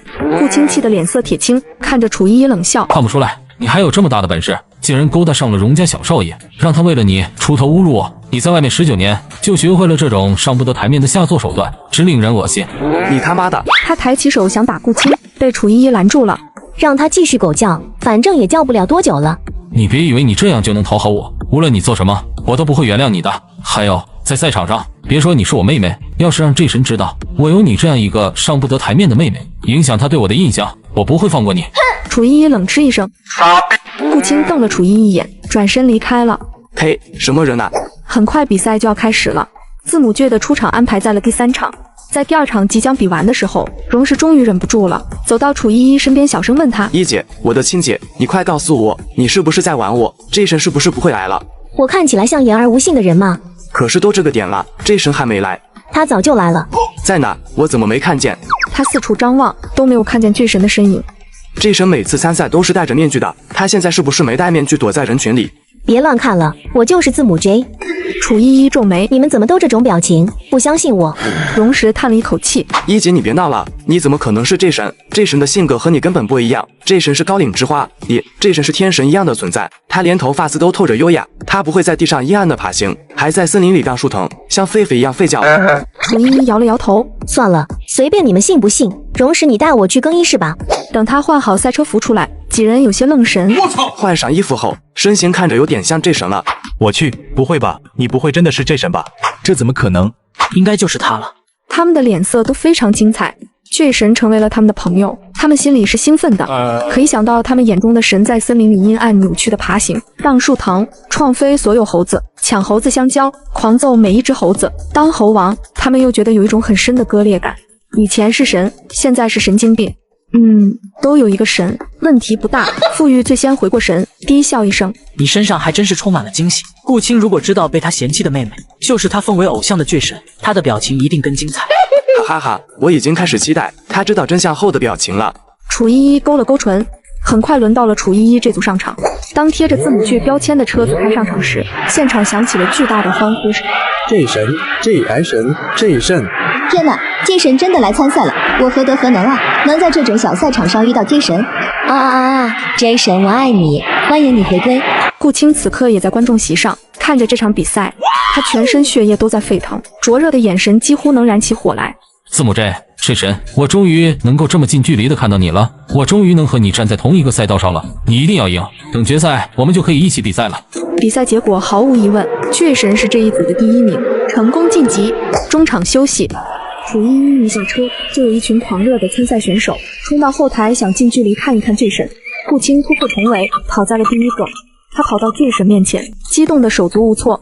巨神，我是你的忠实粉丝，我从很多年前就喜欢你了。你曾经说过的一些话和你的事迹，都一直激励着我前进。巨神，你是我这辈子最敬重也是最喜欢的偶像，见你一面一直是我最大的心愿。今天终于见到了你，我非常开心。如果能和 J 神成为朋友，我会更开心。不知道 J 神能否给我一个机会？楚依依冷漠地看着顾青，傅玉和荣石等人带着保镖把楚依依送走。顾青焦急地在身后追。巨神，我真的非常喜欢你，你看我一眼啊，和我说一句话啊，哪怕你只是和我说一个字都行。傅玉和沈渊、荣石、秋风4人扭过头，异口同声地吼出一个字：我和 J 神说话，要不是和你们说，你们凭什么让我滚？你们就是嫉妒我能和 J 神一起比赛，怕 J 神注意到我，所以故意羞辱我。一姐在直播里说，你们顾家全是傻逼，真是一点都没说错。我操！啊，出车祸了！决赛开始。选手们上场时，巨神身边没了傅玉等人，顾青趁机跑到他身边。巨神，我有话要对你说。荣石他们是不是在你面前说了我的坏话？你千万别相信他们，他们是故意污蔑我的。他们和我一个妹妹是朋友，我那个妹妹心肠坏得很，一直针对和残害自家人。不过我和她不一样，她也已经被顾家逐出家门了。巨神不用担心我和她一样坏。巨神眼神冰冷地看了一眼顾青，转身上了他的赛车。顾青也只能遗憾地上了赛车。算了，比完赛再找 J 神继续套近乎吧，希望能得到 J 神的联系方式。比赛开始，字母 J 的车毫无疑问地冲在最前面，2圈下来，顾青已经是倒数了，他内心很绝望。好不容易有机会见到 J 神，能和 J 神一起参加比赛，可我的成绩却这么差， J 神肯定觉得我废，不会注意到我，更不会给我留联系方式。突然，他看到了前面出现一辆熟悉的车。J 神的车？怎么可能？ J 神不是一直跑在第一吗？怎么会落后这么多？很快，顾青的车开到了与巨神并列的位置。之后，巨神的车子不紧不慢地开在他前面一点点。顾青的心跳骤然加速。J 神是特意等我的吗？他注意到了我。顾青欣喜若狂。更让他意想不到的是，接下来的弯道，巨神忽然加速冲到前面，挡住其他车的去路。最终，顾青的车开到了第一。顾青无比激动，整颗心都要跳出胸口了。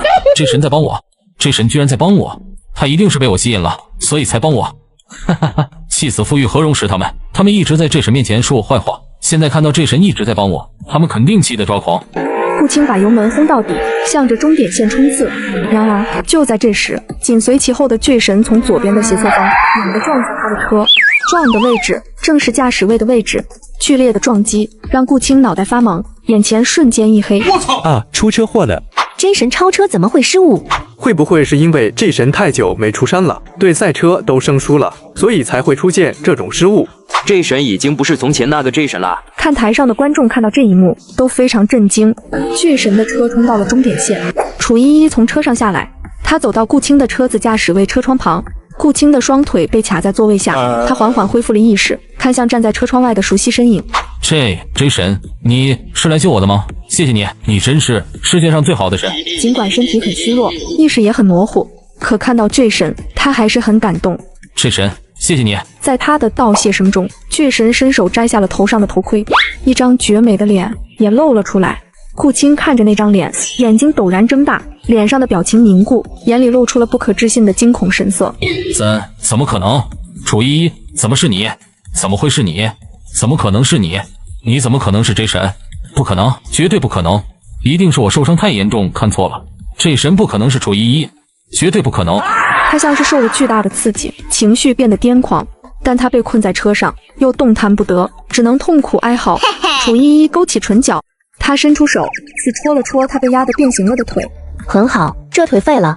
楚依依收回手，似笑非笑。真抱歉啊，你最喜欢的 J 神，被你奉若神明般存在的字母 J， 就是你厌恶至极的亲妹妹。我很好奇，你现在是喜欢我呢，还是讨厌我呢？顾青胸口剧烈起伏，楚依依低笑一声，凑在他耳边说道：“信仰崩塌是什么感觉？被自己最喜欢的神打入泥潭，又是什么感觉？”顾青死死盯着他，一个字也说不出口。别着急，今天只是一条腿而已，我们来日方长，我会慢慢玩死你们顾家的。救援队姗姗来迟，把顾青送去抢救。依依已经转身离开，他的脸被投射到了观看席面前的大屏幕上，现场的所有人都震惊了。他们赛车界的女神，怎么可能是楚依依？她在森林里爬行荡树藤的场景太让人印象深刻了，那和他们印象中的巨神形象完全不一样。我不会是看花眼了吧 ？J 神竟然是楚依依，楚依依竟然是 J 神！天哪，这比林黛玉到拔垂杨柳还让我震惊。我宁愿相信这世上真的有奥特曼，也不愿相信楚依依是 J 神。卧槽，真他妈的卧槽！我都不知道用什么来形容我的心情了。J 神竟然是楚依依，那他撞顾青是故意的吗？绝对是故意的，否则以战神的技术，在那么平整的赛道上，不可能出现那种失误的。接神开始一直帮着顾青，还让他跑到第一，我就觉得很奇怪，没想到他竟然等着最后来这一手。我记得顾青也很喜欢 J 神嘛。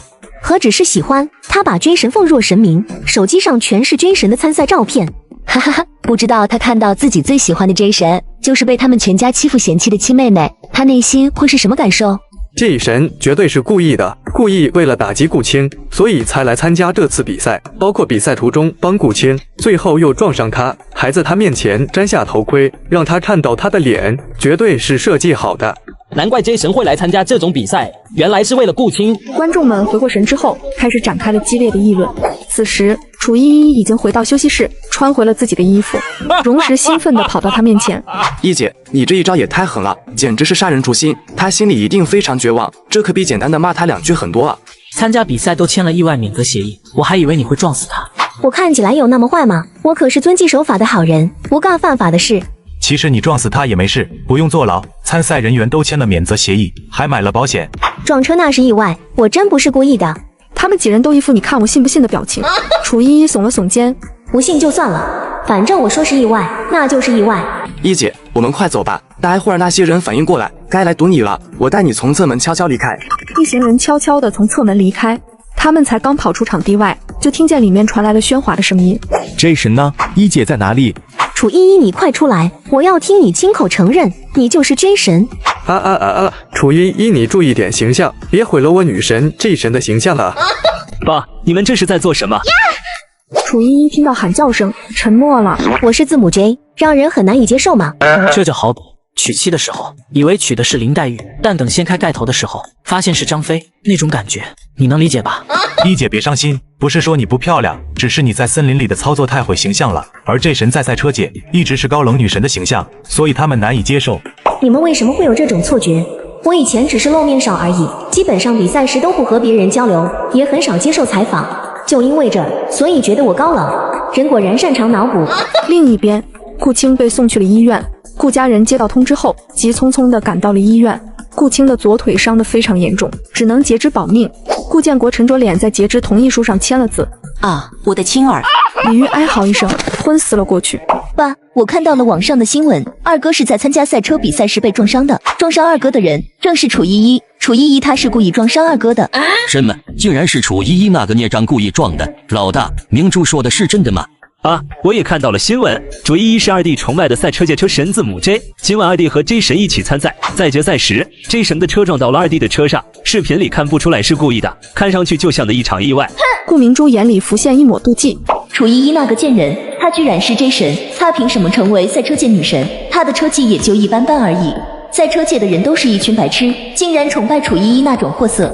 顾明珠收敛心神，一脸愤怒。大哥，你别维护楚依依了，她就是故意的。你没看到网上有人分析吗？以 J 神的车技，是不可能发生那种撞车失误的，就算是失误，也不可能撞得那么严重。她分明就是故意的。楚依依她对我们都充满了敌意，在森林里就想置我和三哥于死地。现在她故意害二哥，也不是不可能。还好二哥命大，否则二哥的命都被她害没了。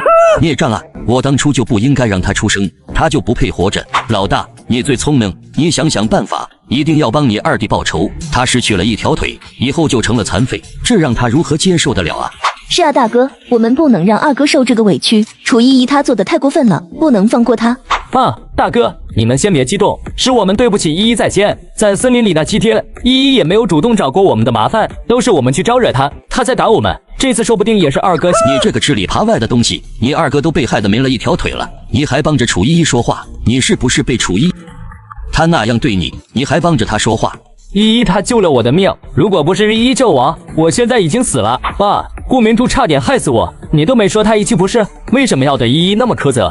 你这混账！我都说了，明珠她是受了刺激，因为你对她保护不周，她才受刺激，导致性情大变，才会做出那些事。你不为自己的过失检讨，还责怪明珠，你还有没有良知？顾轩垂着头，眼眶泛红。就算是老二先去招惹楚依依，但他也不能把老二的腿弄断啊！他简直毫无人性。老大，请个律师，我要告他，让他去坐牢。恐怕告不了。二弟参加比赛之前签了协议的，协议上就说明了会有发生意外的情况，除非有人恶意违反比赛规则，否则参赛人需要自己担责。虽然我们都猜测楚依依是故意的，但他的操作看上去就像是意外，他也没有违规，告不了他。那你就另外想办法，一定要让他付出代价。第二天，顾清醒过来，此刻他躺在病床上，左腿已经被截掉，其他人都已经回去了，就只有顾燕守在病床前。二弟，你感觉怎么样？还有哪里不舒服吗？顾清呆愣地看着白花花的天花板，过了好一会儿，他才想起来自己昏迷前发生了什么事。我的腿，你的左腿截掉了，医生说没有修复的可能，只能截掉，否则会有生命危险。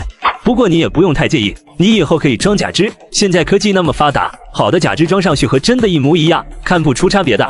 顾清眼神灰暗，仿佛瞬间失去了生命力一般。过了一会儿，他忽然笑了起来，一边笑一边流眼泪。大哥，你知道吗？楚依依她竟然是字母 J， 我最讨厌的亲妹妹，竟然是我奉若神明的 J 神。我甚至还幻想过要娶她，为什么会是她？为什么偏偏是她？不，我过去竟然那样对待她，她为什么不早点告诉我？她明明知道我崇拜 J 神，如果她早点告诉我她就是字母 J， 我就不会那样对她了。哈哈哈哈，真是报应，这是老天给我的报应，我活该。相较于被截掉左腿，信仰的崩塌更让他难以接受。大哥，你知道吗？我宁愿楚依依她直接杀了我，我也不愿意知道这个真相。她既然瞒了我那么久，为什么不瞒我一辈子？他直接在赛场上把我撞死都好，为什么要告诉我真相？你既然那么喜欢 J 神，当年楚依依送你 J 神参赛的车，你为什么要把车砸了？顾清眼神呆滞了片刻。为什么呢？是了，顾明珠和我说那辆车是伪造的，他说楚依依为了讨好我，故意找人伪造了一辆一模一样的车，实际上那不是 J 神的车。我当时信了，我对楚依依非常失望，还恼羞成怒地把车子砸了。没想到楚依依竟然是 J 神，是顾明珠故意挑拨。你好好休息吧，我先回去一趟，晚点再来看你。顾燕带着一身疲惫回到家里，刚开门就听见客厅里传来嬉笑声，仔细一听是顾明珠和顾建国的声音。爸爸，我帮你剥了一颗葡萄，你吃。哈哈哈，还是我的宝贝贴心。哎呀，爸爸，你别咬着我的手啦。顾燕眉头紧蹙，她走进客厅，顿时两眼一黑。顾明珠竟然坐在顾建国的腿上喂他吃葡萄，手指还在他嘴里。爸，你们这是在做什么？爸，你们这是在做什么？顾明珠被吓了一跳，尴尬地从顾建国腿上下去，垂着头坐在一旁。顾建国倒是一脸坦然。回来了，老二怎么样了？二弟身体情况稳定，但心理上受的刺激过大，一时半会儿还接受不了。失去一条腿，是个人都难以接受。你请个心理医生给他看看吧，别让他想不开。爸，你和明珠刚才……混账！你在瞎想什么？明珠她只是像小时候一样在我怀里撒娇而已，你别用你那龌龊的思想看待我们的父女情。明珠现在毕竟已经长大了，小时候能做的事，长大了再做就不合适了。你在叫你老子做事？我没有那个意思，就算不忌讳这些，但二弟刚刚结完肢，现在还在医院躺着，你们笑得那么开心也不合适。我守了二弟一夜，很累了，我先上楼休息。不等顾建国回话，他就往楼上走去。等休息好了，好好想想怎么收拾楚依依那个混账东西，再不把他收拾掉，他就要把我们全部收拾掉了。顾燕应了一声。回房后，顾燕坐在椅子上，一点睡意都没有。父亲有一点说的没错，不收拾掉楚依依，楚依依就要收拾掉我们。楚依依已经开始报复我们了，我们已经没有选择了，只能迎战。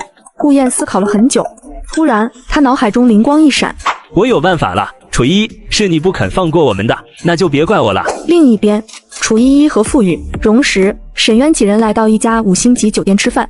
此时，一辆黑色的轿车也缓缓停在了酒店门口。顾燕双手握紧方向盘，看着楚依依他们的背影。为了保全顾家，我只能先下手为强了。依依，别怪大哥，错在你。顾燕回头看向后座的年轻女人，这人名叫林秋燕，是她公司旗下的艺人。林秋燕和楚依依曾经在剧组发生过不愉快。准备好了吗？林秋燕脸色煞白，全身都在剧烈颤抖。顾总，能不能换个办法？求你换个方法吧，我还想活着。她害怕的哭出了声，眼泪吧嗒吧嗒的往下掉。以楚依依现在的名气和地位，你觉得还有什么办法能对她一击毙命？你不想去，我也不会逼你，一切看你自己的选择。但如果你不去，我答应过你的事也不会兑现。不行，顾总，你不能反悔，你答应过会安排我妈妈去国外就医的，我妈妈的病再不治就没得救了，你不能反悔。你母亲能不能得救，全看你的选择。林秋燕面如死灰，顾燕要她用自己的命换妈妈的命。我还有选择吗？妈妈为我付出了那么多，现在轮到我为妈妈做点什么了。顾总，你要保证一定要治好我妈妈的病，还给她一笔钱，让她安度晚年。啊，只要你帮我解决了楚依依那个麻烦，我绝对不会食言，我会让你妈妈后半生都锦衣玉食，过上富足的生活。林秋燕伸手擦干了眼泪，接着她发了一条微博。没想到今天会在这里遇到楚依依这个贱人，真是冤家路窄啊！我今天一定要教训她一顿。林秋燕发完便下了车，往酒店里走去。楚依依和傅玉等人在18楼的一间包厢里用餐。楚依依起身去洗手间，一个女人突然拿着一把刀向她刺来，楚依依一脚把那个女人踹飞。林秋燕，你干什么？林秋燕凄凉一笑，然后快速转身朝对面的阳台跑去，并迅速翻越过护栏。楚依依眸色一凝，快步走过去想要拦住她，然而她慢了一步。林秋燕决绝地跳了下去。楚依依站在护栏边向下看去，林秋燕的身体砸到了地上，周围的人吓得惊声尖叫，快速地向四周散开。有人抬头看到楚依依后，举起手机就拍下一张照片。很快，微博上就爆出了林秋燕坠楼身亡的热搜。林秋燕坠楼前发的那条去找楚依依算账的微博也被挂了出来。除此之外，楚依依站在林秋燕坠楼阳台上往下看的照片也被爆了出来，一时之间引爆全网。卧槽，怎么回事？一姐怎么会站在林秋燕坠楼的阳台上？该不会是她把林秋燕推下楼的吧？我记得他们一直有矛盾来着。楚依依那么疯，感觉是她能做出的事。我的天，虽然我们一直在网上说喜欢一姐不顾及别人死活的样子，可她也不能真的不顾及别人死活，把人给搞死啊！这才刚火没多久，就塌房了。我觉得在警方的调查结果出来之前，还是先别网络定罪的好。我觉得一姐不像是会做出这种事的人。网络上开启了激烈讨论，在网友们吵个不停时，山海娱乐的官方账号发博了：林秋燕是我们公司旗下非常有潜力的艺人，她出了这种事，我们都非常悲痛。同时，我们也不相信她是自杀，她还有一个住院的母亲需要她照顾，她对她母亲的感情非常深厚，她不可能丢下她母亲一个人。希望警方能秉公执法，还死者一个公道。对岸海娱乐的公告一发出，网上对于楚依依的骂声更多了。事情发生2个小时后，海城警方才发了一个通报：我市今日12点35分在盛华酒店发生一起坠楼事件，死者从18楼阳台坠落，当场死亡，已确认身份为林某燕。因酒店楼道监控损坏，无法掌握更多的证据，目前楚某一已被警方带回警局进一步调查，具体情况请等警方的调查通知。我操！此时，警察局傅玉等人想要保释楚依依，但警方却说这个案件影响重大，受到的关注也非常多。现在警局门口全是记者，楚依依不能保释，否则警方的公信力会遭到质疑。根本就没有证据证明楚依依推了人，就因为网上舆论大，就要把她关押。可也没有证据可以证明楚依依她没有推人啊，她现在是最大的嫌疑人，警方拘留她合法合理。同时拉了拉傅玉的衣袖，我们先回去，现在把一姐保释出去也不是好事。如果让网友知道一姐被保释了，不仅警方需要经受舆论质疑，一姐也会迎来更多的网暴。是啊，她现在在里面，看不到网上的舆论也好。走吧，我们先去调查，要是能查出证据，自然就能把一姐救出去了。我想见一见楚依。警察把楚依依带了出来，突然一个女警察快速跑进来。楚依依，你没事了，你可真幸运啊！有个小孩送来一段录像，里面录下了林秋燕刺杀你，又自己跑去跳楼的整个过程。楚依依，我们现在就把那段视频发到网上，这样网友们就不会骂你了。能不能先别发？为什么不发？如果不把视频发出去，你会被愤怒的网友一直骂。你不想洗清罪名吗？而且，如果不洗脱你的罪名，就让你离开警局，网友会质疑警方的。我要去调查一些东西。不行，如果不公布真相就把你放了，整个国家的法律都会遭到质疑，会引起社会动荡的。我可以悄悄离开，出去后我也不会露面。行吧，但不能瞒太久。这案子现在很多人关注着，需要尽快结案。我知道，谢谢。1周后如果没有我的消息，你们就直接公布吧。楚依依回到别墅后，开始查看网上的舆论情况。楚依依看到顾燕发了一条微博，说会代替自己妹妹赎罪，她会负责治好林秋燕母亲的病，还会为她以后的生活负责。这条微博一出，顿时引起网友们的一阵称赞与好评。顾燕这次的事，受益最大的就是顾燕和山海娱乐，让我很难不往她身上怀疑。而且林秋燕在去跳楼时的那个眼神，不像是自己不想活了去自杀的，她更像是别无选择。虽然楚依依没有证据，但她却下意识地怀疑到了顾燕身上。楚依依立刻联系了傅玉，喂，你帮我查一下，林秋燕今天为什么要去那家酒店？是跟踪我去的，还是去那里吃饭偶然遇上的？这很重要，查清楚这一点，就可以断定林秋燕是不是有预谋陷害我了。傅玉的办事效率非常快，不到半个小时，他就给他回了电话。我让人去查过了，林秋燕是在我们进酒店后不到5分钟就进去了，但因为整个酒店的监控都被黑了，没记录下她是怎么上楼的。她能准确地找到你所在的楼层，很显然是有备而来，但林秋燕本人是不可能知道这些的。除此之外，沈渊也派人调查了网上的舆论风向，顾燕买了很多水军在引导舆论。果然是他，虽然能猜到是他，但都没有确切的证据证明是他干的。他那只老狐狸不露出尾巴才正常，这件事你们不用查了，查不出结果的。难道你要放过他？不查不代表我会放过他。你打算怎么做？直接去干他。夜晚，楚依依翻墙进入了顾家别墅，她避开了门外的监控，直接从墙外爬到了顾燕的卧室里。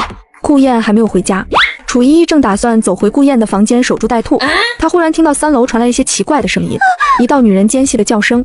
楚依依往楼上走去，那声音听上去有点引人遐想。顾建国玩得这么花吗？竟然在家里偷吃，看来别墅里的佣人都不在，可能是顾建国故意打发走，方便他找刺激。楚依依突然来了兴致，她从旁边房间的窗户爬出去，爬到了书房的窗外。当看清里面的情景时，她愣了3秒钟，惊讶在眼底一闪而过。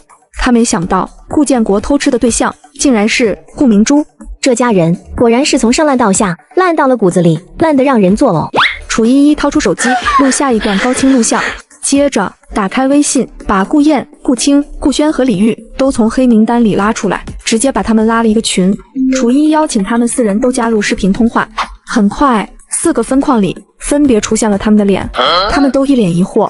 楚依依把摄像头翻转成后置，镜头对准书房里交叠着的2人，手机屏幕上那4人的表情瞬间呆滞，眼里充满震惊和不可置信，仿佛世界观遭受了剧烈冲击。楚依依勾了勾唇角，结束了视频通话。半小时后，顾建国和顾明珠继续玩着小道具，砰的一声巨响，把书房里性情中的2人都吓了一跳。顾明珠尖叫一声，当看清走进来的人是谁之后，她吓得满脸慌乱。妈妈，今天是2哥生日了，你和大哥、3哥不是去医院陪2哥过生日吗？你怎么这么早就回来了？李玉冲过去抓住顾明珠的头发，把她拽出来。啊，妈妈，你放开我，你扯得我好痛。哈！李玉狠狠的一巴掌甩到顾明珠脸上，你这畜生，你还知道我是你妈啊？我把你当亲生女儿疼爱，你就是这么回报我的。你居然勾引我老公，你畜生不如啊！我打死这个养不熟的白眼狼，我打死你这个不要脸的小贱货！啪啪啪啪啪啪啪啪，疯狂的巴掌一个接一个的扇到顾明珠脸上，李玉疯狂的扇顾明珠巴掌。啊！不要，爸爸救我！顾建国跑过去阻拦李玉。够了，快放开明珠！你看她都被你打成什么样了。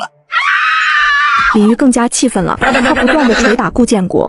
你也是畜生，你怎么能做出这种事？你对得起我吗？你还是人吗？顾建国狠狠一巴掌甩到李玉脸上。够了，别像个泼妇一样大吵大闹。你看看你，哪点像个豪门妇人，简直和那些市井泼妇一个样，只会撒泼打滚。李玉被扇倒在地，顾轩追过来把李玉扶起来，愤怒地瞪向顾建国。爸，你怎么能对妈动手？这时顾燕也走了进来。三弟，先扶妈下楼，等他们整理好，我们再聊一聊。10分钟后，客厅里，你这个小畜生，我给了你一个家，你竟然反过来破坏我的家庭，我真是瞎了眼了，才会放着自己的亲生女儿不疼，处处维护你这个没良心的贱种。妈妈，我从来没想过要破坏这个家，我是来加入这个家的。你当顾家小姐还不够吗？为什么要做出这种事？你对得起我吗？你还是人吗？你们简直是畜生，畜生都不会干出这么的道德沦丧的事，你们猪狗不如。你还没闹够吗？如果你要撒泼打滚，就滚到外面去，别在我面前碍眼。你说的这是人话吗？你做出那种事还骂我泼妇，我就算是泼妇，也比你们这对不要脸的狗男女强。妈妈，闭嘴，别叫我妈妈，我没有你这种不要脸的女儿。既然妈妈不喜欢我，那我离开这个家好了。只要妈妈能消气，我做什么都愿意。他说完便打算离开，顾建国把他拉了回来。我是一家之主，这个家我说了算，无论他喜不喜欢你，你都不用管他，只要我让你留下，你就可以一直留在这个家里。顾建国，你不是人，你不让他走，难道想让我走吗？这要看你自己的选择。如果你容不下明珠，处处针对她，那你就自己走，我不会让明珠走的。如果你能想通，那么我们一家还像原来一样，还可以其乐融融的生活在一起。李玉不可置信地睁大双眼，像看陌生人一样看着顾建国。你说什么？要他留下来和我们一起其乐融融的一起生活？事情都发展到这一步了，怎么可能其乐融融？明珠都没话要说，她都甘愿受委屈，你有什么可不满的？只要你不闹，你就还是人人羡慕的顾夫人。你看那些有钱人，有几个是没有在外面养女人的？你已经很幸运了，我现在只是多了一个明珠而已。你对她知根知底，她也敬重你，不会和你抢什么，你就不能的大度一点吗？李玉只觉得一股气堵在胸口，让他喘不上气来。他如果真的敬重我，就不会和你搞在一起了。我好声好气的和你说了那么多，你还是想不明白，还在无理取闹，你真是让我失望。反正我把话撂在这里了，明珠不可能离开顾家的，你要是能接受她，就留下来；要是接受不了，那你自己走。李玉崩溃的大声嘶吼：我这是造了什么孽呀？养出一个畜生不如的东西！我当初还为了他冷落自己的亲生女儿，现在他就跑来抢我的老公。李玉想到自己以前为了顾明珠对楚依依的态度，崩溃的嚎啕大哭。我为了顾明珠，让自己的亲生女儿把我视若仇敌，可顾明珠竟然这样回报我，她不仅想害我儿子，还抢走我老公，哈哈哈！这是老天对我的报应。顾建国，你做的比我更过分，你的下场会比我更惨的。还有顾明珠，你会不得好死的。李玉眼里充满愤怒和仇恨。我要去曝光你们这对恶心的狗男女，我要让你们成为过街老鼠，人人唾弃你们。李玉癫狂地笑着往外走去，顾明珠心中一慌。妈妈，你别冲动，你不能把这件事传出去，你会毁了爸爸，毁了整个顾家的。滚开，你这个脏东西，别碰我！李玉愤怒地把顾明珠推开。滚！顾建国走过去，反手甩了李玉一个耳光。你给我消停一点！你别忘了，你这几十年是谁养的你？你就和寄生虫一样，吃我的，住我的，花我的，什么都是我给的。你有什么资本和我闹？我让你享了30年的清福，你不知感恩就算了，还为这一点小事就想毁了我，你真是不识好歹！你才是家里最大的那只白眼狼！李玉呆愣地看着顾建国，气得浑身发抖。一旁的顾轩终于忍不住：爸，你怎么能这么说我妈？她和你是夫妻啊！她都想毁了我，这算哪门子夫妻？那也是你不对在先。宁子，什么时候轮到你来教训我了？行了，都别吵了，这件事不能曝光出去。还是老大懂事。李玉愤怒地看向顾燕，顾燕对上母亲的视线：妈，我们是一家人，一荣俱荣，一损俱损，我们才刚体验过，你忘记了吗？这件事曝光后，不仅是爸和顾明珠会身败名裂，被万人唾弃，就连我们也会被厌弃和嘲笑，谁都会看不起我们，家里的生意也会再次受到重创，以后我们全家都别想抬起头了。李煜终于冷静了下来。顾建国和顾明珠死有余辜，可我的3个儿子不能被毁了。顾建国看着李煜，放缓了声音：只要你不闹，以后你还是顾夫人，我们一家还像以前一样生活。你和明珠可以互相作伴。以前你不是还总是担心明珠出嫁，你会舍不得吗？现在就没有这个烦恼了。李煜一口气憋在胸口，他只觉得晦气、愤怒。先别说这件事了，爸，你知道我们为什么会知道这件事，为什么会这个时间点回来吗？是楚依依把我们拉了一个群，开了群视频，把你们的画面现场直播给我们看，我们才知道的。什么？那个逆女怎么会拍得到？她不是被警察抓了吗？难道她越狱了，还逃回顾家，躲进我的书房里了？又是楚依依那个贱人，害我丢这么大的脸，还害我被打，这个仇我记下了。他拍摄的画面是窗户的位置，他当时应该是躲在窗户外面，不过现在他不一定走了，说不定还在哪个角落看着我们的笑话。众人脸色皆是一沉。就在这时，2楼传来了一声听笑声。啧啧，真精彩啊！看来今天这趟我没白来，看了一出好戏。楚依依从容不迫地向他们走来。你这孽障，你还有脸回来？你回家就算了，还把家里搞得乌烟瘴气的，家都快被你搞散了，你可真是祸害。楚依依一脚把顾建国踹开。闭上你的狗嘴，再敢对着我狗叫，打烂你的嘴！清楚自己的处境再和我说话。现在你的把柄在我手上，惹我不高兴，我立刻让全世界知道你们恶心的奸情。别和我提一荣俱荣一损俱损那一套，你们影响不到我。你现在不是应该在警察局被拘留吗？你为什么会出现在这里？你越狱了？你现在要关心的不是我怎么从警察局出来，而是怎么说服我别把你们家的丑事抖出去。众人脸色皆是一沉。你这孽女，我是你爸，你连自己亲爸都想害吗？你已经把顾家害得这么惨了，还不肯收手吗？把你手里的证据销毁了，不准传出去。脑子是个好东西，希望你有。顾家如今的下场是你们咎由自取。如果你们硬要拉一个罪魁祸首出来顶下所有的罪，那也是顾明珠的责任，是他在直播里不当人，把你们全家拉下水，这可怪不了我。如果你不肯删掉证据，执意要害我们，那你今天就别想从这里离开。反正你是从警察局偷偷跑出来的，你就算死在外面，也没人知道。想杀人灭口啊！可惜你们不是我的对手。还有，我忘记告诉你们，我已经把视频分享给傅玉了。就算我死了，你们的丑事还是会被曝光。有本事你去把傅玉也杀了啊！依依，求你把视频删了吧。虽然顾建国和顾明珠罪该万死，但你3个哥哥是无辜的。如果视频曝光，你3个哥哥也会受到影响。妈妈求你，为了你3个哥哥，把视频删了吧。李女士，我是该说你天真呢，还是该说你蠢呢？是什么给了你错觉，觉得我对那3个蠢货还有感情，觉得我会为了他们动恻隐之心？从和你们断绝关系的那天开始，我一直都是平等的痛恨你们每一个人。记住了，下次别再说出这种蠢话，怪让人恶心的。你要怎样才肯答应不把视频传出去？不想让我把顾建国和顾明珠的视频发出去，也不是不可以，但我有个条件。楚依依把目光落到顾燕身上，顾燕心里隐隐有种不好的预感。用顾燕的命来换？什么？众人大惊，都不可置信地瞪大了双眼。依依，你怎么能这么冷血？大哥是你的亲大哥啊，而且大哥一直以来都是冷落你而已，并没有对你做过什么吧？你却开口就要他的命，你这太残忍了。依依，你和燕儿是兄妹，你怎么能要他死呢？你3哥说的没错，你大哥虽然冷落你，但他也只是冷落你而已，并没有对你做过什么，你却想要他的命，你这太过分了。对自己的大哥都这么狠，你真是一点良心都没有了。楚依依，你不能那么狠心。他什么都没做，让我签合同衬托顾明珠的人不是他吗？还有这次他让林秋燕自杀来陷害我，这也叫什么都没做吗？顾燕眸色一凝，其余人则满脸错愕。胡说八道，我根本没让林秋燕陷害你，你有什么证据证明是我做的？我没有证据，但我相信我的直觉。简直胡闹，靠着直觉就想往我头上泼脏水。给你们3天时间考虑，3天后，要么顾燕在网络上公布自己逼迫李秋燕自杀来陷害我的证据，再自己去自首；要么网络上流传出顾建国和顾明珠的小视频，你们全家和顾氏集团一起完蛋。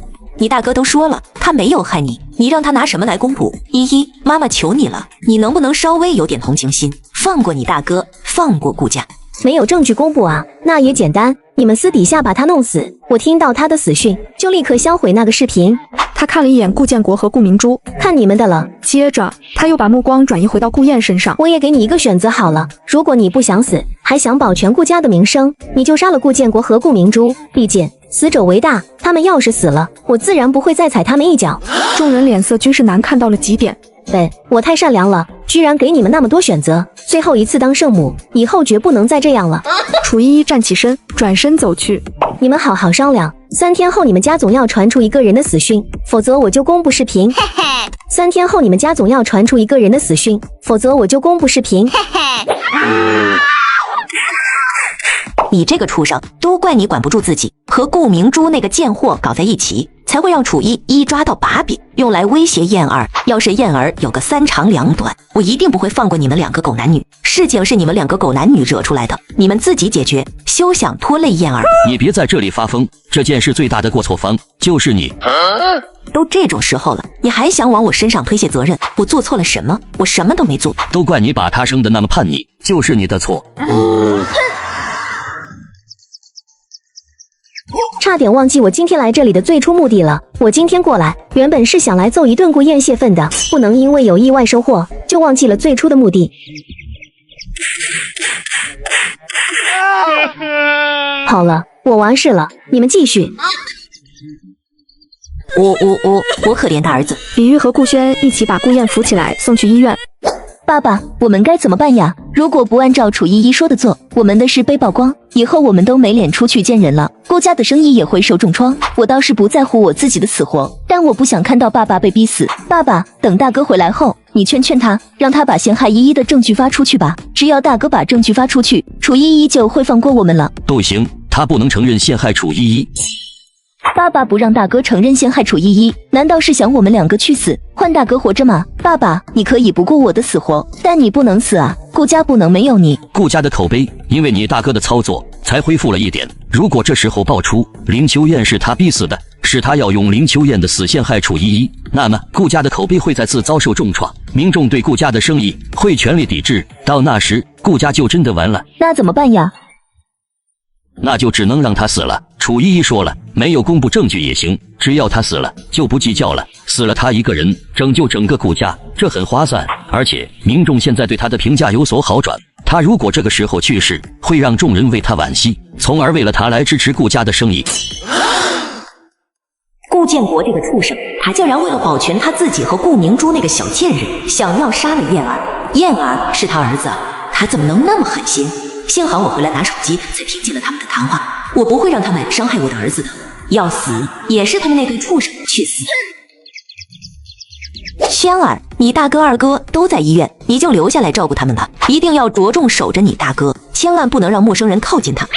顾建国已经决定对顾燕下死手了，一定会派人来动手的。我不能给顾建国有下手的机会，我要先下手为强。只要顾建国死了，才能彻底保证我儿子的安全。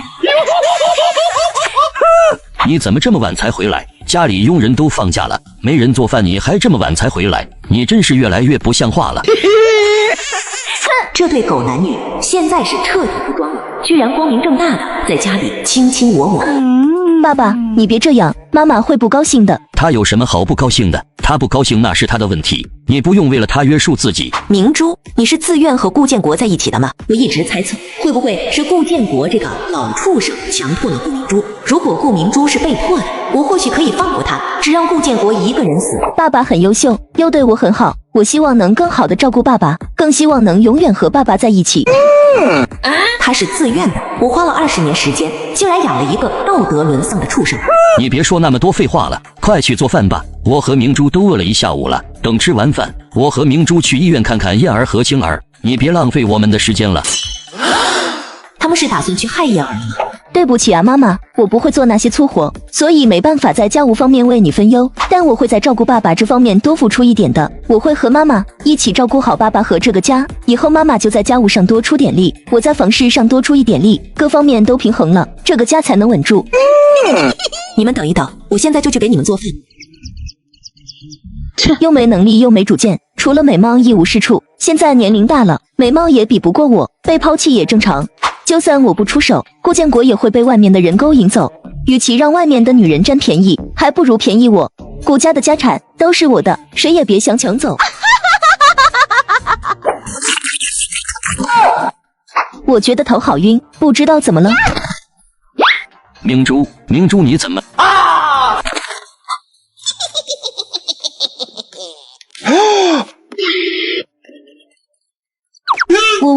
爸爸，这是怎么回事？这里好像是地下室，我们怎么会被绑在这里？发生什么事了？我也不知道，我也才刚醒过来，不知道发生了什么事。我记得我昏迷之前是在家里吃晚餐，当时家里就只有我们和妈妈在，现在我们却被绑在这里，会不会是妈妈做的？那个贱人，他竟然敢这样做！他吃老子的，用老子养了他30年，他竟然敢绑架我！畜生！李玉，你给老子滚出来！你这个忘恩负义的贱人！我让你享了那么多年的福，现在我只是想多要一个女人罢了，你竟然这样的对我！你就是个白眼狼，疯子！可恶！她一个一直依附我生活，对我言听计从的女人，竟然敢绑架我，气死我了！呜！爸爸妈咪这是想干什么？他为什么要这么做？我被铁链勒得好痛！爸爸，你快把妈妈叫来，我受不了了。李毅，你这个贱人，你快出来！我宠了你30年，都家暴你，也没有外遇，我对你那么好，你却这样对我，你还有没有良心？明珠是你的女儿啊，你连自己的女儿都绑，你真是畜生不如！你快来把我们放了！你现在把我们放了，我还能原谅你，让你继续当顾夫人。你要是执迷不悟，我以后都不会管你了。你什么都不会，又没工作，社交能力也不行，你离开我之后就是个废物，我看你怎么活！李毅，你这贱人！顾建国，认清点现实，你现在已经是我的阶下囚了。你骂得越狠，只会死得越惨。我操！你难道想杀了我？妈妈，我们是一家人啊，你怎么能这么做呢？你快放了我和爸爸吧，我保证以后都听你的。你不希望我和爸爸在一起，我以后离爸爸远远的就是的。求你放了我吧，妈妈，你最疼我了，你别杀我，我都听你的。呜！闭嘴！我没有你这种忘恩负义又恶心的女儿。老婆，我知道错了，以后我不和明珠乱来了，以后我还是把她当成我们的女儿对待，我保证以后只爱你一人，只对你一人好。你放了我，我们以后好好生活，好不好？是啊，妈妈，你想让我们怎么做，我们就怎么做，你别做傻事。你现在放了我和爸爸，我和爸爸绝对不会怪你。你们是不是觉得我很蠢，觉得我很好糊弄？我现在要是把你们放了，死的就会是我儿子。不会的，我保证不会怪你，更不会伤害你。顾建国，我给过你们机会的，在发现你和顾明珠乱来之后，我还想着为了3个儿子帮你们保密，你们在家里怎么乱来，我都可以当作看不见，只要我的3个儿子能好好的，我可以为了他们睁一只眼闭一只眼。可是你们竟然想要杀了燕儿。我没想过杀燕儿，燕儿是我的儿子，我怎么可能杀他？老婆，你别胡思乱想，我绝对不会伤害我们的孩子的。你别想狡辩了，我亲耳听见了，你为了保住你和顾明珠的丑事不被曝光，要杀了燕儿。顾建国，你真是畜生啊！燕儿是你儿子，你竟然想杀了他，决定要牺牲燕儿的时候，你眼皮都不眨一下，你到底有没有良心？怎么会这样？李玉竟然偷听到我们的谈话了。老婆，你听我解释，我那是开玩笑的，燕儿是我最得意的孩子，我怎么可能会杀他？我只是开个玩笑而已。你猜我会不会相信你？你们想杀我儿子，那我只好先你们一步，杀了你们。我是废物，什么都不会做，但我为了保护我儿子，我可以不顾一切。我操！老婆，不要杀我！不，你要干什么？不要啊！我知错的，我真的知错了，我保证以后再也不犯错。你让我做什么我就做什么，求你放过我。你怎么能这么做？我可是你老公啊，我们结婚30年，你竟然这样对我！你现在知道我们结婚30年了，在你背叛我的时候，你怎么不想想我们结婚30年了？在你让我伺候你们2个畜生的时候，怎么不想想我们结婚30年？在你要杀我们儿子的时候，怎么不想想我们结婚了30年？那是我们第一个爱情结晶。顾建国，你现在想和我打感情牌，已经晚了。你不是管不住自己的下半身吗？既然管不住，那就别要了。妈妈，我错了，你不要伤害我，我以后都听你的，我做牛做马的伺候你，你别伤害我，我求你别伤害我。这个女人天生坏种，死到临头了却还在嘴硬。我以后都听你的，我做牛做马的伺候你，你别伤害我，我求你别伤害我。我给过顾明珠很多次机会，就在今晚动手之前，我都还在给顾明珠机会。可可顾明珠就是天生的坏种、贱种，对于自己做的事没有半点悔过之心。这种毫无羞耻之心的畜生，不值得被同情。妈妈，你看我多听你的话，求你放了我吧，我保证以后你让我往东，我绝不往西，我如果做不到，就让我不得好死。晚了，已经晚了，我给过你很多次机会，你都不珍惜。你在节目里想害死轩儿，回来后你毫无悔改之心，现在还为了保住你们自己，想害我的燕儿，你们都该死。我没有要害大哥的意思，全是爸爸提的。妈妈，你要怪就怪爸爸，别怪我啊！这个家是爸爸当家做主，他想杀了大哥，我还能怎么办？妈妈，求你放过我吧！我操！一直体贴的顾明珠怎么会把责任都推到我身上，让李玉找我报仇？他就不在乎我的死活吗？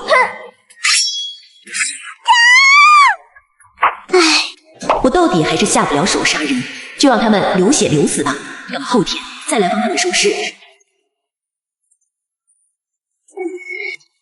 你不要走，我还在流血，你快帮我止血啊，不然我会死的。妈妈，求你不要不管我，你带我出去吧，我好痛。爸爸，我被你害得好惨啊！我害你，我才被你害惨了。你如果没有邪念，我安世优有什么用？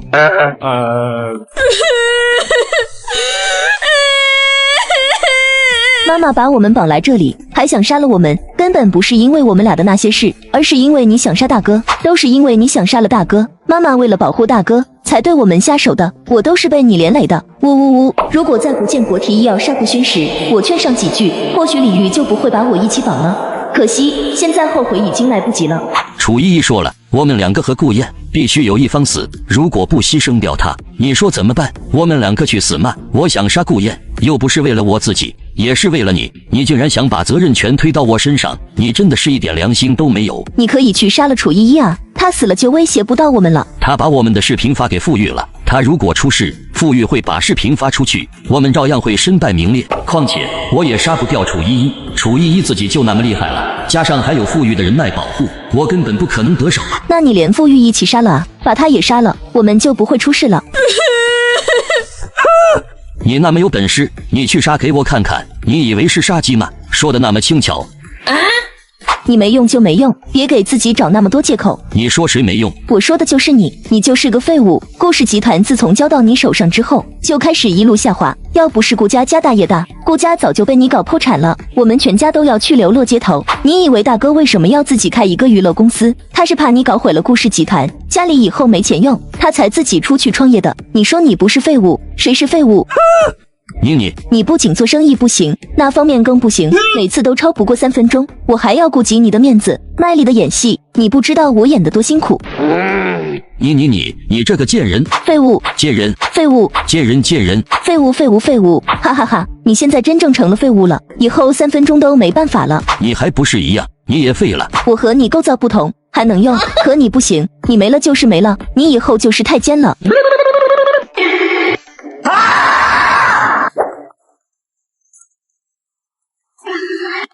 燕儿，你怎么回家了？医生不是建议你住1周的院吗？明天就是楚依依给出的期限的第3天了，可她的要求我们还没有完成，我不能再待在医院里，我需要回来想办法解决这件事。对了，爸在家吗？妈，你去把他叫下来，我和他商量一下，看看怎么做吧。你爸和明珠出去了，他们都不在家。出去了？他们去哪里了？我不知道，我现在懒得管他们，看到他们我都觉得晦气，我巴不得他们出去。妈，你看开一点，事情已经发生，看不开只会气坏自己的身体。我知道，你不用担心我，我先送你回医院吧，你要好好养伤，别留下了后遗症，以后顾家还需要你。我不回去，明天就是最后一天了，我必须等爸回来，和他商量出对策，不然明天给不出结果，楚依依把视频一放出去，顾家就彻底毁了。这个你不用管了，等你爸回来后，我和他商量就行了，商量出对策，我再联系你。妈妈一向是一个没有主见的人，可今天她为什么像是变了一个人似的？这太奇怪了，这完全不符合她的性格和以往的作风。事出反常必有妖。好，那我回医院了，等爸回来了，你记得让他联系我，我们好好商量一下要怎么解决。如果实在不行，我就说出林秋燕自杀的真相吧。你别瞎想，你也别和别人乱说，林秋燕是自己自杀的，和你无关。燕儿，你要好好的，你和你2个弟弟都要好好的。将来如果出了什么事，顾家就靠你了。还有你2个弟弟也靠你了，他们太单纯了，你作为大哥要保护好他们。妈放心，无论何时，我都会保护你和2个弟弟的。我没有机会让他保护了，我的儿子们还有未来，但我没有了。好了，我送你回医院吧。妈，你看起来脸色不太好，昨晚没休息好吗？你在家好好休息吧，我自己回医院就行了。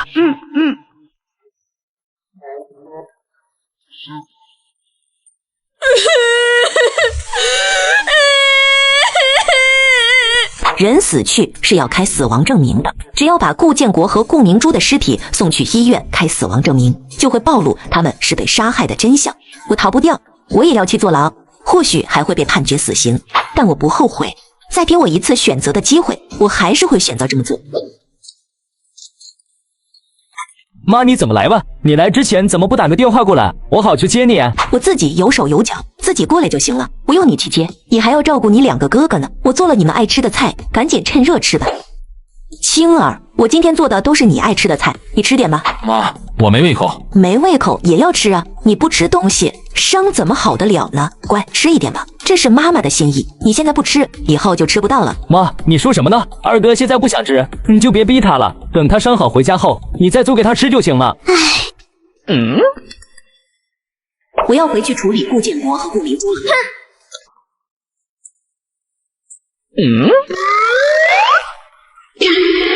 啊，贱人，你这狠毒的贱人，你快放了我，我做鬼都不会放过你。妈妈，你放了我吧，我求求你放了我吧，我知道错了，只要你能放了我，让我活下去，你让我做什么我都心甘情愿，求你不要让我死。呜呜呜。这2个人的命怎么那么硬，流了那么多血，伤得那么严重，竟然还活着。老婆，你冷静一点，你别乱来，杀人是犯法的，你杀了我，你自己也逃不掉，你快收手吧，只要你肯放过我，我保证不报警，不会追究你的责任。还有我，妈妈，你放过我吧，我也向你保证，不会报警，也不会告诉任何人，我会和别人说我们身上的伤都是我们自己弄的。啊，对，我们受伤不关你的事，你现在放了我们，就等于什么事都没发生过。老头，你不要因为一时冲动把自己也搭上啊，你才50，还有50年可以活，你不要做傻事啊。妈妈，你为了我们搭上自己不值得，你快收手吧。放了你们，那拿什么去给依依交代？放你们去杀了燕儿吗？不，我不会伤害燕儿的，一根头发都不会碰她。那你说怎么办？就让楚依依把视频公开好了，我不在乎身败名裂。我也不在乎，身败名裂总比死了好。那可不行，你们的偷情视频如果曝光了，身败名裂的不只是你们俩，全家人都会跟着你们一起成为人人喊打的过街老鼠。那个视频绝对不能曝光。妈妈，求你放过我吧，你杀爸爸一个人就行了。楚依依说只要家里有人传出死讯就行了，不一定是2个人，我是被他逼迫的，我不是自愿的。妈妈，你放过我吧，妈妈，你是看着我长大的，我相信你一定不忍心杀我。你这恶毒的贱人，我以前真是瞎了眼了，被你蒙骗，宠了你那么久，你竟然为了替自己开脱，往我身上泼脏水，明明是你勾引我。老婆，你不要听他胡言乱语，都是他勾引了我。老婆，我们30年的夫妻情分，你真的舍得杀我吗？求你了，老婆，你杀了顾明珠就行了，留下我照顾你吧，你从来没吃过苦，如果我死了，以后谁来养你，谁来照顾你啊？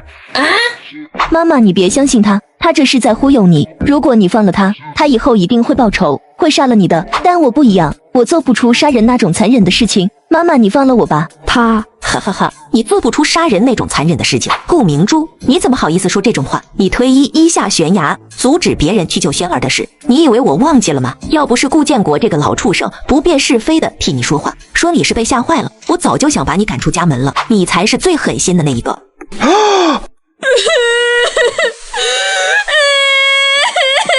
女人为了3个儿子决定杀了丈夫的性命，却不料被大儿子觉察到了。母亲是打算对顾建国和顾明珠动手吧？或许他已经动手了。正想着，电话响了，助理的声音传来：“顾总，不好了，您快登录微博看看，您发布的那条说要帮林秋燕母亲治疗，替林秋燕为她母亲养老的微博，已经有几百万条评论了，全是骂您和诅咒您的。以前和咱们合作的那些艺人和其他伙伴，也全部把咱们拉黑了。”到底怎么回事？虽然警方已经公布了楚依依无罪的视频，证明了楚依依没有杀人，可我帮林秋燕料理后事，这都是善举，网友们不应该来骂我啊！顾燕挂了电话，马上打开热搜查看。警号林秋燕被顾燕逼死，警号顾燕危害楚依依，让林秋燕以死陷害警号林秋燕生前留下的录像，警号林秋燕母亲公开林秋燕留下的信，警号。顾燕看到这些热搜，用力攥紧拳头。林秋燕竟然心机那么深，她竟然录像录音了。网上流传的视频虽然是黑屏模式，但能听到我和林秋燕交谈的声音，那是林秋燕跳楼的前一晚，我把林秋燕约出去和她当面商议的对话内容。顾燕压下怒火，又点开了一条警号林秋燕母亲公开林秋燕留下的信，警号的热搜，里面有一张照片，照片上是一封手写信，内容如下：妈妈，我是燕子。当你看到这封信时，我已经不在人世了。现在新闻上一定都在报道我被楚依依害死的吧？我不是被楚依依害死的，我是被顾燕要求去死的。他知道我和楚依依有过节，所以找到了我，让我用我自己的死去抹黑楚依依，诬陷楚依依是杀人凶手。他再出面替楚依依道歉，并且承诺帮我料理后事和赡养妈妈你，以此来挽回他的名声和口碑。当顾燕提出要和我做交易，让我用死去帮他对付楚依依，帮他翻身，他则帮我照顾妈妈你的后半生，还承诺在我死后马上送你出国治疗，我就知道我别无选择了。虽然我知道顾燕是个精明的商人，她连自己的亲妹妹都算计，不一定会遵守承诺，但我别无选择。妈妈，你为我付出了那么多，一辈子都在吃苦，没享过一天的福，现在又被疾病缠身，我也希望能为妈妈做点什么。可我太没用了，在赚钱那么容易的娱乐圈，我竟然连妈妈的医疗费都赚不到，所以我只能接受顾燕的合作邀请，哪怕我不确定她是否会遵守约定，我也必须赌一赌。万一呢？万一她遵守约定了，妈妈后半辈子就可以一直享福了，我也算报答了妈妈的生养之恩。我就像个赌徒，用生命去赌一个凉薄之人的良心。如果妈妈收到了这封信，证明我赌输了。顾燕承诺我，只要我一死，当天她就安排人送妈妈转院，去接受更好的治疗。这封信我委托了人延迟2天送出，送的还是妈妈你原来所在的病房。你能收到这个信件，说明顾燕在我死后完全没有管过你，她非但没有把你送出国，甚至连好一点的病房都没有帮你转过去。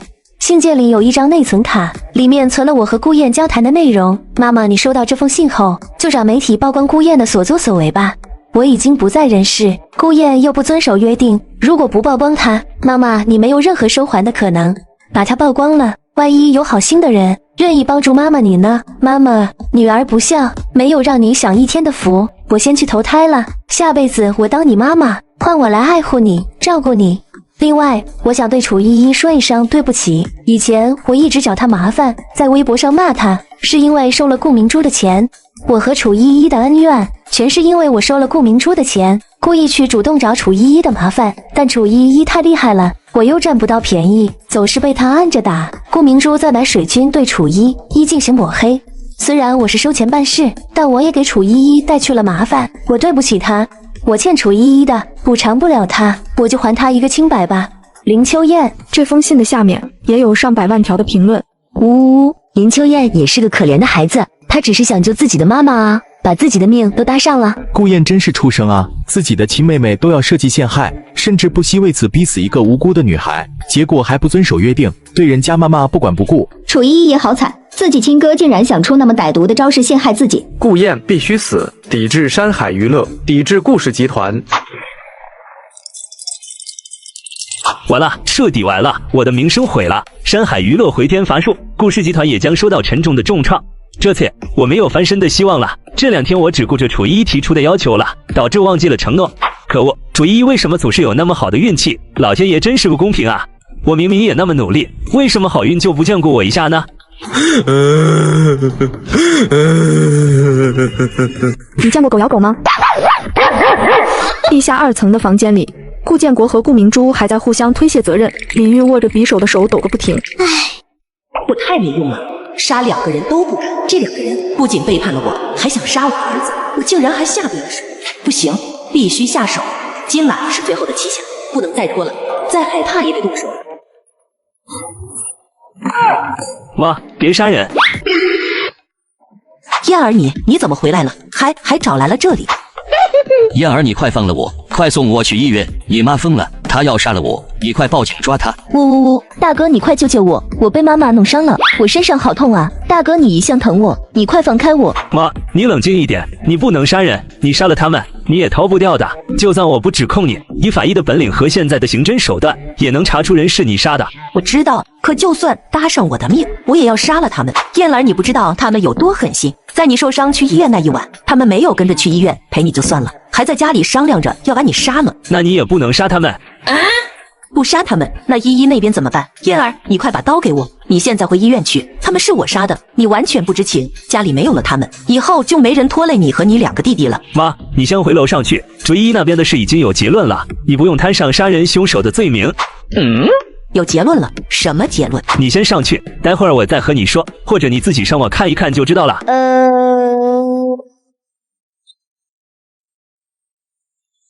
燕儿，你快把我放了！你妈就是个疯子，她把我弄伤了，我流了好多血，我必须要赶紧去医院治疗。大哥，还有我身上也好痛，你快帮我松绑吧！呜，我好难受啊！我从来没受过这种委屈，妈妈太残忍了。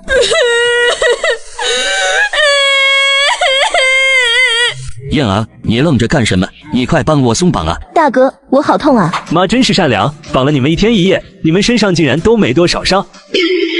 你这话是什么意思？别说那么多废话了，快把我放开！懂我的意思了吗？你这个逆子，我是你爸，你竟然这样对我，你会不得好死的！你商量着要把我杀了的时候，想过我是你儿子吗？无论如何，你都不能对我动手，你的命都是我给的，我就算要你的命，你也没资格怪我，我已经让你活了那么多年了。爸，你的基因真强大，我完美的继承了你自私凉薄的基因。我在捅你刀子的时候，丝毫没有觉得愧疚和不忍，就和你说要杀我时，没有半点犹豫和不舍一样。我们都不是人，所以谁也别指责谁。燕儿，你冷静一点，我们是一家人，有话好好说。而且杀人是犯法的，你还有光明的未来，别为了一时冲动毁了自己的前程啊！你一向冷静，千万别做傻事啊！我没有未来了，但妈妈和2弟3弟还有未来。你们2个自私又歹毒的人，会成为他们的累赘，甚至会拖垮他们。楚依依她最恨的是我们3个，她想要的也是我们3个的命，因为只有我们3个想过要她的命。妈妈和2弟3弟只是对她冷漠而已，他们受到的惩罚已经足以弥补他们对楚依依的伤害了。只有我们3个需要用命才能洗清罪孽。我操！你话是什么意思？你到底要做什么？呜，大哥求你放过我们吧！你放了我想办法去杀了楚依依，她是我们家不幸的罪魁祸首，只要她死了，我们家就没事了，我们就能继续像以前一样相亲相爱的生活了。大哥，你是家里最理智的人，你千万别做傻事啊！我们是一条线上的人，我们应该一心同体的对外，而不是自相残杀。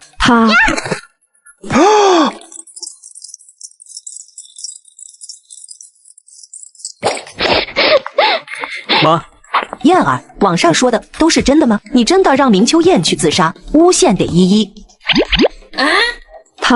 你怎么能做出这种事？教唆别人自杀，这是在犯罪啊！而且依依是你妹妹，你怎么能用这么恶毒的手段去对付她？你太可怕了！你为什么会变成这样？明明一直以来你都是最懂事、最让人省心的一个，你为什么会变成这样？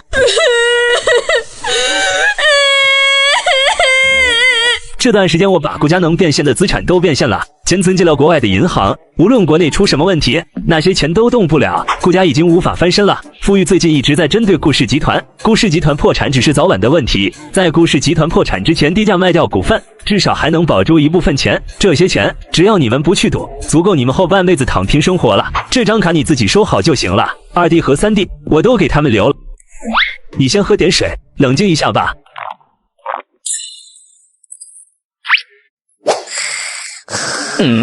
我这是昏睡了多久？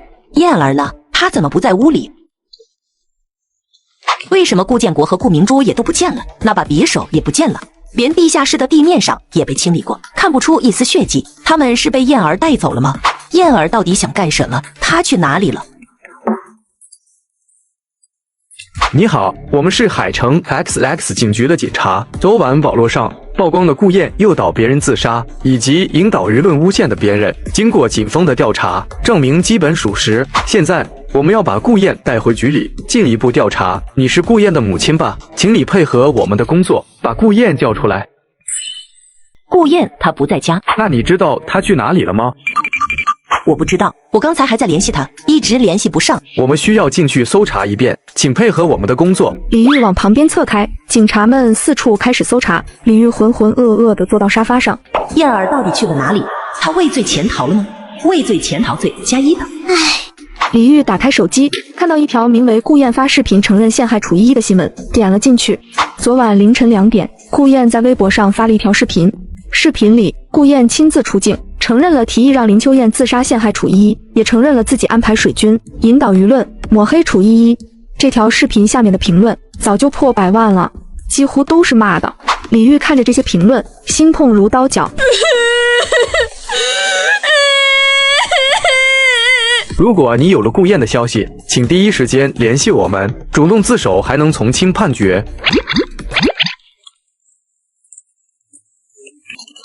妈，我看到网上的新闻了，大哥呢？他还好吗？你大哥他不见了，昨晚他在我的水里下了安眠药，我睡醒之后他就不见了。刚才警察来过了，警察也在找他。大哥怎么会做出这种事呢？他跑什么儿？他没有直接杀人，判不了多重的，他跑了罪加1等啊！是我害了他。妈，你说什么呢？大哥自己犯的错，和你无关。不知道燕儿有没有杀了顾建国和顾明珠？要是顾燕已经杀了那2人，那绝对是死罪，我不能让人知道。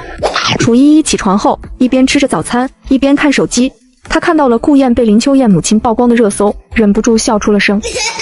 这下可不能怪我不给顾燕留活路了，是她自己太缺德，遭报应了。看来顾燕是看到自己已经被曝光，选择了牺牲自己，保住另外那2个了。不过顾燕似乎记性不太好，我当初提的要求明明是让她承认自己陷害我的事实，再去自首。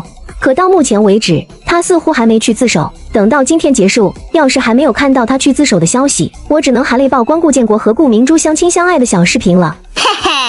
第二天，楚依依看到海城警方官号发了一条微博，说是顾燕逃了，他们正在搜寻，抓到人之后一定第一时间回应大众。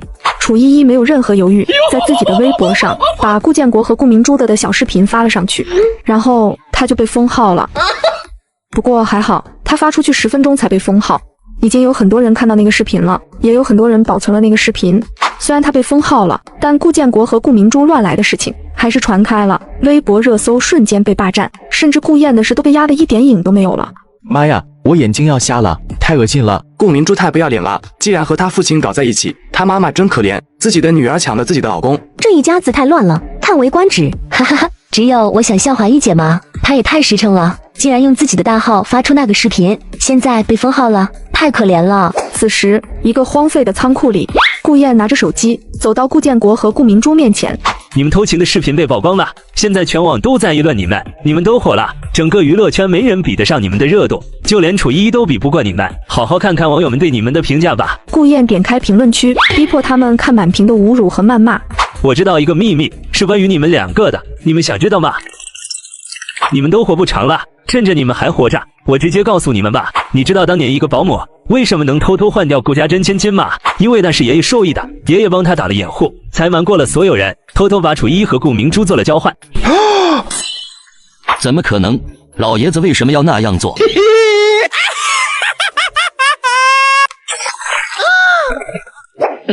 你很好奇爷爷为什么要那么做是吗？其实也很容易猜得到，因为顾明珠是爷爷的女儿，你同父异母的亲妹妹。我操！怎么可能？顾明珠怎么可能是我妹妹？如果顾明珠是我妹妹，那我和她岂不是？不应该是这样的，假的，你骗人，不是真的。事到如今，我还有必要骗你们吗？顾燕拿起匕首。仓库里先是传来了惨叫，最后惨叫声消失。顾燕走到仓库门外，她打开手机，编辑了一条短信发出去。楚依依，我是顾燕，顾建国和顾明珠已经遭到报应了。发完这条信息，我也会自我了结，用命偿还对你的伤害。顾家只有我们3个人想要杀你，妈和2弟3弟，他们只是蠢，被蒙蔽后对你冷漠了一些罢了。他们现如今遭到的报应，已经足够弥补对你的伤害了。希望你以后别再找他们的麻烦。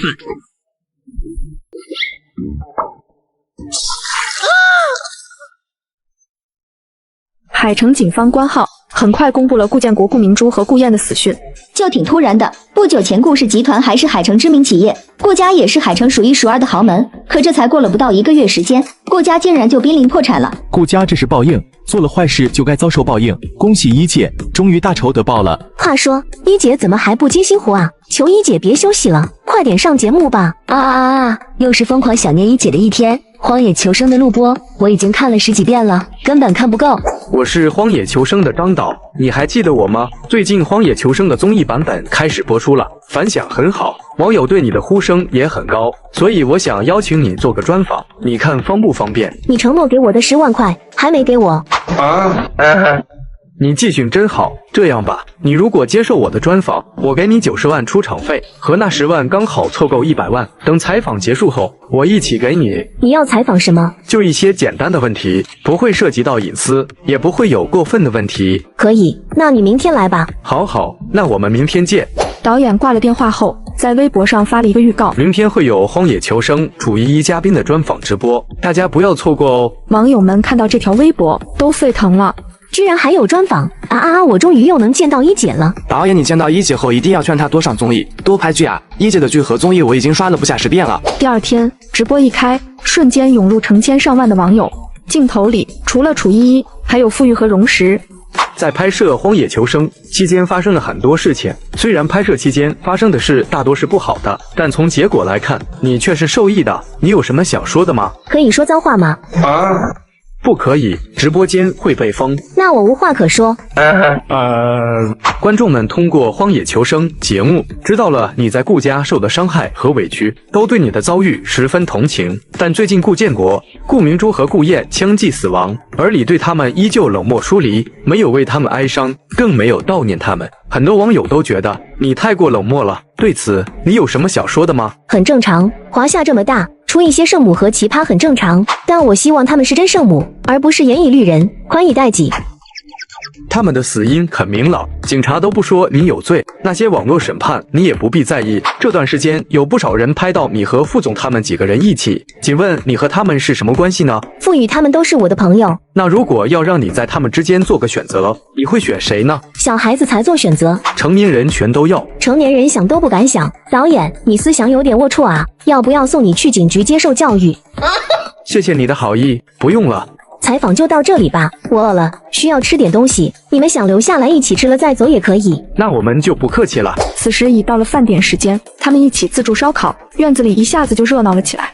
我还是很好奇，在节目里就那么多人害你、针对你，现实中肯定更多，你不害怕吗？没关系，我会发疯，发疯是对抗世界最有力的武器。确实，疯了一圈的几人清醒了一些，他们摇摇晃晃地走过来。一姐，我们这次过来给你带了礼物。什么礼物？你不缺钱，普通礼物你肯定也不喜欢。我们给你准备了一场烟花秀，祝愿你以后的生活只剩幸福快乐。一朵朵绚丽的烟花在天空炸开，所有人都抬头看向天空。炸开的烟花呈现出一个个字体：见者报富、报美、报寿。心想事成，平安喜乐，永远开心，所求皆如愿。